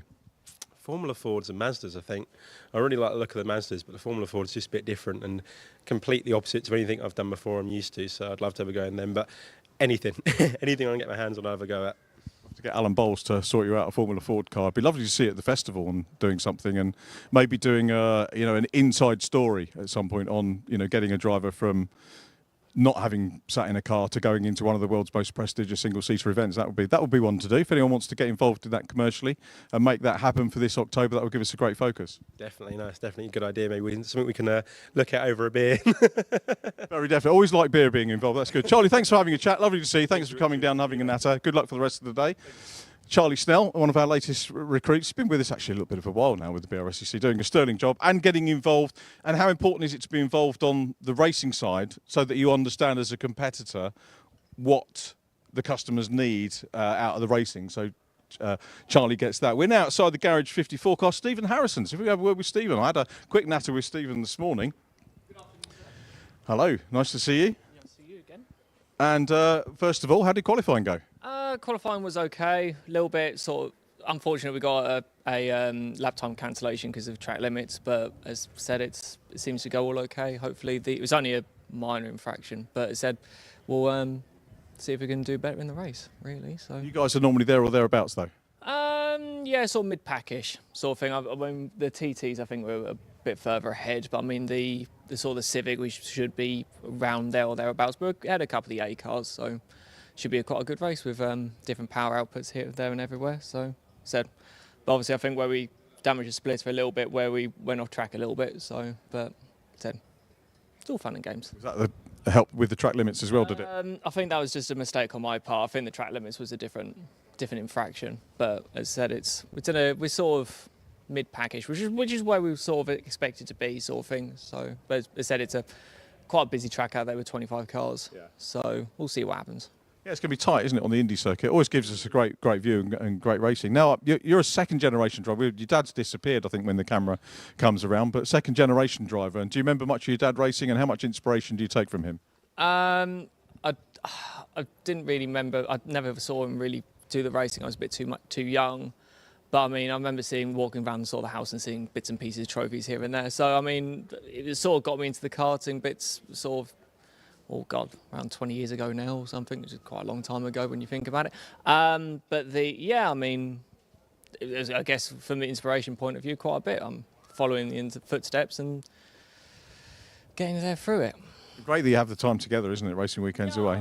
I mean, when you see like the other teams have got sort of quite a big budget sort of thing, but at the end of the day, we're sort of almost like a dad and son sort of very small privateer sort of team sort of thing. But I mean, the car gets quite a lot of attention because you don't see many of these racing, so it's quite good to, I guess, have a bit of almost not quite full fan support, but sort of a bit okay, haven't seen one of these racing. At least it's a different shape. Because I mean, for the Honda side of things, you normally see quite a lot of Civics and Integras and quite a lot of sort of VW group stuff like in the race here. You don't normally see these racing anymore, so it's quite good over here. With that, tell us about the car, your history with it. Was it a build for yourself or a purchase? Yeah, I mean, we bought the car 6 years ago now, something like that. I mean, and then just steadily sort of building up ourselves. I mean, that we take it to a place where we get the engines all remapped here and there, bits and pieces, but most of the stuff is all what we've done. I mean, obviously we go to the websites to buy parts for it, but it doesn't go into a workshop or anything, only for it has a rear differential rebuild on it over the winter, and then it's had an ECU remap on it, but other than that, I mean, the rest of the stuff we've done. So it's quite, as I said, it's quite a very small operation of what we're running here, but I mean, we tend to either mix it up with some of the bigger teams, which is quite good fun. I mean, when we have good results in this, we sort of laughed at ourselves thinking, yeah, we've achieved so much with so little almost. As I said, I mean, we've got full-time jobs, so it's more of a weekend sort of toy almost. But hey, it handles well, it goes all right. So they said it, and hopefully the crowd is all right with it. So we'll see what happens. I'm sure they will. We'll look out for it in the race. Stephen, thanks for having a chat and enjoy the race. Have a good one. Yep, you too. Thanks, mate. Appreciate the time. And it's not compulsory, by the way, for drivers to talk to us, but if sometimes you get a nod or no thank you, and I respect that, that's fine. I think at higher levels with F4 and things like that, always go for the interview and do what we can. We've got some reparations going on here. This is the Mini Cooper of Elliot Walker. So Elliot's a bit big. Is it all right just to ping and ask what you're up to, Elliot? Nice to see you. Nice to see you too. It's first time for me on the camera and with the Brscc. So, yeah, just fixing a couple of problems. So what are the issues? We got a boost leak. We had it in practice, which was something we picked up on, which was nice while we did the practice. Thought we fixed it, came out to quali, literally maybe 10 minutes in, same problem. We decided to run it out, use the track time, sort of work the corners and get a bit of practice because I need that. And then unfortunately, the engine just died, but we're almost there. So we think we fixed the problem and yeah, sun's shining. So we're all smiles over in our camp. So you're saying you need the practice. Are you relatively new to all this? Yeah, so this is my third race. I did a different race series before, but we're here now with ClubSport and yeah, I'm new to all of this, and I've been working on the car sort of a couple of years now, building it up, track days, bit of fun, a bit of an enthusiast, and now trying to follow my pit crew, Matt Adcock. He's obviously well known in your world. Give me all the advice. He keeps telling me to drive faster, so yeah, if we can do that, it's really good advice. You're just not going quick enough. It's good advice if it's backed up with by doing this or. No. It's just Elliot, you're too slow. Elliot, speed up. You're going too slow. So yeah, we'll try and channel some of that energy into the race, and hopefully we'll have a good session. Oh, that's good. And nice to have the interview with you and to meet you, and hopefully we'll see some other. You got more planned? Yeah, no. So we've got the next couple of rounds planned, and then hopefully all goes well. We'll sort of commit to carry on the season. But next one is Silverstone GP, which should be really good. I've never been there before, so really exciting. But yeah, it's a pleasure to meet you as well. I see you on the TV and I watch the live streams, but now it's all very real. So it's a fantastic operation you guys got going here, and we're really pleased to be here. So yeah, thank you for having us. It's very kind. We appreciate it, and thank you for coming in and supporting the club and the racing. And best of luck. We'll follow you with interest. Thank you very much. Cheers. Let's have a word with Nick as well. Actually, we'll move on to the driver of the 95 car, Jonathan Hobbs. Jonathan. All shapes and sizes, and great to see. Car predominantly. Yeah. Tell us a bit about the car. Well, I've been racing this for about 11 years now. I've been doing lots of stuff. Did it with stock hatch or hot hatch when I first had it with the 750. Right. And it's done a lot of work with the 750 before I had it. It did a load of work with the 750 before I had it, and I've had it 11 years. So it's been around the block a few times, that's for sure. It's like Trigger's broom. It's got different doors. I think the roof's about the original bit maybe. But yeah, it's great fun. Yeah, it's an 8-valve, so it's a rally. Originally it was a rally. Okay. It's an 8-valve engine. It's got a slipper in it, and yeah, it's got a different cam. But it's pretty much 135 brake in this one. So and it's excellent fun. Love it. And how long have you been racing? For 11 years with this, but I did mini-cross like years and years ago, back in the day with back in the 90s. Yeah, I remember those well. Yeah. We had a conversation. Yeah, it was a guy who rocked up at the Fiesta Junior Scholarship a couple of years ago, and was talking about Minicross, and the names I remember for that, Pete Kalish and Trevor Hill, people like that, or because my dad was involved in that. Pete Kalish? In those days as well. No, I'm probably going back a little bit too far. We did Minicross back in the early 90s. We go back to the days of it was Mick Hill, not Trevor. Trevor was the brother who was the photographer. Cool, yes, yeah. As one of the ones that were on the case back in the time. And then, of course, we've had quite a long involvement with Minicross, and I also started Junior Minicross, which is where Andrew Jordan started. Did Aidan Hills do that as well? No, he didn't, no. He did some rallycross, but maybe it wasn't Mini. No. But Andrew started there, and, the rest is history with him. Thank goodness you did. What a great lad he is as well. But isn't it great that we've got all of these different classes as well that you can come in and race in with machinery? It doesn't have to be brand new, does it? It certainly isn't brand new, that's for sure. Got some newish tyres, but that's about it, yeah. No, I love it, yeah, it's great fun. The tyres are the newest part, I think. The tyres are the newest part. I think they often are, aren't they, on many of the race cars? Good to chat with you, and nice to hear about the history of Mini. I think Jensen Weston was the youngster whose dad was in Minicross. So it was Mr. Weston, but I can't remember. Alan Weston? Alan Weston was involved, maybe about that sort of time. But another connection with Brscc, that his son came through the scholarship and couldn't quite get the money to join us in Fiestas, but we're hoping he's going to come and race something with the seniors very soon, and that's going to give me a reminder to get in touch with him. Thanks for the chat, guys. Good luck for the race. We're going to continue our wander down the paddock and see who else we can catch up with. Quick time check. We've got around about 20 minutes before racing resumes today. Thanks for staying with us. Hope that you're taking the opportunity while there is a break from racing to maybe grab a cup of tea and I usually say a biscuit, but probably sandwich time, isn't it? Or Sunday roast time, if you're lucky enough to have that.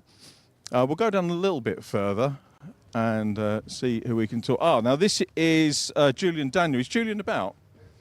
Yes, Julian. I did promise to chat earlier on.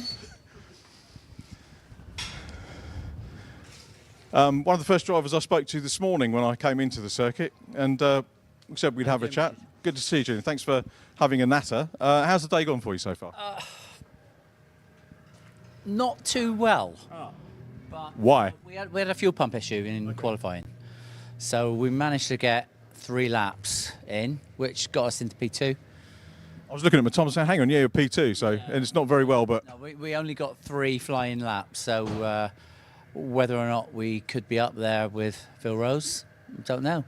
We'll see in the race. Okay, and we were talking earlier on about last season and what happened. We never got the chance to talk to you, but a few woes, which I think you can tell us about, but you've recovered from those. Yeah, sure, yeah. So first race last year, I think we blew a turbo, Chris, didn't we? It's gone. I think we had a turbo problem. So we were leading until the pit stop rounds, and then we just tailed off and lost about 3 seconds a lap. Still came in P4, which we were pleased to punch with, really. And then next race out at Snetterton, set fire to the car. And it took us all year to get the car built back again. Lots of different little problems, massive engine fire. So everything got burnt and we replaced most of it. Yeah. And the bits that you didn't replace, they tended to fail the next time out. So, so this is our first time we've really run the car since Snetterton, other than a couple of test days. Did you do the paid practice at the start? I vaguely remember. Did you see you going out? Was that okay? I needed that just to get some seat time because we haven't had any seat time since sort of middle of last year. So yeah, nice to get. I love the circuit. Brands is brilliant, but it's a daunting thing going into Paddock Hill when you haven't had any seat time. So I needed to get out and get some practice in. So that was good to get that done. Let's put you on the spot a little bit here. Give us a guided tour around the car. Well, you'll need Chris to give you a guided tour around the car. Chris is here. Chris? Even better. Could you give Richard a guided tour around the car? Because that's my little office in there. This is his office here. Chris, really sorry to put you on the spot. All right. No, that's all right. Give us a tour of the car. Well, what is it you need to know, really? Everything about the car. It's just a full engine, everything's full standard KO4 edition 38. So not a 38, 30 this is. Yeah, the shell was originally an Edition 30. It's running, full fiberglass dash, AME, and then everything really. Most of the wiring's all been changed. Got the CA shifter in there. Did you put this together? Yeah, we bought this car, a fair few years ago, 6 years ago maybe, something like that. So, for a different customer of ours. You wouldn't know that from looking at it, and obviously Johnny's getting the shots now of inside. It looks pristine. It looks much, much newer than a 6-year-old car. This has been a race car for a fair few years. Yeah. Originally, a customer used to use it as a track car. Then a different customer bought it, used it as he turned it into a race car, so we built it for him. And then, we had it and raced it in brick car for a few years. And then, now Julian's got it. So. Do you turn out many? No, we don't really turn out many race cars, probably 1 or 2 a year. Yeah. Got one on the go at the moment, so it's all fairly busy really, getting one just built. But by the time you get a few done, you've got no time left. It looks great. It's credit to you. Thanks for chatting about the car. Appreciate that, Chris. We'll let you get back to your lunch break now. And thoughts for the race then? So, don't quite know. Hopefully, problems sorted out, and you'll be taking the battle to Feroz down into turn 1. Hopefully, yeah. We're gonna just take it a little bit easy, be easy on the car. I really want a finish. Yeah. That's the most important thing. But yeah, see how it goes. I think we've got a couple of tenths in us at least, so we should be up with Feroz. Good. Well, good luck for the race, and thanks for having a quick night with us. Thank you very much, Richard. Thanks, mate. Let's continue. Quick handshake. Well done. Cheers. We'll see you for the race later on. It's a long day for you guys, isn't it? For end of the day. Yeah. But at least you've had a practice and a bit of paid as well. We're going to go a little bit further down, see who else we can find in our lunchtime walk down. That's the 116 Honda of James Alford. Is James here? Hi, James. We often have a chat, don't we, on the podium? Is it going to be a podium chat today? Anything can happen, right? Yeah, absolutely true. It's the first race back out. I haven't been in the car 6 months, so it's good to get back in the car, put some laps in, shake off some cobwebs, and see what we can do. I think generally the whole idea of club sport really is to cater for that, isn't it? You don't want people that are testing every 5 minutes. You want to come out, have some fun at the start of the season, can carry that through. Exactly right. It's there's a bunch of different cars on the grid, all different different variety of weights and powers, which is really good. It should be good to have a good battle at that. How was quali? Was it good? It was good. Getting quicker over the laps. Just like I said, blowing out some cobwebs. So good to be back. Do you do any? We talk about testing and stuff like that, but do you do any sort of sims or anything like that to practice? A little bit, not too much. I have got a sim indoors, but it's just not had the time recently to do too much. So when I can. There's always things to do around that. Is that your youngster, by the way?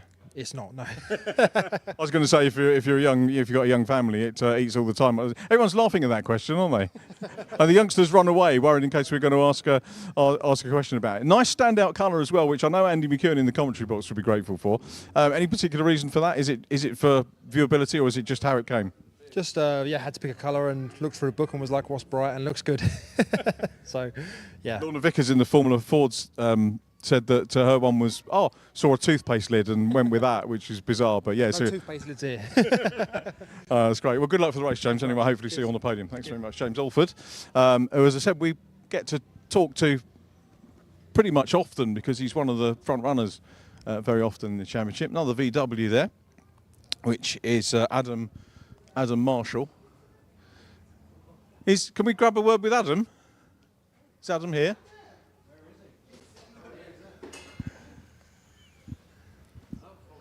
How are you doing? All right. Very good. How's the day gone? What's the story? Is there a story? Not much. Not too much of a story at the moment. But qualifying went pretty well. But we've not done much testing and things over the winter.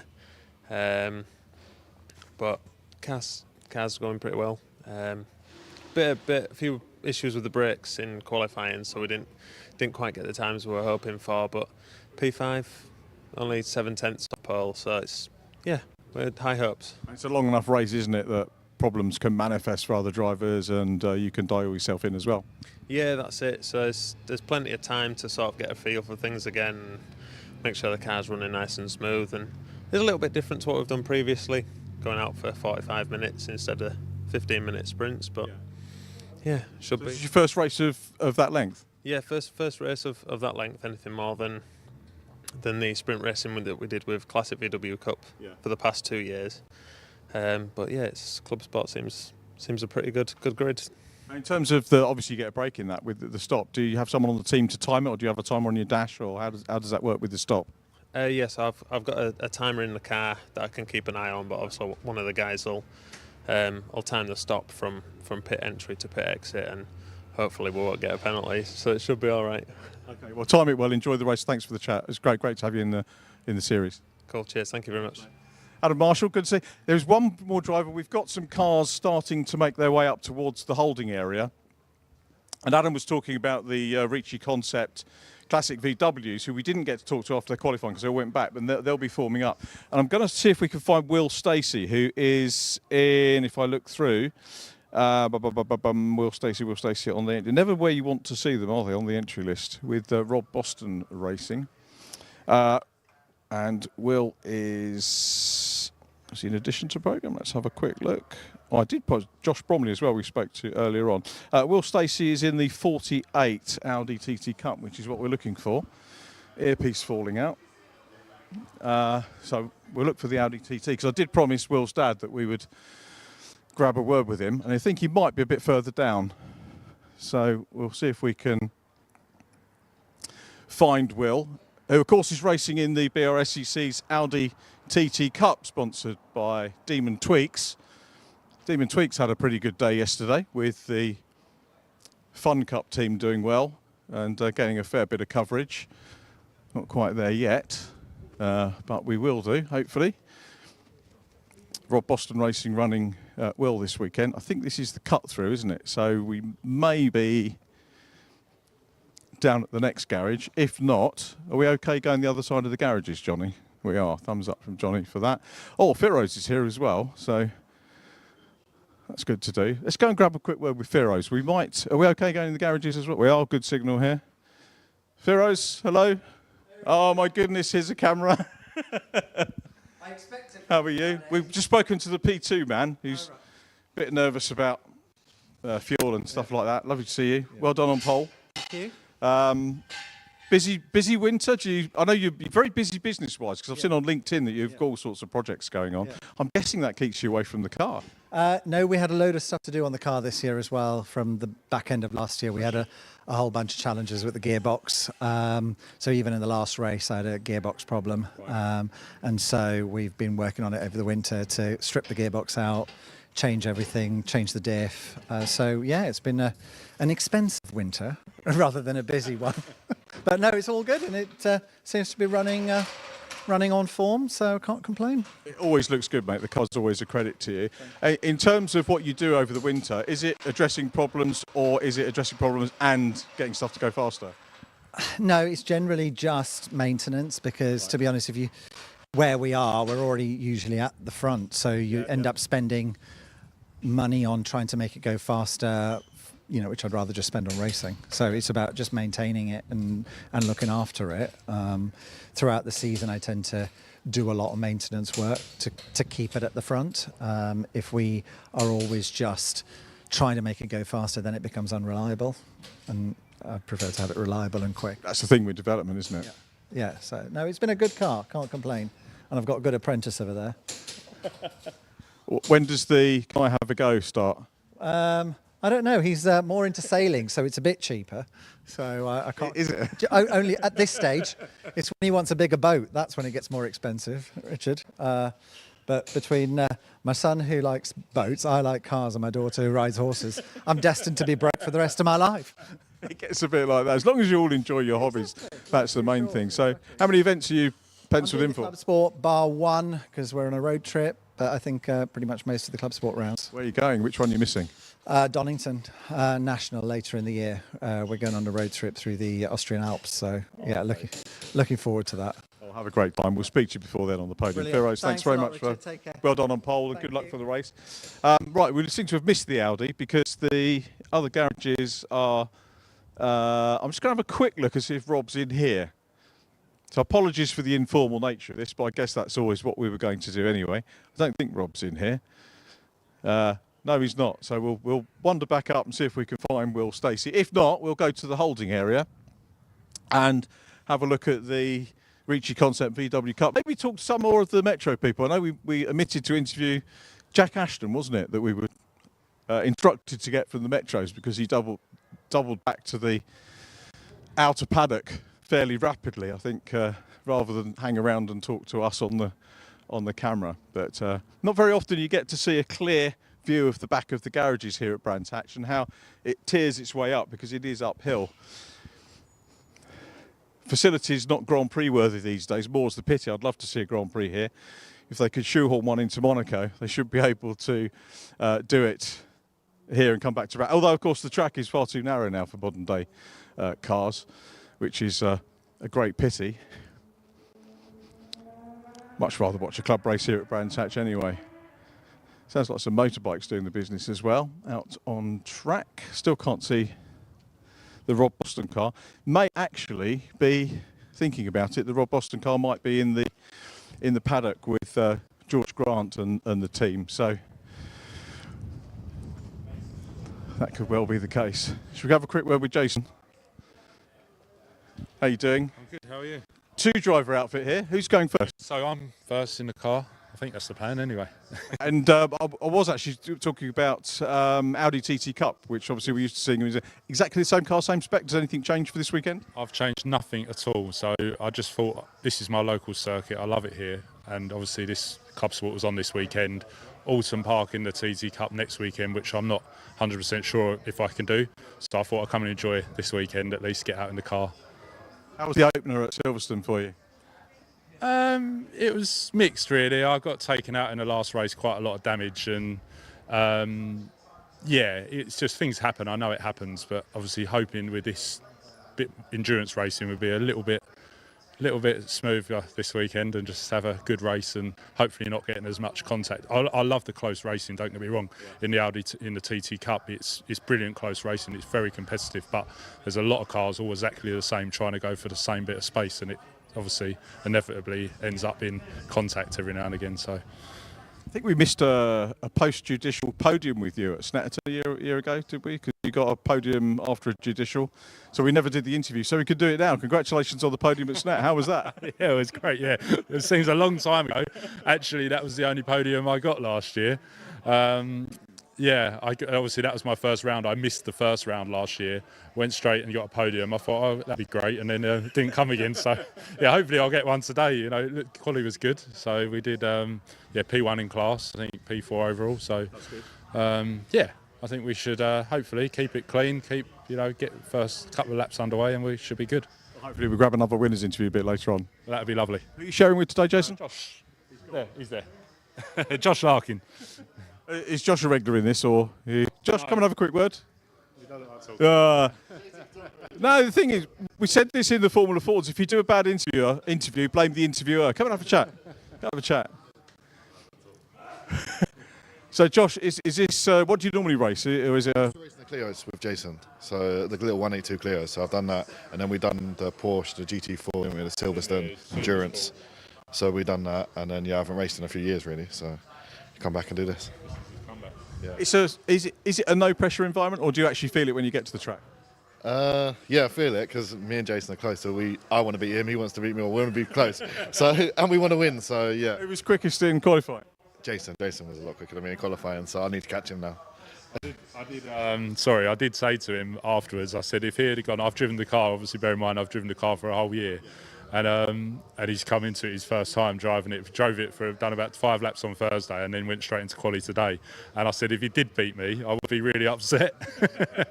So I'm glad he didn't actually. But we're normally pretty close in the Clios. We was teammates and we was very close. So well, it's got to be a team effort for this. So I wish you both. But hopefully have a chat with you both a bit later on. Thank you. Cheers, mate. Thank you. Thanks very much. Thanks for chatting to us. Good luck. Apparently, we've got cars going out onto the grid, so we didn't even get to the holding area. We kept it going, and thanks for staying with us if you did. I hope you found some of it enjoyable. It's lovely for me to get to chat. Johnny, thanks for your efforts. Cars on the grid. So back to Andy McEwen, who I hope is refreshed and ready to give us some more smiles. It's been great commentary, Andy. Love listening to you. And more of the same this afternoon, please. Over to you.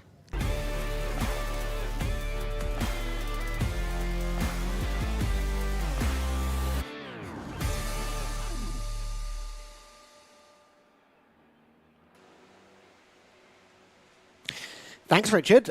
Top job, as always, during the lunch break, wandering up and down the pit lane and catching up with a whole host of our SW Motorsports ClubSport series drivers, and we look forward to having those out on the track later on. Richard, you go and have a sit down now for 20 minutes or so. You've earned a break. I made the mistake of wandering out to the outer paddock to catch up with a few of the MX-5 drivers after what was a fairly bruising morning for a few of them, and then time very quickly ran away with me. So lunch break has been and gone. We are almost ready to get racing resumed. Cars are indeed lined up on the grid for our first of two races this afternoon in the Brscc Concept Classic VW Cup and Hickford Construction MG Metro Cup races. So two series in one here, basically. You've got the Classic VWs, the MG Metro Cup.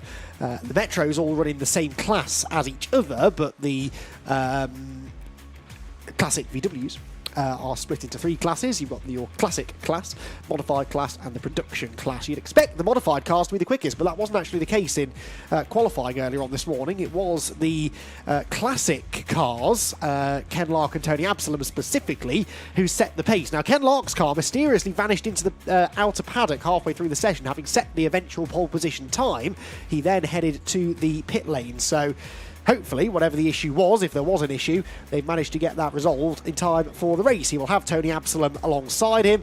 Row number 2 will then be Kerry Lewis and Paul Hoggins. They're the top two modified class cars, and then the top two in the production class, Paul Dunningham and Tony Hunter, except it's coming back to me now, isn't it? Tony Hunter probably won't be there from 6th on the grid because his engine expired fairly spectacularly towards the end of qualifying. Row 4 then for Chris Adams and Christopher Garnham. The 5th row will be Dawn Butcher and Stephen Watson. And then Jack Ashton, the first of the Metros. He is the former champion in the MG Metro Cup, runner-up last year after a part-season campaign, and he will start from the Metro pole in this race. He's got the Corrado alongside him of Gary Fletcher. Then we get a whole heap of Metros. You've got Matthew Simpson and Tim Shooter. They're second and third, respectively, of the Metros. Dick Trevitt and Mike Williams are next. John Moore is also in a Metro. And then you've got Thomas Redford in his Mark IV Golf that runs in the Classic division of the Classic VW Cup. Next up is Richard Garrard in his Metro. The rest of them pretty much now all Metros. Richard Garrard and Paul Deacon, Neil Burnett and Carl Wheaton, with Carla Garrard, who we had a chance to catch up with in Parc Ferme earlier on. Then Ellie Dixon, the last of the Classic VWs. That's a production class VW Polo. And Jonathan McGaughan at the back of the field in his Metro. So I think we are missing Tony Hunter. That car, well, at first we thought there was more damage perhaps done to the engine than there actually was. The engine blew. He brought it into the pit lane. As the car came to a standstill in the pit lane, it caught fire within the engine bay. Not a massive fire, but enough that the marshals had to come along and douse the car with extinguishants, and he, I believe, had triggered the onboard fire extinguisher system as well. But that meant the extinguisher was drained, and he needed to find a new one, and that was actually his primary concern. The engine, I suppose, can be fixed easily enough, but there wasn't much point in doing that if they couldn't get the fire extinguisher, which is part of the regulations that you must have, sorted in time for the race. So he's not out for this one. We'll see whether he's able to source something in time excuse me, for race 2 later on. But for now, Ken Lark lines up on pole position in his Class C VW Corrado, the Mark II Golf of Tony Absalom alongside. And the back of the grid pretty much in position now then as we get ready to go racing for the first time. 15 minutes the duration for the Brscc Concept Classic VW Cup and the Hickford Construction MG Metro Cup here on the Brands Hatch Indy Circuit. The red lights are on. They will go out after a relatively lengthy hold now, and away they go, and it's a good start made, well, by both of the front row men actually. Ken Lark with a lot of wheel spin, but eventually unleashes the Corrado, and he will hold the advantage into Paddock Hill Bend. Tony Absalom slots in behind him, and Kerry Lewis in third, so pretty much as you'd expect, grid order at the front of the field. Absalom already trying to find a route through on the inside of Lark towards Druids, but that is not available to him for the time being. Lewis in third, a big dive up the inside. Who was that? That might have been Chris Adams coming through into fourth, or attempting to go into fourth place. He is fifth, I think, as they drop downhill with the best of the Audi TTs. Paul Hoggins, I reckon that probably is. Yes, number 58, just about getting the better of him. There go some of the Metros, picking those out from the pack. It is Jack Ashton leading in the Metros, the white and purple car. We'll try and figure out who's second at the end of the lap, but they approach clearways. A little bit of that cement dust, residual cement dust, still being kicked up by the cars as they go offline into clearways corner and then barrel on down the main straight. There goes the bulk of the Metro field. The lead battle is on though. Ken Lark under big pressure here from Tony Absalom, who goes to the outside line into Paddock Hill Bend, and Ken Lark is going to keep him at bay for now, but Absalom looks pretty racy here in the early stages. Is there a gap to the inside into Druids? I think there might be. He's got his nose up alongside. He's got the inside line, but Ken Lark is just about keeping the Corrado in front, or is he? Absalom wriggles off the corner, a little bit more agile maybe, the Golf. The Corrado seems to have more speed in a straight line, and Absalom combats that by slamming the door in Ken Lark's face and making the race lead his own. Ken is trying to come back at him though, down the back straight. I don't think Lark appreciated that, but Absalom does manage to find a way through. So Tony Absalom to the lead. In qualifying, he was only, well, within 1/10.5 of a second of Ken Lark's pace. But did question whether maybe Ken could have gone quicker than that had he been out there for the entire session. But at the moment, it looks like Absalom's very much got an answer for him. There go the leading 2 Metros. Now, Jack Ashton is still leading in the Metros, but Matthew Simpson is not that far behind him. So Jack Ashton there, coming up the inside, battling away with the Audi, that is, of that's Watson, is it? No, Garn, I'm sorry, the other Audi A3. Which has dropped down the order slightly, I seem to recall. But anyway, Jack Ashton battling away with Christopher Garnham, and not far behind is the next best of the Metros, Matthew Simpson. In fact, Mike Williams, Tim Shooter, Dick Trevitt not far behind either. So Jack Ashton sort of tripping over some of the cars that aren't actually in his race, but of course they're still physically there on track. He's got to try and battle them as best he can. The Metros handle incredibly well. A well-set-up Metro does anyway, but they don't have the power of some of the classic VW cars. And so he gets overtaken by a couple of them down the Cooper Straight, but then sort of gets held up by them through the turns. There is Tim Shooter. Shooter having a go at getting past the 28 machine ahead of him, and that is Mike Williams defending third place in the Metro Cup. The leaders in Metros are pretty much together now, actually, so this has been a good lap for Matthew Simpson. He has closed right in on Jack Ashton, so there go the leading 2. It's side by side then for third, as to the inside line is going Tim Shooter by the looks of it. Is he going to complete? Sorry, to the outside is Tim Shooter, to the inside is Williams.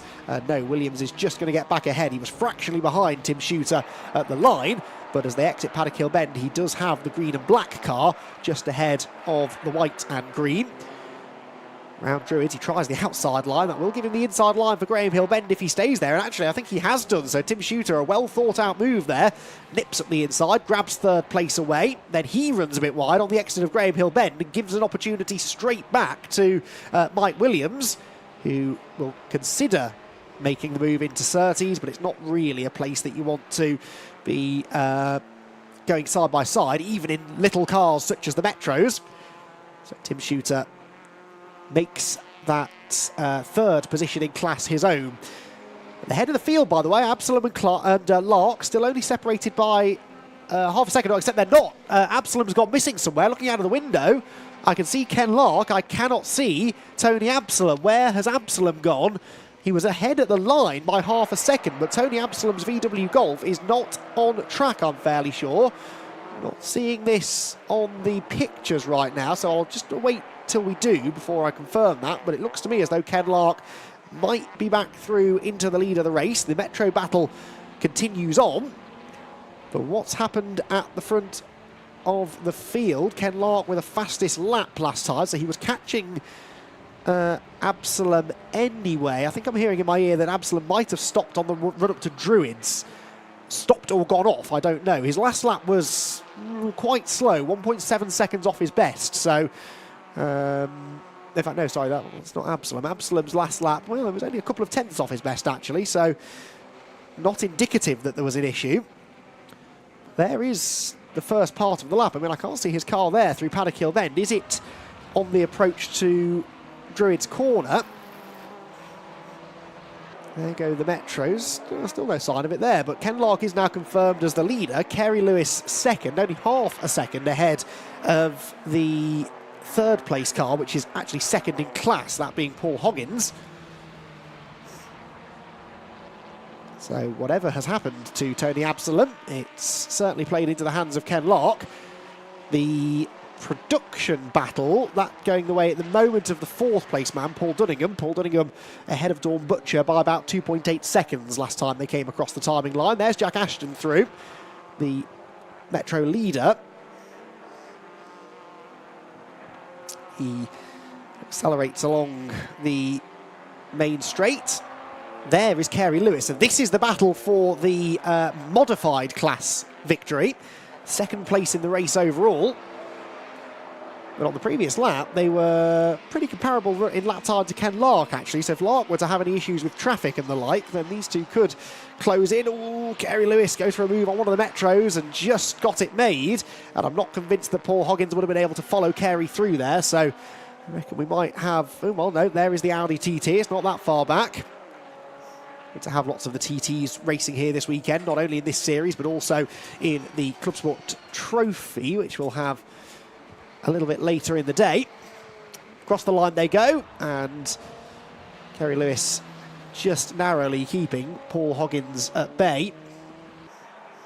There is Ken Lark. So Ken Lark at the moment looking pretty strong out in front. A challenge on here from Hoggins to the inside of Lewis. Not able to do it on that occasion. So they accelerate down towards Graham Hill Bend. And the Golf seemingly a little bit more powerful maybe, whereas the Audi has maybe a little bit more front end through the corners. So it's one of the fascinating elements of multi-class racing, although both of these cars in the same class. 96 is Dick Trevitt in the pit lane. So Dick Trevitt is out by the looks of it, and one of the Metros falling by the wayside. That's a shame. But Dick Trevitt will hopefully be back out for race 2. They might even get the car out later in this race as a bit of a shakedown, if nothing else. But yes, one of the great things about series, not one make series like this, spec series such as the MX-5, for example, as great as the racing is in the MX-5s, particularly this weekend, one of the great things about a series like this is that you do get different cars that have different strengths and weaknesses. Some are more powerful, some are a bit lighter, some are better on the brakes, some are better on acceleration. It does provide some fascinating racing. Dick Trevitt, by the way, his car back on the move is, I think, going back out on track. I don't think he's heading into the paddock. I'll keep an eye on that out of the window. Yep, Dick Trevitt back into the race, so that's good news. He'll have lost a lap probably, but at least the car is back up and running. Out onto the main straight come the 2nd and 3rd place cars. We're just into the second half of the race now, 6.5 of the 15 minutes to go. There's the number 80 car, that is Gary Fletcher in his VW Corrado. That is a modified Corrado, which interestingly isn't as quick as the classic division Corrado of Ken Lark out in front, but he lost a place, I think, on that most recent lap. In fact, lost 2 places, did Adams. One to the number 53 of Stephen Watson in the Audi A3, there on your screen, and the other to the car just behind him. That is the number 15. Sorry, that's another place game for Garnham, actually. It's the Golf. No, that's a lapped car. Forgive me. That was being put a lap down by the Audi. There's a couple of Audis in the top 5. The number 15 is one of them, and then just up the road, number 53, which is the Stephen Watson Audi A3. And that Golf there, I believe, to be a lap down, is it not? That's the number 6. Oh, no, sorry, that is Chris Adams.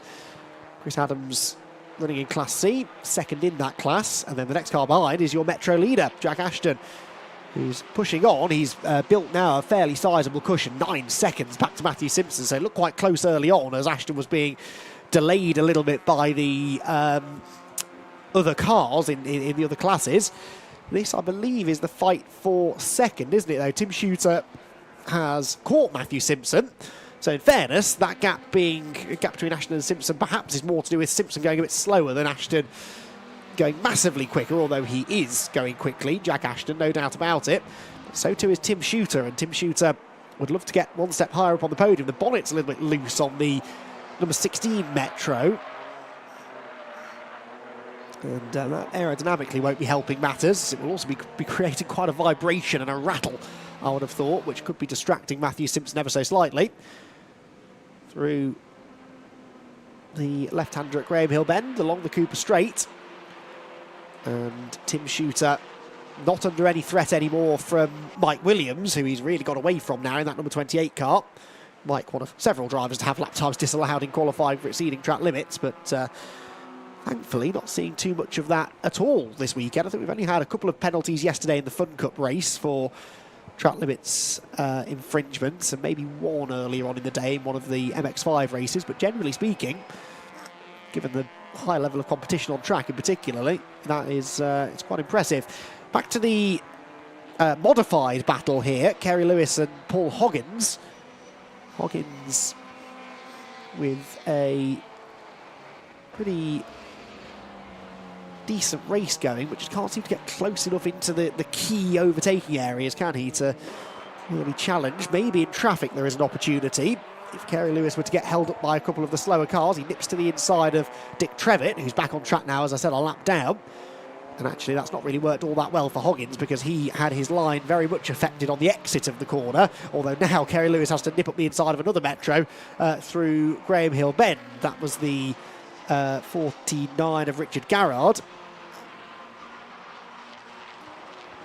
So as they round Surtees, McLaren, Clearways and Clark Curve to the end of the 12th lap of racing.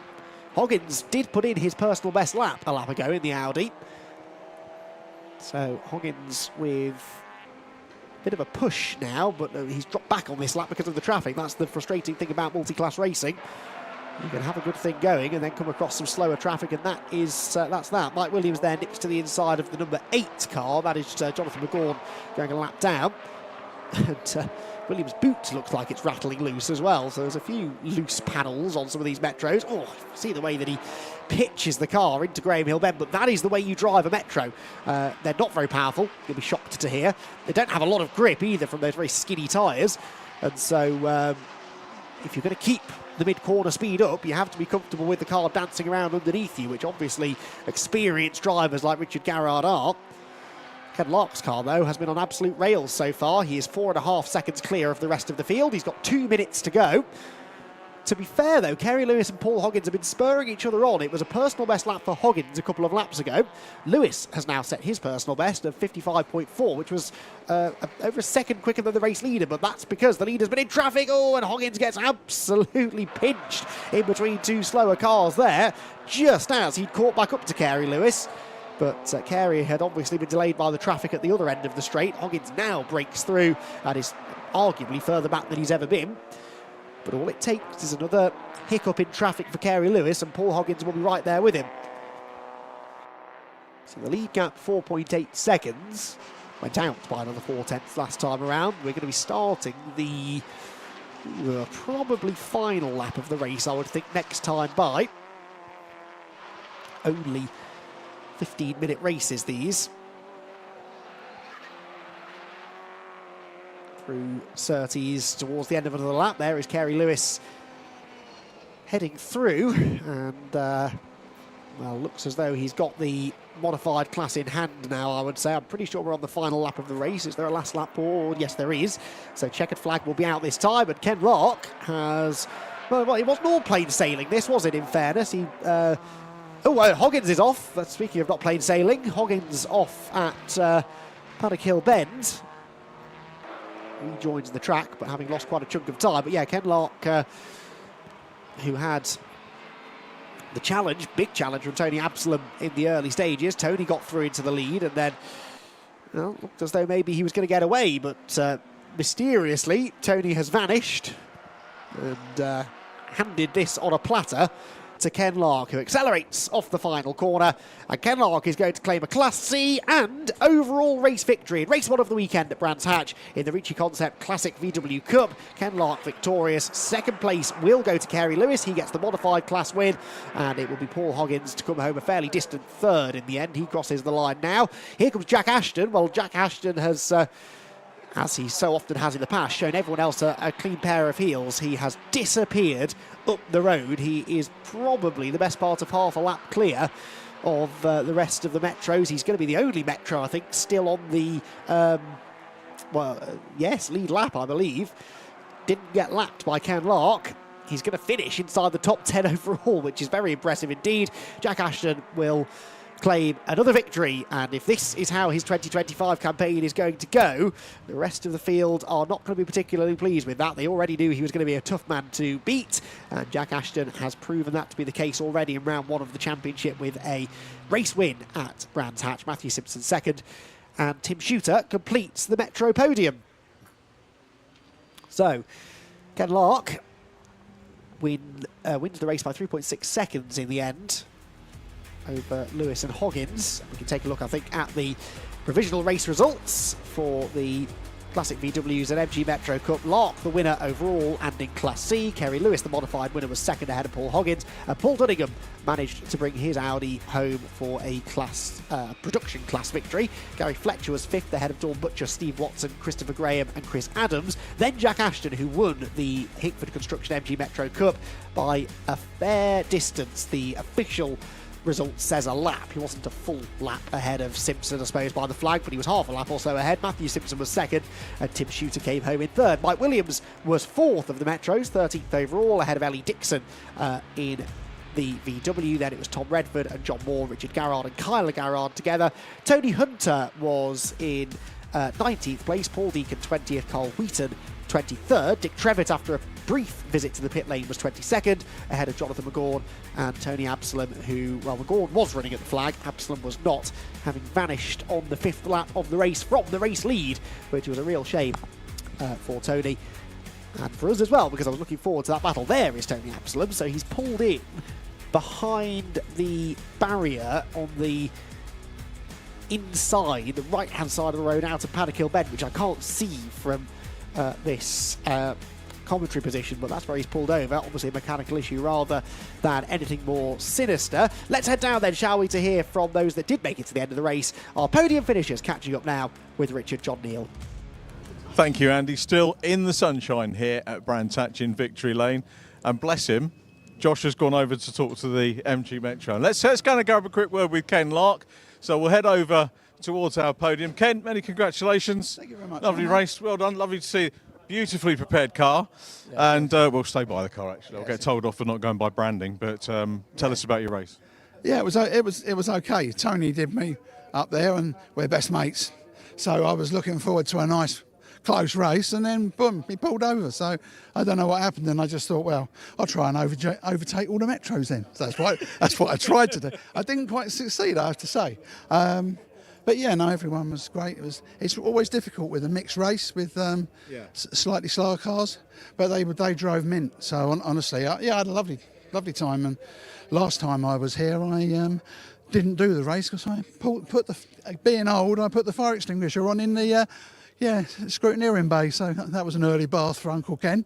But whatever, it is what it is. Have you had this car a while? Because I'm sure I've been watching you in this car for a while. I built this in 2000. Really? Yeah, it's won about 120 races, I suppose, something like that. So you don't need to build a car every year, do you, in motorsport? What's the point? Anyone can spend loads of money. She's done me well. I mean, yeah, she's been very, very good. I've got a really good engine builder. He's a friend as well. So, yeah, no, it's been a great car. But my best ever car, really. Good turnout of cars this weekend as well. It's like the Ricci Concept series looks like it's gained a bit of momentum. Yeah, and it's such a fun place to be. Everyone is just, helps out. Like the new young girl, she needed some bits. Everyone got the bits together for her, and that's what you want. We need youngsters. I mean, I'm old. I am old. So at the end of the day, we just want youngsters out there to have fun, and we'll support them. So it is what it is. Nice one, Ken. Thanks, well done. Thanks for the nice words about the Metros as well. They'll appreciate that. Have a quick word with Kerry and Paul over here. We'll do 2 for 1 here. Good retail offer before we get to have a word with the MG Metro. Shared grid can be tricky, but I guess makes it interesting. Well, it does, but the Metro drivers were very good. Nice. They were very pleasant to drive with, really. We were always going to be so much quicker, but it's nice. Decent race. Well, Paul made it very, very difficult for me, and I just, the first mistake, he was coming past. I knew he was there, so. I kept my eyes on him, but it was a good result. Nice one. Paul, good for you? Yes, fantastic racebook area there. Like I say, I made the mistake, not him, unfortunately. The Metros, pretty good. Got out the way the blue flags were waved at them. Unfortunately, the green one that put me off, I went up Paddock Hill, got in my way a little bit, but just racing, isn't it? Just racing. Another race to come later on. So is there much to do to these? Are they pretty much maintenance free? Hopefully not. Well, yeah. Yeah. So no, I don't think so. We'll check car over, make sure everything's fine, and just go from there. Same for you, Paul? Yeah, basically. A bit of dust on the side there from going up at Paddock Hill. I'd just like to say thank you to Mike Highcock Racing for giving some tuition over the last few months. Seemed to have paid off a little bit. So, nice one. Matt. Nice one, Paul. Kerry, thanks for chatting to us. Well done. Let you get to your podium. We're going to have a quick word with our MG winner, Jack Ashton, who is there. Jack, well done. We didn't catch up with you for pole. We were told to do a pole interview. We didn't get a chance to do that, but well done. And mixing it with the VW. It's got to be a quick one because the cars are coming out, but well done. Good race. Yeah, it was a really good race. Enjoyed it. It was great racing with these guys as well. It was pretty good fun. Made it interesting to say the least. I can't say much more. Great weather. Loved it. I guess you want a bit of competition because winning's a habit you have, isn't it? Well, let's make it that way. Yeah. I can't say much more. The car this season, over the winter, my dad's been working on it, and we've managed to get it in a really good place, and it is really, really quick at the moment. So, I can't say much more than thank you very much to my old man for putting the hard work in. And give yourself a plug because it says Jack Ashton Racing and Coaching. Yeah, and I mean that rings true because I've been coaching this man at finished P2 extensively over the winter period. And he's managed to get P2, so 1-2 for me. I'll take it all day long. That's a result, Tim Shooter. Matt Simpson. Matt Simpson, sorry. Yeah, it is a result. Yeah, I was in the doldrums last year. It was a tough year. The car was not on pace. I wasn't on pace, and then we smashed the car up completely. So I had to build a new car from scratch over winter, and then come out and test it here. But this guy's given me tuition all across winter, and that's really improved my driving. Nice one, Matt Simpson. Well done. Congratulations. Cheers, Jack. We'll hand you back to Andy. Earpods are gone, so apologies if I've missed the cue. We've got the Clapham North SuperCup on track now with Andy McEwen.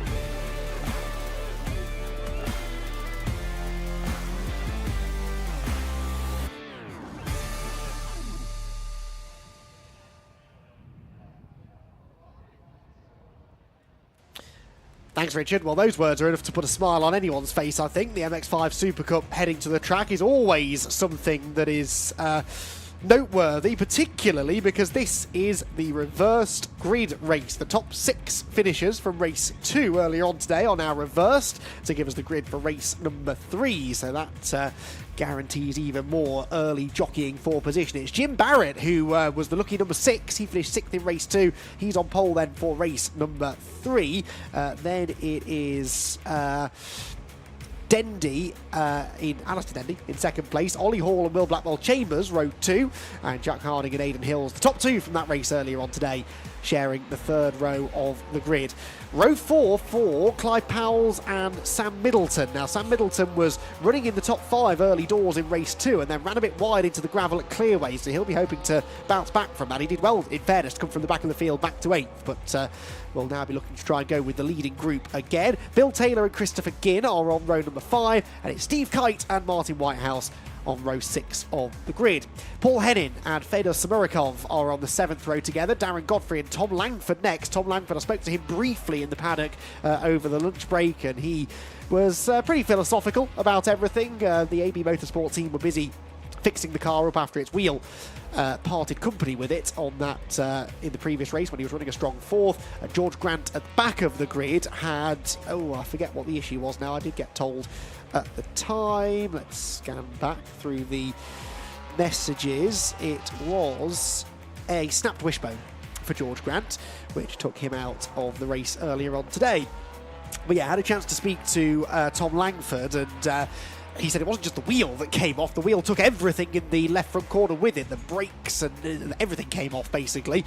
And he has absolutely no idea why. So he was working with the team, in fairness, to make sure that the car was ready to go for race 3. That was only half an hour or so ago that I saw him, so hopefully they've got everything sorted.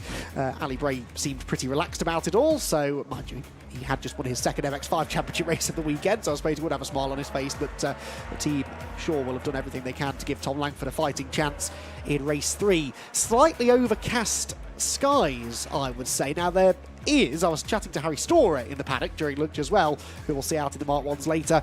There is a threat of some rain at about 3 o'clock. It is 5 to 3 now, so there is just a chance of some weather coming in. It won't be for very long, and I don't think it'll be particularly heavy, but it's definitely overcast, and there are some dark clouds heading our way, so that could further spice things up a little bit. Let's see what happens then. Place your bets, everyone. Race 3 of the Clapham North MOT Mazda MX-5 Super Cup about to get underway. Jim Barrett and Alistair Dendy sharing the front row of the grid. Barrett the white and orange, Dendy the white and blue. Who gets the best of the starts? The lights are out. Well, the best of the starts comes from the second row, and Will Blackwell Chambers, perhaps predictably, bursts through on the outside line. He's not quite going to challenge Alistair Dendy for the lead, but he will clear Jim Barrett for second position. Jack Harding's trying to go with him on the outside. Barrett is sideways. Harding gets through. Watch Aidan Hills coming as well in the blue and orange car to the outside. Hills to the outside of Harding even. Oh, and there's a bit of a tap in the tail for Ollie Hall. He almost clatters into Sam Middleton. Jim Barrett's car's all over the place, isn't he? Had a slow and off big time in the background. George Grant is one of them. The 88 is the other. That's Martin Whitehouse. Big damage done to the front of Whitehouse's car. Grant, amazingly, is attempting to carry on, but Whitehouse going no further of that. I'm sure he's doing his best, in fairness, to pull the car out of harm's way, but that was a tangling of wheels, I think, just as they exited Druids for the first time, and that may well require a safety car period. The leaders exiting clearways for the first time of asking, and who is going to have the lead? Will it be Alistair Dendy or will it be Will Blackwell Chambers? It is going to be almost a dead heat at the line, but Dendy on the outside line will hang on for the time being. Is Blackwell Chambers... Oh, the red flags are out. Red flags are out, so none of it matters. The race being stopped, and that's not a huge surprise. That was quite a big hit for Martin Whitehouse up at Druids Corner, and the marshals and medical crews will want to make absolutely sure that he's okay. But also, there's a lot of debris and a broken car that will need moving too. So, unsurprising, really, that the red flags are coming out. What a shame, though, that had to go that way, because it was a fairly lively start to the race. Even at the back of the field, they're not even the drivers who were affected by the reversed grid. That was just lap 1 close quarters racing that unfortunately led to, as I said, that tangling of wheels. And I think Ollie Hall has just pulled over to make sure that Martin Whitehouse is okay as well. That's nice to see. He carries on his way now back to the start-finish area. So there's George Grant. Now, his car came out of that remarkably well. I'm not saying it's in showroom condition anymore, but it's not as badly damaged as I thought it might be, given that he had a fairly sizable impact as well with the barrier. So the team, Rob Boston Racing team, jumped to work. I can't actually see Rob there working on the car, which is rare, actually. Rob normally the first to get his hands dirty, but he's probably got other cars in the outer paddock to be working on. That car has more damage to the rear, I think, than the front. There's a big gouge taken out of the left rear corner. Bodywork rubbing on the tyre, the maybe suspension damage as well. George Grant getting out of the car, that's a shame. George Grant, such an enthusiastic racer, just shaking himself down there and giving himself a stretch, make sure everything's more or less as it should be. There's the damage to the left front corner as well. So George Grant is out of the race. So, of course, is Martin Whitehouse. But, yeah, the rest of them will line themselves up on the grid for a restart. And, of course, it means when we do get the restart, they'll be back in original grid order because we hadn't completed a lap of racing. So it will be a Jim Barrett back on pole position. Well, he'd slipped well down the order after the poor start they had. He was about 6th or 7th, I think. Team are going to work here on the George Grant car, in fairness. That's what it should look like. That's Will Blackwell Chambers, his teammate at Rob Boston Racing, running the other Clapham North liveried car. But, yeah, well, unfortunately, George Grant's car doesn't look like that anymore. It's looking fairly second-hand, but the team were going to work on it. This red flag period might give them an opportunity, of course, to get the car back out there, because he wasn't the cause of the red... Well, he was, but he was running at the time of the red flag. So, if, in theory, they can get this patched up, they could get him back out on track. If in doubt, hit it with a big hammer. It's the first thing they teach you, I think, as a aspiring mechanic. Rob Boston Racing team with a lot that needs to be done to that car. I'd be very surprised if all it is cosmetic damage. They've opened the boot now to get a look at the suspension at the back of the car. And in fact, not the suspension, it's the, well, to check the chassis, I suppose, and there you can see it is a bit twisted inside. Now, that doesn't necessarily mean the chassis is broken, it just means that the bodywork's come away from the rear of the car, but yeah, it's not a pretty sight, is it, for George? He's got his helmet and gloves off, so he doesn't appear to think that he's going anywhere anytime soon. So he was on the inside, I believe, wasn't he, of Martin Whitehouse as they tangled, I think.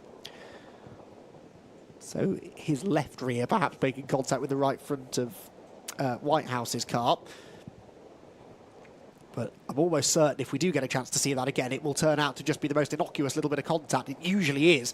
They're the ones that cause the biggest accidents, it seems. And you look back at it and think, well, oh, what a shame that had those ramifications. But both drivers appear to be okay.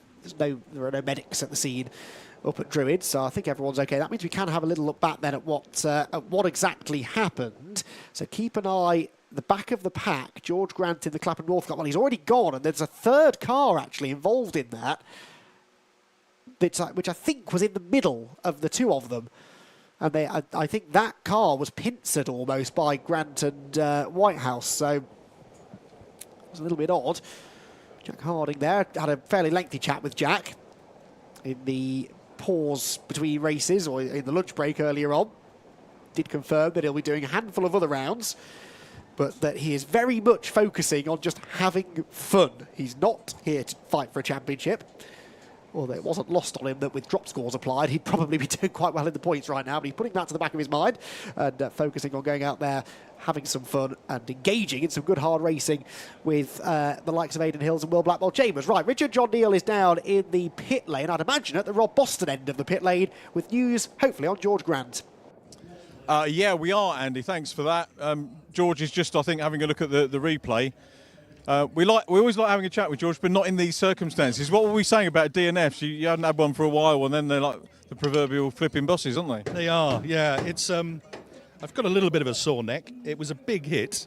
I'm not quite sure exactly how it all happened, but I got a really good start. I got up on the inside, managed to keep the car going around Druids on the rumble strip, kept it safe. And then as I came out, I just felt a tag. You know, whether I clipped somebody or somebody's clipped me, it certainly just fired me across. Then I got mullered, and then that fired me right into the tyre wall at the top of Druids, which wasn't very pleasant, actually. Not nice, but how are you feeling? Oh, I'm feeling great.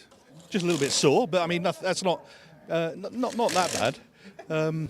But the guys are working really hard here to try and get the car going. You know, if they give me the okay, I'm very happy to give it another go. It seems like 2 weeks ago I had a similar sort of incident when I was on pole in the MGB here. So, but we'll see how it all goes. The Pure Track guy's getting stuck in as well, which is nice. I'm going to let you crack on, mate. Yeah. Thanks for talking to me, George. No, it's a pleasure. Thanks. So George Grant there, as you can see the work and the Pure Track team that we were talking to during the lunch break getting stuck in and helping out as well. Such is the paddock. George will now have a word with the medics just to chat things over and make sure all is okay. The work will continue down here, and we hope that he will feel well enough and the car will be good enough to at least get out for some exploratory laps. But you can see great work that's been done to get the car sorted out. Not quite shipshape, but, you know, hopefully good enough to get out and see whether we can contest the last race of the day for George. But that's the news from pit lane, Andy. Right, thank you, Richard. Well, there is the Martin Whitehouse car. I'm willing to put quite a lot of money on that car not making the restart. That Martin Whitehouse machine went absolutely headfirst into the wall, whereas George's car was sort of at more of an angle and was slowed down by the collision with Whitehouse on the way. So that the collision with the other car, I think, is what did the most damage for George. But Martin Whitehouse's machine, very badly damaged indeed. Well, terrific work by the marshals and recovery crews. We are already getting the cars underway on their green flag lap again, so a race restart imminent. And I'm did fear that was going to be a lengthier delay than it ended up being. Only 5 minutes or so, I think, in the end. So really top job by the marshals up at Druids. And we are now able to get cars moving again for a restart over 18 minutes. This will be. So an 18-minute restart. So a couple of laps shorter the race than it would otherwise have been. Should still be able to get about 20 laps or so in that time. George Grant helmeting back up, so terrific job by the marshals to get the track clear. Terrific job by the Rob Boston Racing team as well, and a thumbs up from George Grant as well. That car, if you'd have told me that 5 minutes ago that car would be heading out onto the circuit, I'm not convinced I would have taken that bet. But there we go. George Grant will be heading out to start from the pit lane. How many drivers, I wonder, when asked the question, how are you, after an incident of that size, would reply, I feel great. It's George Grant all over, isn't it? He is one of the most enthusiastic members of the motorsport community in the United Kingdom. And he does an awful lot of racing. He alluded there to some historic racing that he's been doing in his own MGB as well. And we've seen him out in Citroen C1s. He entered into the Fun Cup Endurance Championship yesterday. There aren't many series that George hasn't had a crack at. But Mazdas will always be his spiritual home. And he is hoping to get out there on track very soon. Now, that is what I was alluding to earlier on. The weather, I fear, is approaching. We do have black clouds above us as we speak. They are not yet unleashing any rain upon the circuit, but as George Grant heads down the pit lane, he might well shortly wish that he hadn't bothered, because that weather looks like it could turn. Again, I don't think it'll be a lengthy shower, but there's a noticeable chill in the air at the moment, and it does look an awful lot darker than it was before. We are actually hearing some reports of spots of rain from camera ops around the circuit. I'm going to guess that's up towards the clearways end of the circuit. That seems to be the direction from which the weather is coming. So strap yourselves in, everyone. This could be an interesting restart. 18 minutes back on the clock. Jim Barrett back on pole position with another crack at starting from the front of the field. The lights go out now. Away they go. Barrett doesn't get away particularly well. Blackwell Chambers does, though. It's an even better start for Blackwell Chambers this time, who goes right round the outside of the front row med and leads uncontested into Paddock Hill Bend. Aidan Hills is coming through into third. It's Harding this time, who didn't get the best of the starts and is now going around the outside of Ollie Hall and Jim Barrett for fourth position. Hills, though, is already going for second on Alistair Dendy. He's on the inside line into Druid's corner. They almost touch wheels, but they do get through this time, thankfully, all in one piece. Sam Middleton sideways over the curbs, the white and pink car, as they drop down into Graham Hill Bend. Someone was on the grass there coming down the hill. I think it was Aidan Hills, and that perhaps explains why he's still behind Alistair Dendy and why he has Jack Harding behind him. Windscreen wipers on for a few cars in this group, so it is starting to rain. Alistair Dendy finding it a bit slippery as he turns through Surtees. The back of the car stepping out on him. He runs wide over the cement dust as well, which will be particularly slippery if it starts getting wet. Across the line we come then at the end of lap one. Will Blackwell Chambers leads? There is quite a lot of rain on the commentary box window, so the heavens are now starting to open. Only about 7 or 8 minutes later than the forecast would have led us to believe.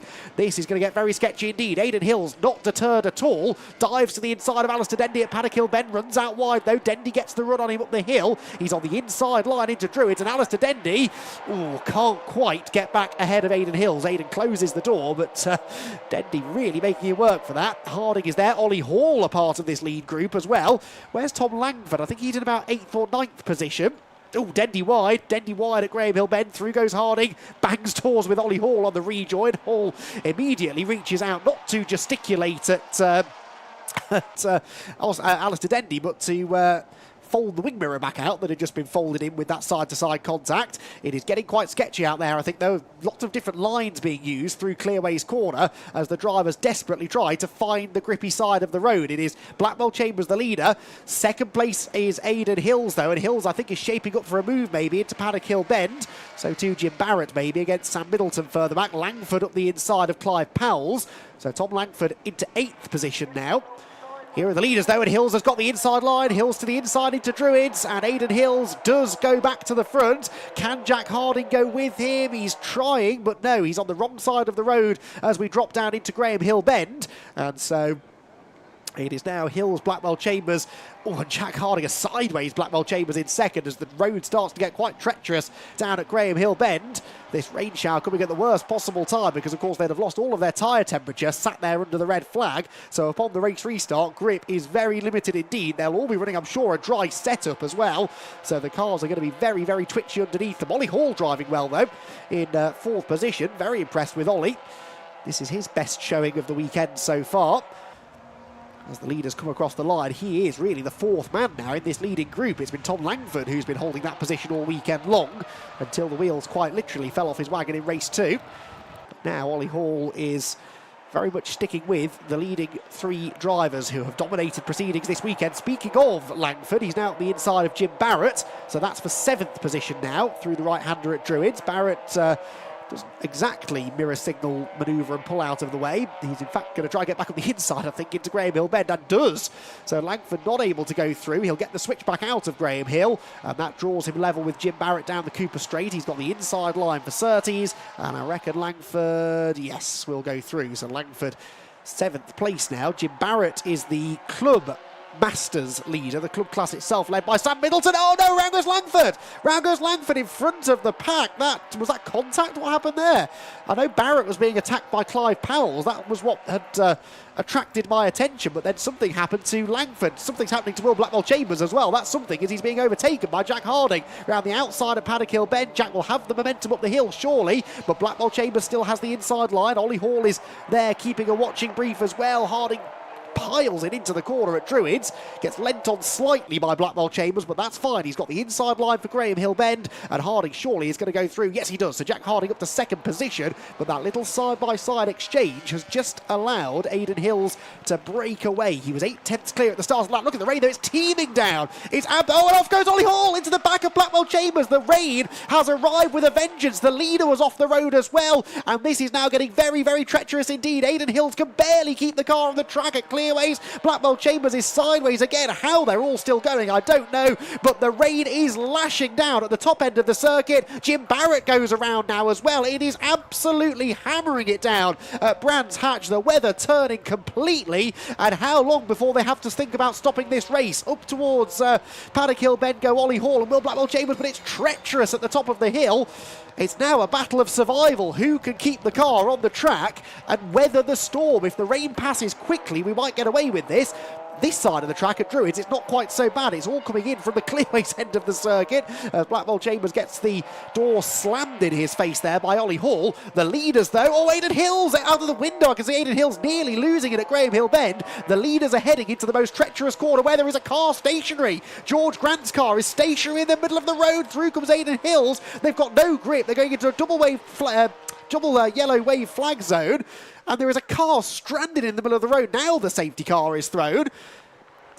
Well, that took longer than I'd have liked, but the safety car is thrown, and the drivers now do slow themselves down. But George Grant's car must have been stationary there for quite some time, and only as the leaders came barrelling through was the safety car thrown.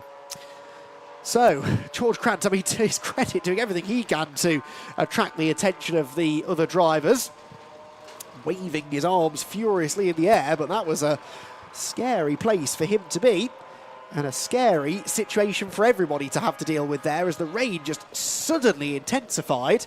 I think it's easing now. Like I said, it was only ever going to be a fairly brief shower, although there are more dark clouds on the way, I think.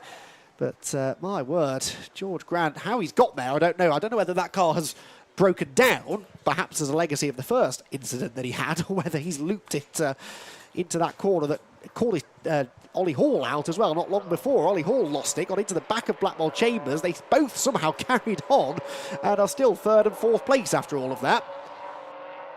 Wow, so Aidan Hills, the leader behind the safety car. Jack Harding 2nd. Hall on the podium. Did Hall have a podium finish at Silverstone, I wonder? I'll have to just search back through the championship standings page to double check that. I don't think he did, but I'm prepared to be wrong. Let's have a look. Ollie Hall, yes he did. He had 2 third places, 2 thirds and a 4th at Silverstone. There's the back of Blackwell Chambers' car. Now that is after it got Ollie hauled. Ollie lost control. I mean, no fault of his own. Ollie lost it on the wet racetrack, got into the back of Blackwell Chambers. Now, that exhaust is hanging very much on the ground. That is the kind of thing that you may be called into the pit lane for, because a loose exhaust can cause all sorts of trouble if it comes detached completely. So there's the trackside recovery vehicle ready to pull George Grant out of the way again. But the rain now seems like the worst of it hopefully has subsided. There's a very stiff breeze that's picked up over the last hour or so, which is blowing across the track from clearways down the main straight towards Paddock Hill Bend. So it's blowing the weather through that way, and it's hopefully going to move these clouds overhead fairly quickly. There goes Grant's car. I mean, the whack that it took initially in its first accident would have been enough to do some serious long-term damage, you would imagine, so I suspect it's just a knock-on effect from that. I noticed he was being told that his transponder wasn't working as well after that incident, which probably was the least of his worries. So the cars then behind the safety car head through Surtees. The lights are off, I think, on the safety car, so okay. Good luck, everyone. Let's try this again. We've got 9¼ minutes to go. The rain has eased. I think it is still falling slightly, but it has eased significantly since the initial shower. It's not enough to saturate the track. There's no spray being kicked up, so the track is not wet, but it is a little bit greasy, I would imagine. Across the line they go. Aidan Hills gets us back underway here at Brands Hatch. It's a good restart, that, from the race leader. Jack Harding was nearly 9/10 behind as they crossed the timing line. He's got Ollie Hall and Will Blackwell-Chambers to deal with. Blackwell-Chambers' car probably sounding a little bit rough as a result of the damaged exhaust that he's carrying, but it's not slowing him down. He goes to the outside at Druids, just desperately trying to find some grip, which he has done, I think. Has he still got an overlap down the hill? No. Ollie Hall sees off that particular challenge. Through Graham Hill Bend, down the Cooper Straight. Blackwell-Chambers this time, I think, does have the run. He's got the inside into Surtees, and the Rob Boston Racing driver, I think, is about to move back into the podium places. Yes, he does. At the corner where it almost went completely wrong for him a few laps ago. He is now back into the top 3 positions. Ollie Hall knew that wasn't really one worth defending. Hand out of the cockpit there for some reason for Blackwell-Chambers, because he's pitting. Blackwell-Chambers is pitting. There's George Grant, his teammate in the pits, and the Rob Boston Racing team are about to be joined by Will Blackwell-Chambers. So he just moved into 3rd and immediately threw the hand out of the cockpit. Now, I think that black and orange flag was probably for Blackwell-Chambers. Maybe that had already been out for a lap and he was responding to it. I'm not sure. But anyway, he came into the pit lane. The team will have to reattach that exhaust, but around such a short circuit as this one, that means he will certainly lose a handful of laps, which is a great shame. It does release Jack Harding now, though, to go after Aidan Hills. He's under no pressure from Blackwell-Chambers. To be fair, he wasn't anyway, really. Will was a good few car lengths back. It's this man, really, who'd be the most relieved at that. Ollie Hall. There is Blackwell-Chambers' car. So the Rob Boston team, no sooner have they sent, in fact, they haven't yet sent George Grant on his way. His car's still in the pit lane. But now they've got another car to work on, and this one particularly important for the championship. Well, Blackwell-Chambers definitely a championship contender this year. Can't be notching up the non-finishes too regularly in the first part of the season. Fastest lap of the race for Aidan Hills. Now that is interesting. That's quicker than he was going even at the start of the race on a bone-dry racetrack. So 56.097. How does that compare to the pace from earlier races? About second, just over a second off a dry lap time, so that tells you that the track conditions are not too treacherous anymore. There are still more black clouds in the distance though, so I wouldn't say that we're done with the rain. But Aidan Hills certainly marching off into the distance now. This is the battle for 4th. This is Sam Middleton battling with Alistair Dendy. And Sam Middleton, the Hall Sports driver, Alistair Dendy running with Misty Racing. And not far behind them is Bill Taylor. Bill Taylor is doing an incredible job, although he did just appear slightly out of shape into clearways. Thankfully, he's still there as the camera pans around on corner exit. But yeah, Bill Taylor doing really well in 6th position. Bill Taylor is a guest driver, one of 2 guest drivers. Fedor Samurikov, the other one, a little bit further down the order. Darren Godfrey's pitted, by the way, in the Hills Motorsport car. Will Blackwell-Chambers still in the pits now, 3 laps down. But this is looking like a pretty tasty battle, isn't it, for 3rd position. Ollie Hall, Alistair Dendy and Sam Middleton nose to tail. The lead gap 1.4 seconds and sort of stabilising, although I'd say it's come down slightly in the first half of this, the 12th lap of racing. They've got 5.5 minutes to go. Black and white warning flag for Sam Middleton for exceeding track limits. That's the pink and white car on your screen, number 9. So he is going to have to be a little bit mindful of that and has noticeably dropped back from the cars immediately ahead of him. Aiden Hills crosses the line, and yes, he's a tenth slower than Harding. Harding actually with the fastest lap. And at 1.3 seconds back, I don't think that's slipstream assisted particularly, so that's genuine pace from Jack Harding. If he could get within a second or 3/4 of a second maybe of the leader, then the slipstream would start to bring them together. And if only he could get there, he might have a chance this time of getting past him, because in the previous races it's been a 3 or even a 4-way battle for the lead. This would just be a head-to-head between Hills and Harding, so Jack wouldn't have any pressure from the third place car behind. He's got to get there first, of course, but if he can get there, that might prove to be an advantage. Jim Barrett here having a good little battle with Clive Powell's. This is over 8th position. Powell's had 8th place, still has 8th place as they drop down to Graham Hill Bend, but Jim Barrett with a few little war wounds on the front of his car as well. I think it was best to relieve Clive of that position. They've got Christopher Gidd and Paul Hennin behind too. They turn their way up through Surtees. If it rains again, this is the part of the circuit where they'll notice it first. Don't see any specks of rain on the camera lens there, so I think we're okay for the time being. 4 minutes to go, and now 1.1 seconds the lead gap. It's a second consecutive fastest lap of the race for Jack Harding. He is now at 1.1 seconds off the lead, almost within slipstreaming range, so he is giving this a really good go, Jack Harding, as he chases after Aiden Hills, the race leader. Up into Druids come Christopher Gidd and Paul Hennin. Hennin in the 41 car, the outside line. Cuts back to the late apex, but not quite able to get the overlap on the run down the hill. So they stay as they were. The leaders will be at the line any second now. Here they come, and just out of the window, it looks as though that gap's come down again. Yes, it has. 0.8 of a second now, and third consecutive fastest lap for Jack Harding, a 54.9. In fact, a 54.906 is almost the fastest lap of the weekend. The 54.8 is the fastest race lap set by Will Blackwell Chambers yesterday.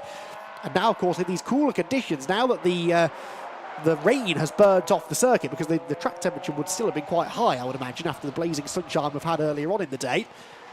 The track conditions are now pretty perfect. Will Blackwell Chambers, very gentlemanly stuff there. He's back on track, having had the exhaust fixed, but he's moving right out of the way of the leaders, who with 2 3/4 minutes to go are almost nose to tail. So Jack Harding has hunted down Aiden Hills. He is well within slipstreaming range now.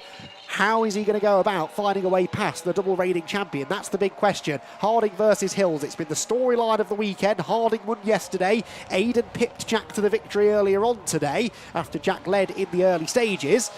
As 5 seconds is being applied to somebody. I don't know who. I would hazard a guess it's Sam Middleton, who was being warned about track limits before. We're hearing the rain has started to return now up at the Clearways end of the circuit. We're at the opposite side of the track now. Aiden Hills dropping down from Druids toward Graham Hill Bend. But at the end of this straight, the conditions could be rather treacherous. Hang on, everyone, look at the rain. It's hammering down again, just as it was before. And Jack Harding is going for the lead. Looks to the inside into Surtees. Aiden Hills, in fairness, sends it into the corner. He's over the grass, though. He's off the road, bounces back on the track. And Hills is going straight on, surely. Scrabbling for grip. His teammate is in the gravel in front of him. But it's side by side for the lead. Hills is sideways. How on earth did he catch that? That is ridiculous. Aiden Hills with the save of the day, and he holds on to the race lead as well. 90 seconds to go, and this is now going to be a 2-lap shootout in ever worsening conditions between the two of the best drivers the Mazda MX-5 Super Cup has ever produced. Aiden Hills, with all of that off-road racing experience, having to well and truly be drawn upon now. The rain is 10 times heavier than it was before. Already the track is saturated. There is spray being kicked up behind the cars at Druids. It is teeming down across the entire 1.2 miles of the Brands Hatch Indy Circuit, and still these two gladiators of Mazda MX-5 racing continue to do battle. Hills with a narrow advantage as they go down the Cooper Straight. A ball of spray now kicked up behind the race-leading car, but Jack Harding will not be deterred. Into Surtees,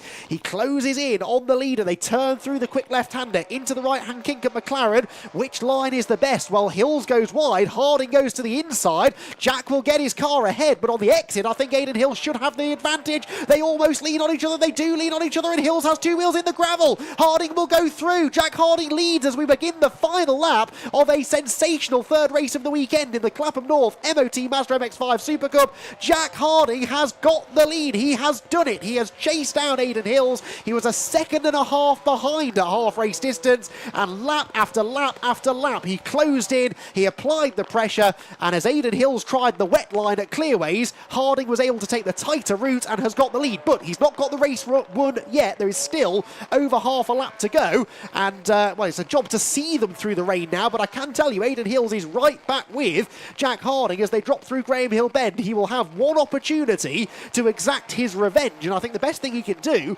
is exactly what Jack did to him a lap ago, assuming of course Jack goes for the wet line on the outside. There's only a length or so between them as they turn into Surtees now up towards McLaren and Clearways. Harding does go wide, so too though does Aidan Hills, as long as Jack keeps it on the road. Look at the spray, the rain is bouncing off the road, and Jack Harding is going to do it. I can't believe what we've just seen.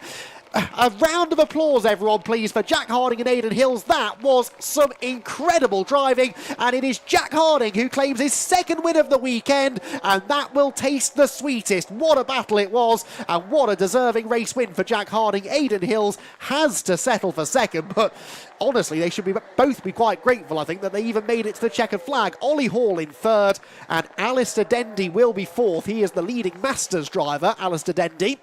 Then we wait to see if Bill Taylor's made it back in fifth as the rain hammers down. I can't believe how heavy this rain has got. I confidently predicted earlier on that if it did rain, it would be a brief, light shower.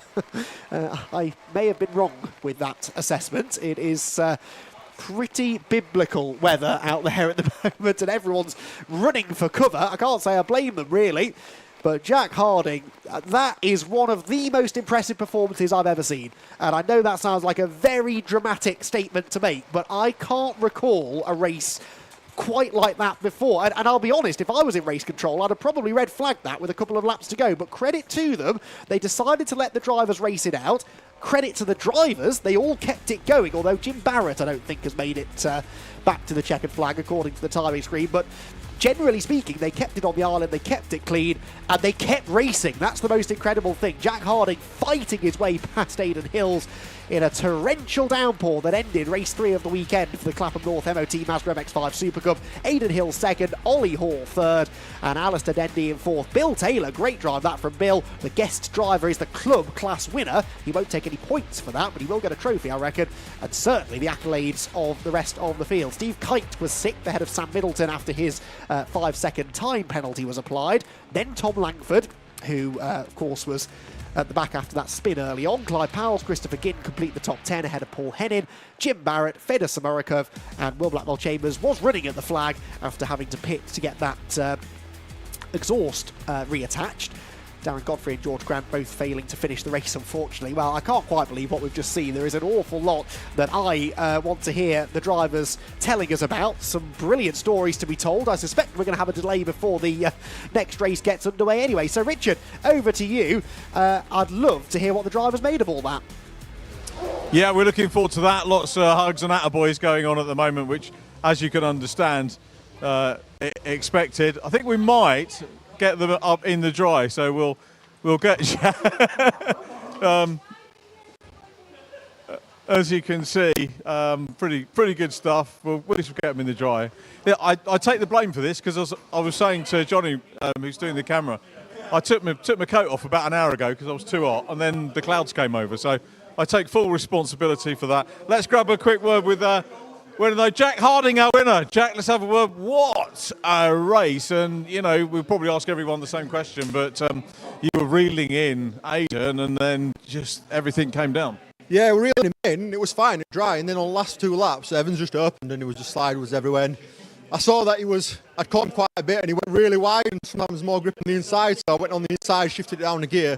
I was fine, but on the exit, I'm looking over to my left, I've steamed up windscreen. Like you can't, I would never force him off, but obviously I don't know if I did a little bit of contact. I don't know if it's delayed him. I don't know if he's gone on the grass or whatever. But Aidan knows me. I would never do anything intentional. But you can't see, and it's so tricky. And you're sideways coming out of the corner. But honestly, the racing other than that was absolutely quality. Loved it.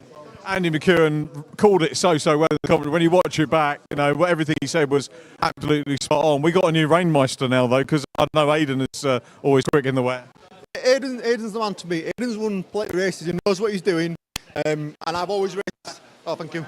Always raced really fair with him. And like I said, he's great in the rain. As soon as it started raining, though, I've been practicing a little bit on the sim, and hopefully that helped. So.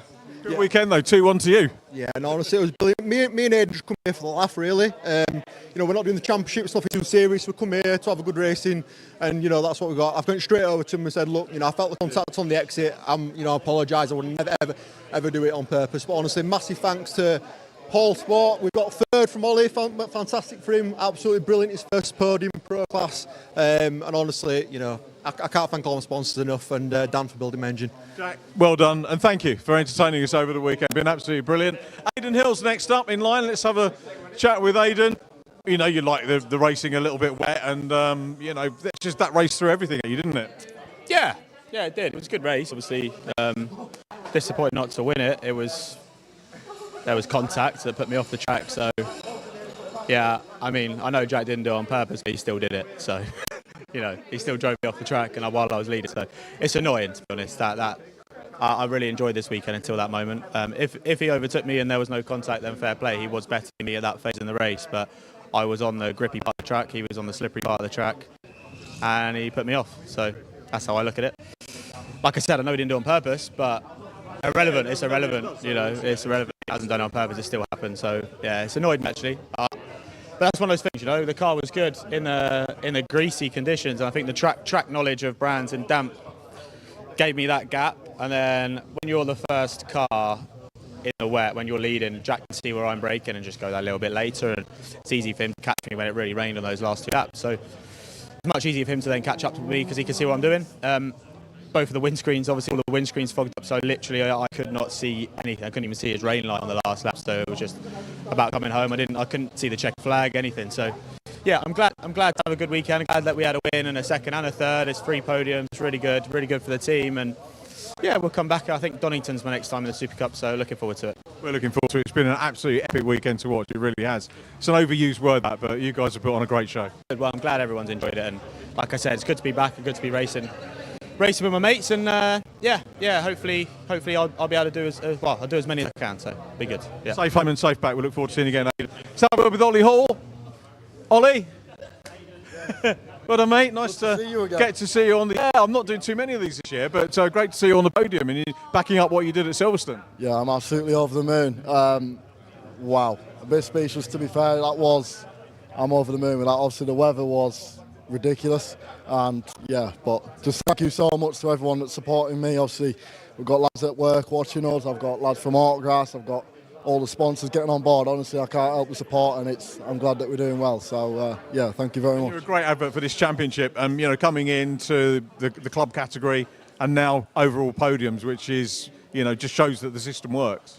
Definitely, it's good to get the confidence in the club class. Obviously, last year we got a few trophies, and we ended up winning the championship towards the end, and now fighting up at the front with lads that have been doing it for years, and it's yeah, I'm a bit gobsmacked, to be fair, because them conditions were ridiculous, and I think it caught everyone out on that first downpour coming into Surtees here, and we was all taking a trip across the grass, but yeah, over the moon, and can't wait for the next round. We look forward to seeing you again. Ollie Hill, well done. Congratulations. We'll see if we can grab a quick club sport word, and it was Bill Taylor who took the win. Bill, great to see you, well done. Nice to get to chat to another club class driver. That's tough out there. Yeah, it was pretty difficult. It's the first meeting this weekend, and we only had the car ready on Thursday, so very last minute. Just thanks to all the guys, Jack, Luke, everyone who's helped, everyone in the paddock who's helped. We had a lot of issues on Thursday and Friday getting the car running, and you know, the paddock, Aidan, his dad, everyone has jumped in and helped us, and you know, to win in the last race is fantastic. Thank you. Congratulations. Sorry to cut you short. I was going to have a quick word with Steve and Sam as well. Misty racing on the podium. Yeah, not bad. We've won all the Masters all weekend. Now my turn. Can I just say a big thank you to Porky, Cam Denny and Paul for fixing my steering rack and pump all weekend. It got us out there. Superb. Well done, Steve. Nice to have a chat with you. Formula Ford's on track. Very quickly, can we grab a quick word with Sam? Is Sam here? I don't think we're going to be able to do that by the look of it. So we'll hand up for Formula Fords and catch up with Sam Middleton on another occasion. Formula Fords now, back with Andy.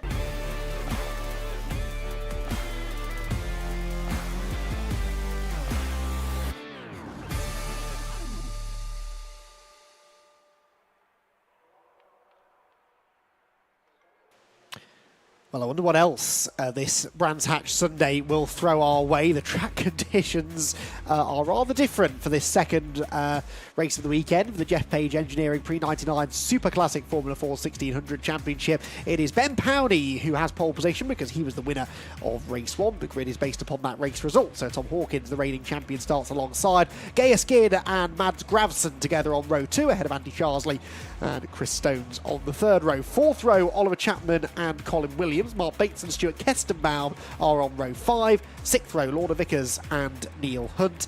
Row 7 for Oliver Roberts and Simon Langman, some of the drivers that had issues in the race earlier on, with Tim Fitzgerald and Vincent Jay due to bring up the rear, but we'll wait and see whether they have made it out on track, because a couple of those were in the wars a little bit earlier on in the day. It wasn't that long ago, really, just before lunch, I think, that the Formula 4s were last out on the circuit, but that race, red flag interrupted after we had an oil spill across essentially the entire Brands Hatch Indy Circuit, and the oil that was laid down sent a few cars off the road. It needed dressing, so it led to a little bit of a delay, but eventually when the race got back underway, Ben Powney made it his own. He I wouldn't say dominated necessarily, had some threat from Tom Hawkins early on. Hawkins led briefly down at Graham Hill Bend, only to slip out wide and open the door for Powney. But now, as you can see, very, very different prospect ahead with the torrential rain that we've just had during that MX-5 SuperCup race. And, well, the decision has been made that the track is raceable, albeit very wet, and therefore the driver's been given 2 green flag laps just so they can properly scope out the conditions ahead of what should still be, I believe, a 14-minute race. They're knocking a minute off because of the extra green flag lap that they're doing. That's fair enough. Powney then the winner overall from Hawkins and Gaius Skid in the race earlier on today. Then in Class B, Chris Stones was the winner. Class C went to Colin Williams with Mark Bates in second. And Class D, Oliver Chapman, the only Class D runner, but he ran very well to an overall 7th place finish and has qualified 8th as well. So he's been in and around the top 10 overall all weekend long. Well, I made the joke earlier on that it was very Formula Ford festival-like weather. Well, this now feels a lot more familiar, doesn't it, for us and for a lot of the drivers as well, I'm sure. A very wet Brands Hatch circuit, but the rain has now passed. I'm reasonably confident we've had the last of it. It's still quite warm out there, so the track should actually dry reasonably quickly. Brands Hatch has some excellent drainage anyway, so the standing water will go pretty quickly by the end of this race, I would have thought. How much longer it will then take to get the track properly dry, I'm not so sure. We've got 3 more races after this: the MX-5 Mark 1 Championship, the Classic VWs and the MG Metros, and then it all finishes with a 45-minute SW Motorsports ClubSport Trophy race. So by the end of the day, I would not be surprised if the track is pretty much dry again, as long as that rain has passed us by. So, cars lining up and ready to get a 14-minute Jeff Page Engineering Super Classic Formula 4 Championship race underway. Away they go, and a good start made by Powney from pole position. Hawkins not very quick at all, and neither is Gaius Skid. So the 2nd and 3rd place cars are almost right at the back, and in fact a challenge around the outside. That's Charsley, isn't it? I think Andy Charsley's going for the lead into Paddock Hill Bend. He takes the high, wide and handsome line, but then gets on the curb, nearly loses it coming off the turn, and had it not been for that moment, I think would have had the lead away from Ben Powney. He still might by the time they come out of Druids. Andy Charsley is well up for the fight here. Goes right round the outside at Druids. That gets him the inside line down the hill into Graham Hill Bend. There's a lot of standing water on the way down the hill. Charsley, oh, well, it's exactly what happened to Hawkins in the race earlier on. He got past Powney, but then ran wide at Graham Hill Bend. So Powney leads again by the time they reach Surtees Corner. But good to see Andy Charsley right in the hunt here. He's up the inside again through Surtees, but Powney had the grippier line, and this is definitely something we've learned down the years at the festival. In a Formula Ford, when it's wet, you want to be on the outside line, the distinctive, definitive wet racing line. You don't want to go anywhere near the inside edge of the track through the corners. There's absolutely no grip there in the wet. Powney using that to great effect then to hold the lead. It is Charsley 2nd, it's Mads Gravson in 3rd, and Mads actually going to the outside of Charsley now into Paddock Hill Bend. Tom Hawkins goes to the inside, and I think they'll actually come off the corner pretty much as they were. Yes, they do. Chris Stones is there in 5th position. And Oliver Roberts was 6th, I believe. Oh, contact! No! Hawkins into the back of Grabson. Around goes the number 2 car. And Christopher Stones has to go off the road in avoidance as well. Well, that was, I think, Tom Hawkins going for a move and then just running out of grip on the way up the hill. Mads Grabson, unfortunately, is the one who ends up pointing the wrong way. Hawkins has continued, possibly with damage, although I think he's basically okay. And Mads Grabson now rejoins right at the back of the field. So yellow flags briefly flying at Druids. They should go in now as the leaders arrive at Clearways. And, well, Andy Charsley posing more of a threat to Ben Powney in this race than Tom Hawkins was ever able to in the previous one, in fairness. Hawkins will come through not in 3rd place. That's going to be... who is that in? Well, they go for 2nd, whoever it is. I think that is Oliver Roberts, isn't it? Yes, Oliver Roberts goes to 2nd place around the outside of Andy Charsley. Or does he? Charsley's going to try and hang on the inside, but we know there's more grip on the outside at Paddock Hill Bend, and that was a brilliant move. Classic Formula 4 move, that, from Oliver Roberts. Hawkins is off again now in the gravel at Paddock. Bounces back on, but... the conditions proving to be very, very treacherous for Tom Hawkins. A couple of moments in the space of a lap. Still 4th position. Then it's Oliver Chapman and Chris Stones battling behind. Stones, of course, trying to come back up the order after having to dodge the spinning Mads Grabson car. Mads, by the way, has also carried on. He's not coming to the pit lane, so he's still going. Oliver Roberts, though, absolutely flying. He was an early non-finisher in the race earlier on today, but here he is, 2nd place, gunning for the race lead, and the rain is very much back, so I said the worst of it had come and gone, but it's raining quite heavily again up at Clearways, so track conditions aren't going to get any better anytime soon. Oliver Roberts wants this race lead, though, because that will give him some clean air and a clear view, crucially, of the Brands Hatch Indy Circuit. Is he close enough to try that move again into Paddock? Well, Powney's defending the inside line, but then kind of drifts back over to the outside line, turning into the corner. Not quite as wide a line as Roberts, though, and that camera angle really shows the effect that has as Roberts powers through. It was like he had engine with twice the capacity of that in Ben Powney's car, but it wasn't that at all. He just took the wide line into Paddock. I think Powney, in fairness, might have touched the curb as well, coming off the corner, and that just propelled Oliver Roberts into the race lead. Oh, and he then finds a big puddle on the inside at Graham Hill Bend, has a wobble. 2nd place now going to Andy Charsley. So Charsley follows him through, and Ben Powney down to 3rd. Now, it's worth pointing out, these 3 cars are not fighting for class positions necessarily, or Charsley's going to go for the lead now. We'll cover the classes in a moment. Charsley gets to the inside of Roberts at Clearways, but the outside line is where you want to be, and so, yeah, it is Andy Charsley, sorry, it's Oliver Roberts who retains the lead for now. Roberts is a Class B car, Powney Class A, so is Andy Charsley, but he's a guest driver, so technically he's fighting Ben Powney for the lead, but he doesn't score any points in the Super Classic Formula 4 Championship this weekend. Charsley with the fastest lap of the race that time around as well. That was a 1:02.9. That's a good couple of tenths quicker than anything anyone else has done. There, by the way, is Tom Hawkins. Now, Hawkins is scoring points in Class A and can run the leader, but he was a full 2nd quicker than Ben Powney, and that was Powney's best lap of the race. So Ben, for whatever reason, struggling. You have to imagine that's setup related maybe in these ever worsening conditions, although it's brightening up now. The rain's coming down as heavily as ever, but it is brightening up over Clearways Corner, so this time I'm a bit more confident in saying that once this shower passes, we might be done with the rain. The damage is done as far as the track conditions are concerned. We've very much lost the track now, haven't we, as they would say in the States, and we're going to see wet running from here on in. Across the line they go. What's this lead gap now? Well, Roberts does a 1:02.9. It's also a 1:02.9 for Charsley, only fractionally quicker. A 1:03.8 for Powney, a 1:02.8 for Hawkins. It's another new fastest lap, and he once again is the quickest in this lead group. Now, we're only just past the half race distance. He's only 5 seconds off the race lead, and the race leaders are side by side because Roberts has had a moment at Paddock, and through is going to go Charsley as he's on the inside at Druids. That's the outside line for Graham Hill Bend.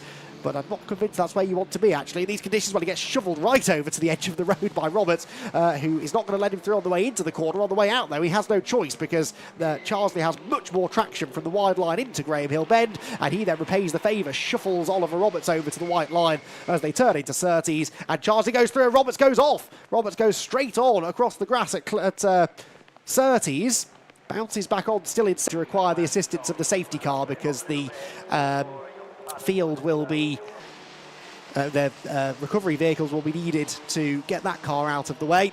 And it's right on the edge of the circuit. And points, of course, go to Ben Powney, because Powney is a championship driver, not a guest driver, like Charlesley is. And Oliver Chapman as well, 4th place for Chapman. Very Paddock Hill Bend, and that means that we have Paddock Hill Bend, and that means that we have had a slightly early bath in that race. Paddock Hill Bend in that race, quite literally, to be fair. Paddock Hill Bend in that race, quite literally, to be fair. The Formula 4 drivers open cockpit cars of conditions, but they did well. They put on a really good race. It was building up quite nicely, and I would have been conditions, but they did well. They put on a really good race. It was building up quite nicely, and I would have been fascinated to see whether Tom Hawkins could have caught the leaders. And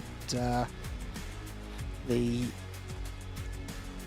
car clearly set up well for the conditions as well. So yeah, that was a bit of a shame we didn't get to see that play out. Warning to finally get out there and drive the track out a little bit by the time you get to the ClubSport Trophy race. Still we wait for drivers to appear.